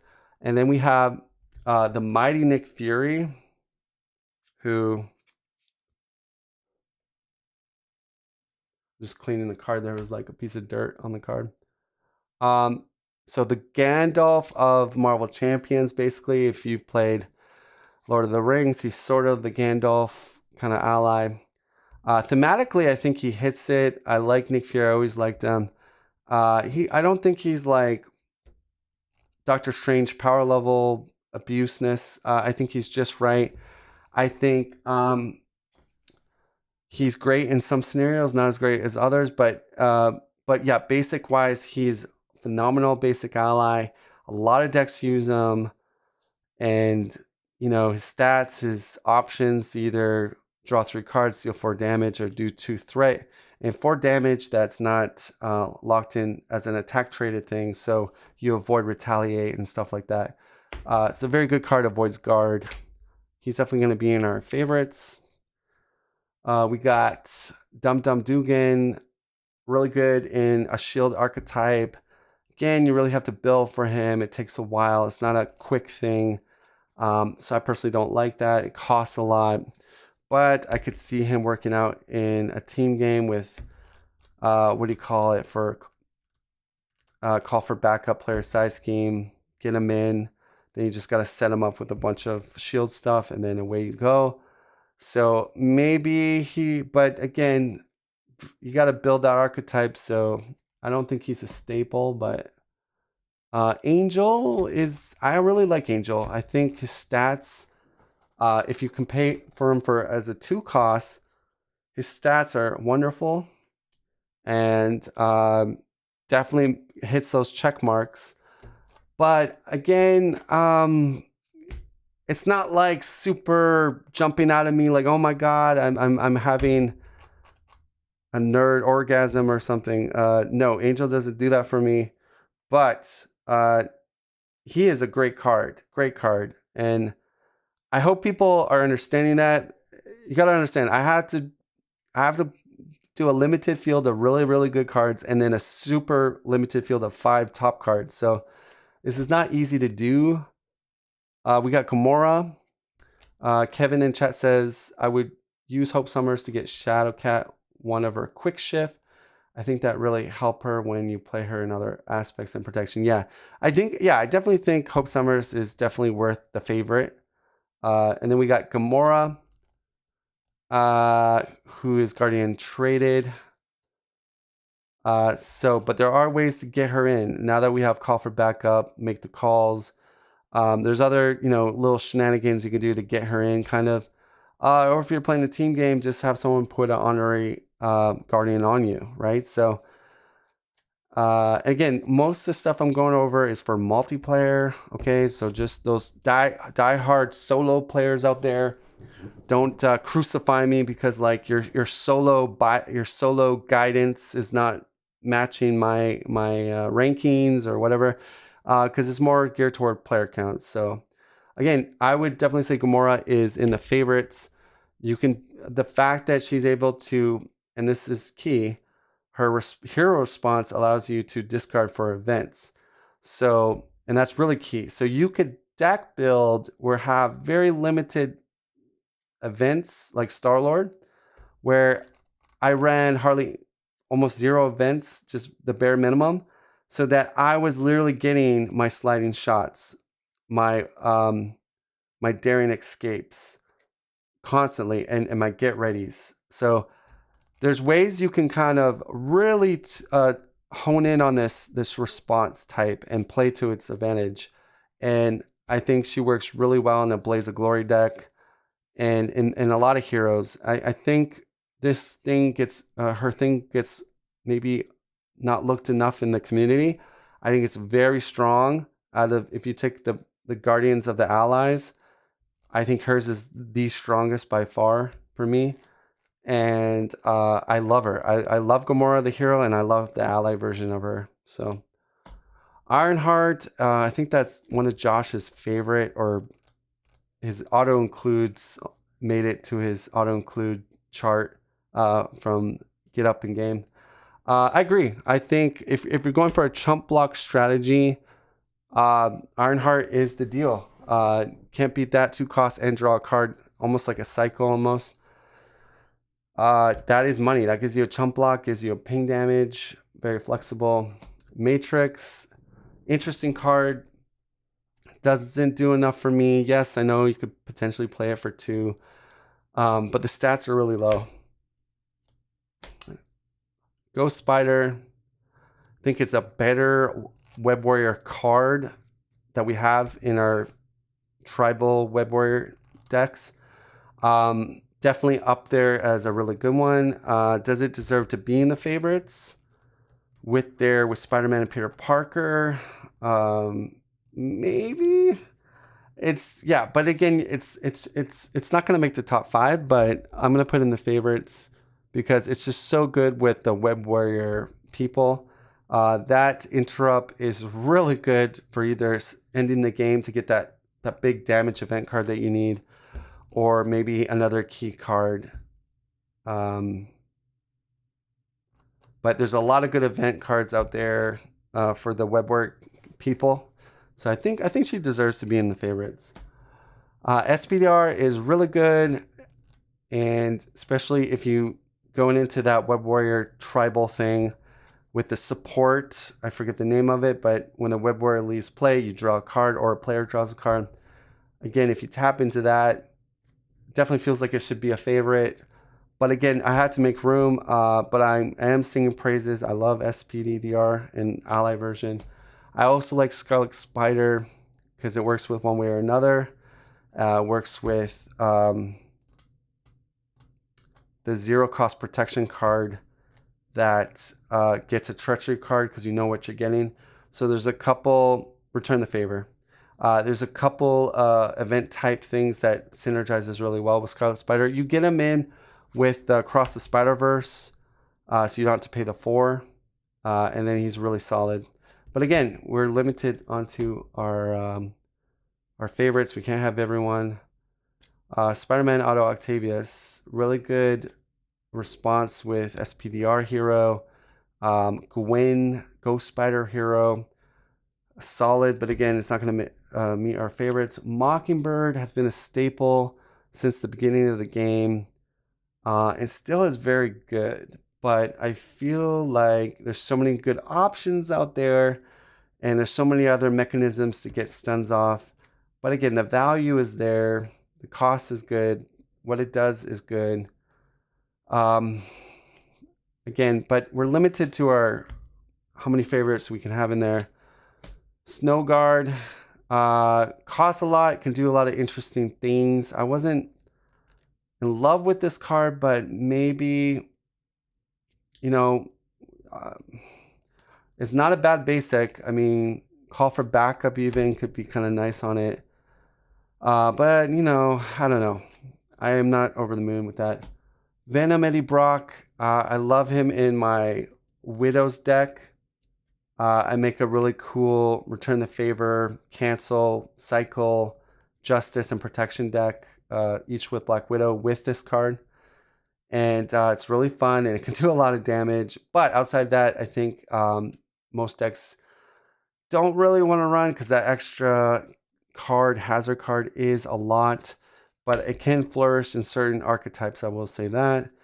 Moon Girl is excelente with the people that can run it, the heroes or characters that can run it.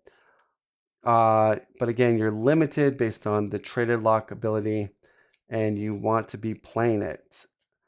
Again, a phenomenal card, and a lot of those champion cards like Nova and whatnot. But again, you can't play it on everybody. I think it deserves a favorite just for how good this card is. Like, it is really good. Lockjaw, Hulk's best friend. Definitely found a heart in almost every deck for Hulk for me, except maybe for a Rushdown Hulk deck. But it's no, I love him in the Hulk deck. I almost feel like it should have been his signature ally, maybe. I don't know, but there's no connection there with Lockjaw and Hulk probably. But mechanically, it helps Hulk out a lot. It's not going to make the favorites, but good call out for Hulk decks. People that think Hulk is terrible, it's actually a really good card to run with Hulk. Heimdall. So this is the interesting thing about Heimdall, is you could utilize him in the team game for Call for Backup player size scheme. He's a 5-coster. He's one of the most expensive cost allies out there. He is definitely better in solo. Solo Heimdall is probably by far the best. If you could just put any ally out there, he's like really good. Heroic Skeleton says Moon Girl deserves a favorite. There's a lot of champions and genius heroes, and I feel like they're almost always want to run her. Yeah, exactly. And that's why I did put her in. I was just kind of, I don't think I would have put her in the non-favorite area, but so higher player counts, he does fall off. He was one of the OG kind of characters. I do like Heimdall. Thematically, I think he's really fun. I think that would have been nice if he scaled with player count. So if he had something like a little player icon by cards or something, that way maybe instead of doing the 3, he does maybe 5 on a higher player count game or something. You could say that would be too powerful, but again, then he scales a lot better in higher player count games.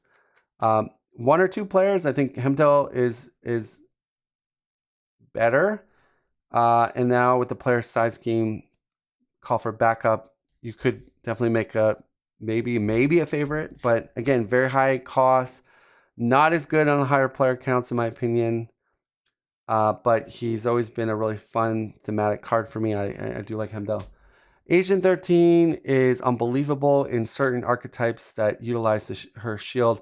Mainly Captain Marvel can Voltron her and make her into the biggest, scariest beast ever that can ready her shield support, which is ridiculous. And then she just has all this card advantage, and you Voltron her to make her a Thorian beast, and later in the game becomes an attack beast. And again, she's definitely in the favorites, and that's just with Captain Marvel though. But if you're doing other heroes in the shield archetype, again, she gets benefits of readying a Sky Destroyer or a Helicarrier. So I think she's definitely worth that 4 costs. She has a lot of HP. You don't want to chump block with her.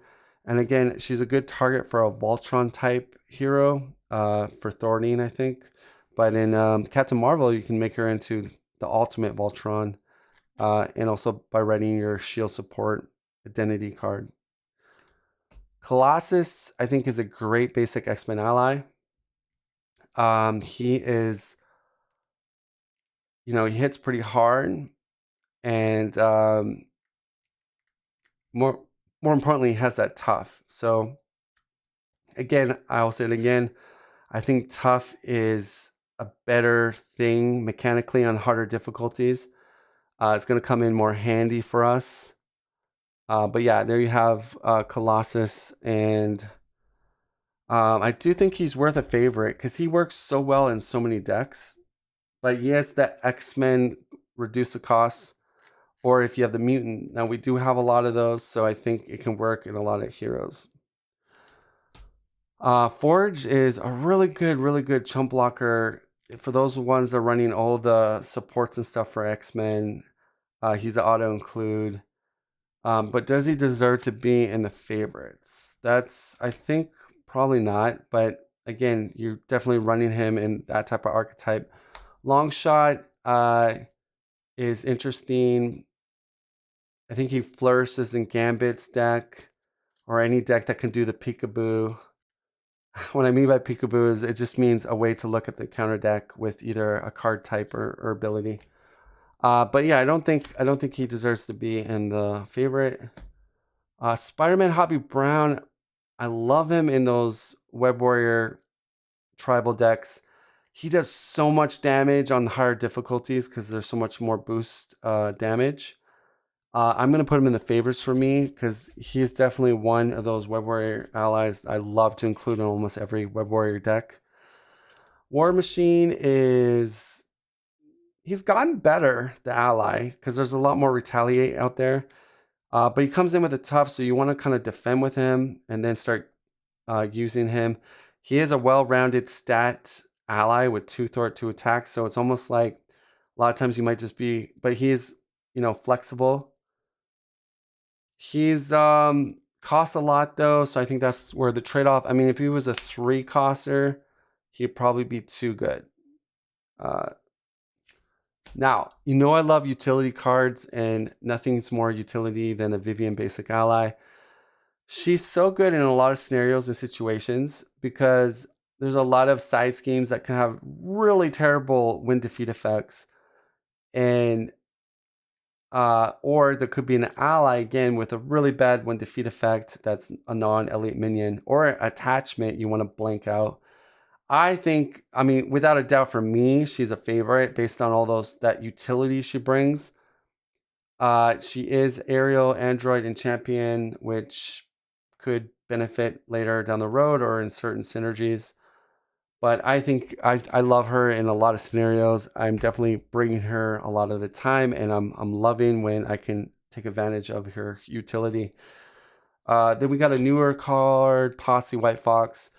Really good in Domino, also really good in any type of discarding type deck. She can just come out and very good. She can kind of stay on the mat a little bit longer if you're not threatened to just do a little bit of ping of threatened attack. I like her. I think she actually deserves a favorite because there's a lot of decks out there now that are using Digging Deep, and there's a lot of discard out there. And so I think she can gel well with a lot of those decks. Of course, you don't want to play her in your hand. That I might get called out on that one as a favorite because maybe some people just think she should just be tied to Domino only. But I think even in Iron Man, your Repulsor Blast, it's a power. Your Futurist is discard or search and then discard. Or no, wait, maybe Futurist doesn't proc. I gotta read the whole line of Futurist, but I know Repulsor Blast is discarding from the top. Or yeah, I think so. I maybe I'm wrong. I gotta read those. I gotta read the wording again, but I believe she works with Iron Man. Could be wrong. I might have to read the wording on that, but I think she's good. Professor X, yes, yes, yes, and take my money, and I will buy whatever set comes with Professor X. He is amazing. I think he is up there with Nick Fury, up there with a lot of good allies. I'm amazed that we get him in basic, and I'm more amazed that he's not lock traded, and that any hero can play him. Very powerful in heroes or characters that can reoccur things from their discard. Allows you to do safe flipping. The 3 thwart is huge. You also have flexibility to even stun a minion. Not really the case in most scenarios, but you do have a ready of an X-Men. So say you're trying to 1-turn kill and you need a little more damage, you could ready your jacked up Colossus or whatever. So he's got utility. He does kind of go away like a Nick Fury, but again, he does pay for himself and all those things I talked about. We got Deathlock here, and I would say he's interesting. I like him in the X-Force Tribal deck. I think he'll get better maybe if we get newer attachments that are maybe X-Force related. Maybe he'll get even better. But playing it with Call for Backup isn't bad. Player size scheme does cost a lot if you have a discarded attachment. Usually it's going to boost him to a 3/3 or whatnot. Now he has to be able to be allowed to play that attachment. You can't just put a Sky Cycle on him because he is not an Avenger. And then our last card, Deadpool. So Deadpool's going to be our last card. Now, I think he is probably the cream of the crop when it comes to basic Voltron candidates. I think he's an excellent Voltron candidate. I think Gamora could be a Voltron candidate as well. Spider-Man, Peter Parker, basic. But he's just, I think he's just screaming to be Voltron. The fact that he can stay on the board the entire game. And yes, there are some caveats or some drawbacks that you're going to put acceleration token on the main. But generally speaking, you can plan things out and you can go balls to the wall maybe on the last turn. Do a lot of readies maybe if someone at the player table has a lot of readies, and you can go through the roof. And if you're killing the villain in that round, who cares if you put 2 more acceleration tokens on? So there you go, guys. We have our favorites on the top. Heroic Skeleton says, love Vivian and Miss Marvel's Super Thor deck. Got to get a bunch of side schemes out. She neutralizes the worst one before I clear them all. Plus go for champions. Yeah, good point. Good point. All right, doing our Bachelorette top 5. We're going to start, I guess, with Nick Fury. Spider-Man, Peter Parker, Professor X, Gamora. And then I got one more to pick out of the bunch here. Oh boy, that's a tough one. Ooh, I'm leaning towards Deadpool or maybe Vivian. I mean, Agent X is really good. Moon Girl is really good. I mean, these are all super good candidates to go into my last spot. Oh man, this is tough. I feel like I'm gonna disappoint some people here, but guys, trying to think. This is tough. I'm gonna go Deadpool because I just think you're gonna see this a lot in a lot of decks. I mean, I think the ability that Deadpool is a 2/2 stat line that can basically stay in play for the rest of the game. I think speaks a lot, and I think the fact that we can put upgrades on him and he just gets more and more money out of that, and it's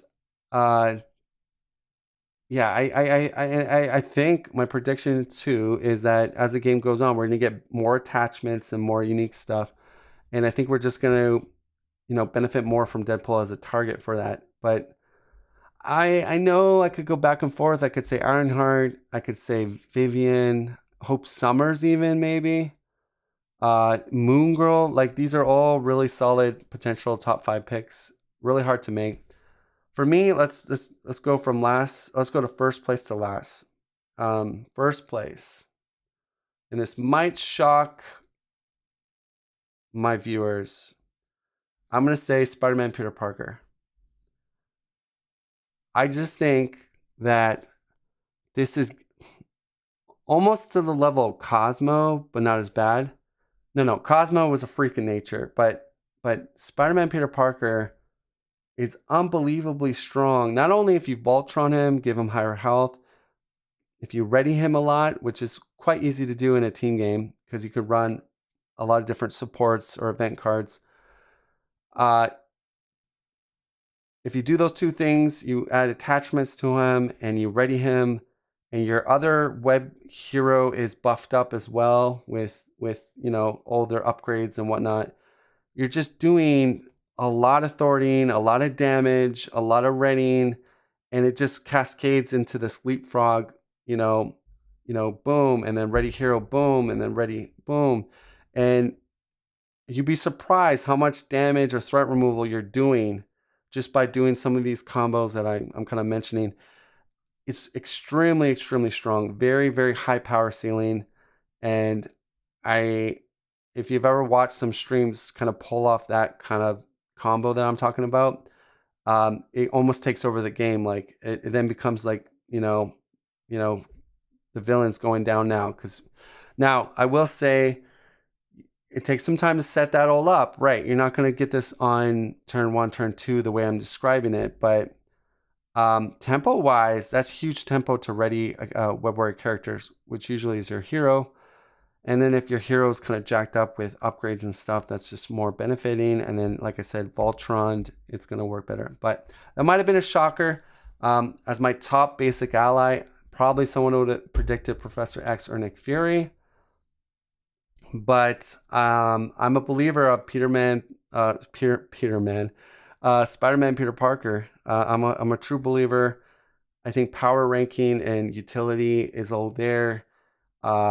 Yes, it has a hard you got to pay those 3 different resources. Not a problem. You have Across the Spider-Verse, and then you have other cards that can kind of help you with that. But anyways, second place, Professor X. The fact that you can run him in any hero character, and he can get extreme benefit of removing threat, chump blocking, and confusing. So those are all super, super awesome. And the cost is amazing. I mean, for 3 costs, 3 thwart ally, hello, really good. Second one is probably going to be Nick Fury. Again, OG Nick Fury. Again, can't beat that card draw. There's a lot of synergy with Nick Fury, with rapid response and different other cards. And even if the villain gets an overkill, usually has 2 health left, so you're even soaking up a little bit more of the damage. Unfortunately, if you get an overkill on a boost ability or whatnot, can't say nothing bad about Nick Fury. I mean, he's got utility options there to do indirect damage, jump over guard with the damage. Very good card. So going to our next one is going to be Gamora for number 4. I might be rocking the boat with a lot of people on that one, but I just think I've seen some of the craziest things you can do with Gamora, especially in Star-Lord's deck. And I assume she can also do it in other decks as well. And I just think if you build smart and thin out your deck, it's amazing what you can kind of do with her. And I think she's kind of a sleeper. Not really. I think a lot of people know that she's super good. And then we got Deadpool as the final 5th in our top 5 here. Again, I just think he's kind of a staple card for basic. Can work in any deck. More importantly, in a tribal X-Force deck, even better. But a good candidate on the table. If people have some upgrades, they can throw on Deadpool.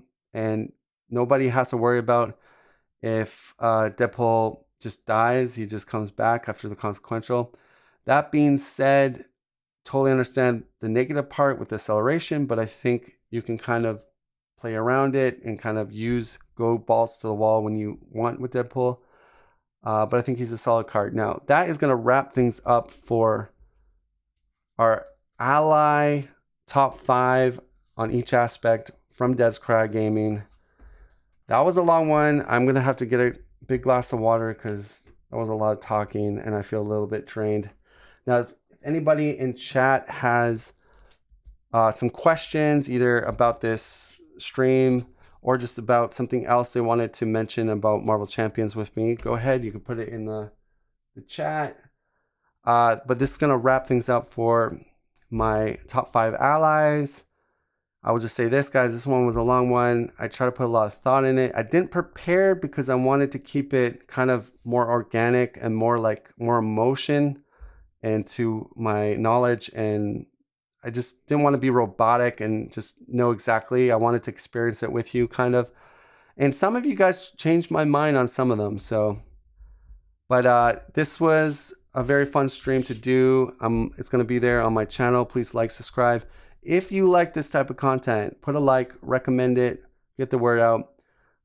Based on how well this video does, there might be more videos of this type of caliber that will go through Marvel Champions, and I can kind of explore that with you.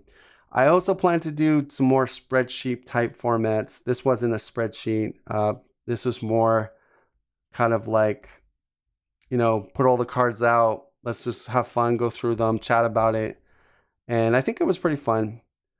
That being said, allies are very strong in the game. Many of them have their uses. Many of them can fit in lots of certain decks very well. And that's my main point, is that don't just judge favorites in the top 5. Not going to rank the winners. Oh, you want me to have a winners rank off? Like who is the best ally out of all the number ones? I don't know, Mark. That'll create some real enemies on my channel, because I know I'm going to disappoint someone like with that type of ranking. But that's a good idea. I mean, I don't know. I don't know if I think I'm having cold feet on that one. I don't want to. I think I like the way I did. I separated them a bit. I love these kinds of discussions. Yeah. And here's the cool part. It'd be interesting because I know I'm doing the response videos of other content creators. But yeah, any content creator that is watching this, feel free if you want to do a response. You don't have to do my entire video, but maybe just take a snapshot of my top 5 and do a quick response video. Like, feel free to, if you want to join me in my endeavor and you want to join this discussion and make a video about it, let's see where your top 5 are for your aspect, or make a video similar to this. But anyways, that was a long one, guys. I don't think there's any sort of questions at the end here for me. With that being said, I'm going to sign off. I appreciate all of you. Thank you. If you literally were from the start to the very end, you have no life like me. I bow down to you though. Like, I don't know. But yeah, if I recommend run this on ×2 speed, because this one's a long one. If there is something there interesting, slow it down. But that's all I would say. Anyways, I'll see you guys on the next one. We might do a let's play, or I am due to do a response video for Steve from Play the Game. That one's going to come down. Also, I like to go over the community polls with you guys. Maybe on the next stream, we'll do that at the start of the stream, and we'll just kind of have a chuckle and see where you guys are voting for and all that. Anyways, guys, thank you so much. I really appreciate it. I love when people show up to these live streams. We are growing as a channel. We're getting more people being active and talking. So appreciate you. If you've not subscribed, go subscribe. And I'm Descry, and Iron Man, take it away. It's me, Iron Man. Now, how much Descry paid me doesn't matter. What matters is to like and subscribe to Descry Gaming, or else I will repulsor bless you. Seriously, this is what you wrote me.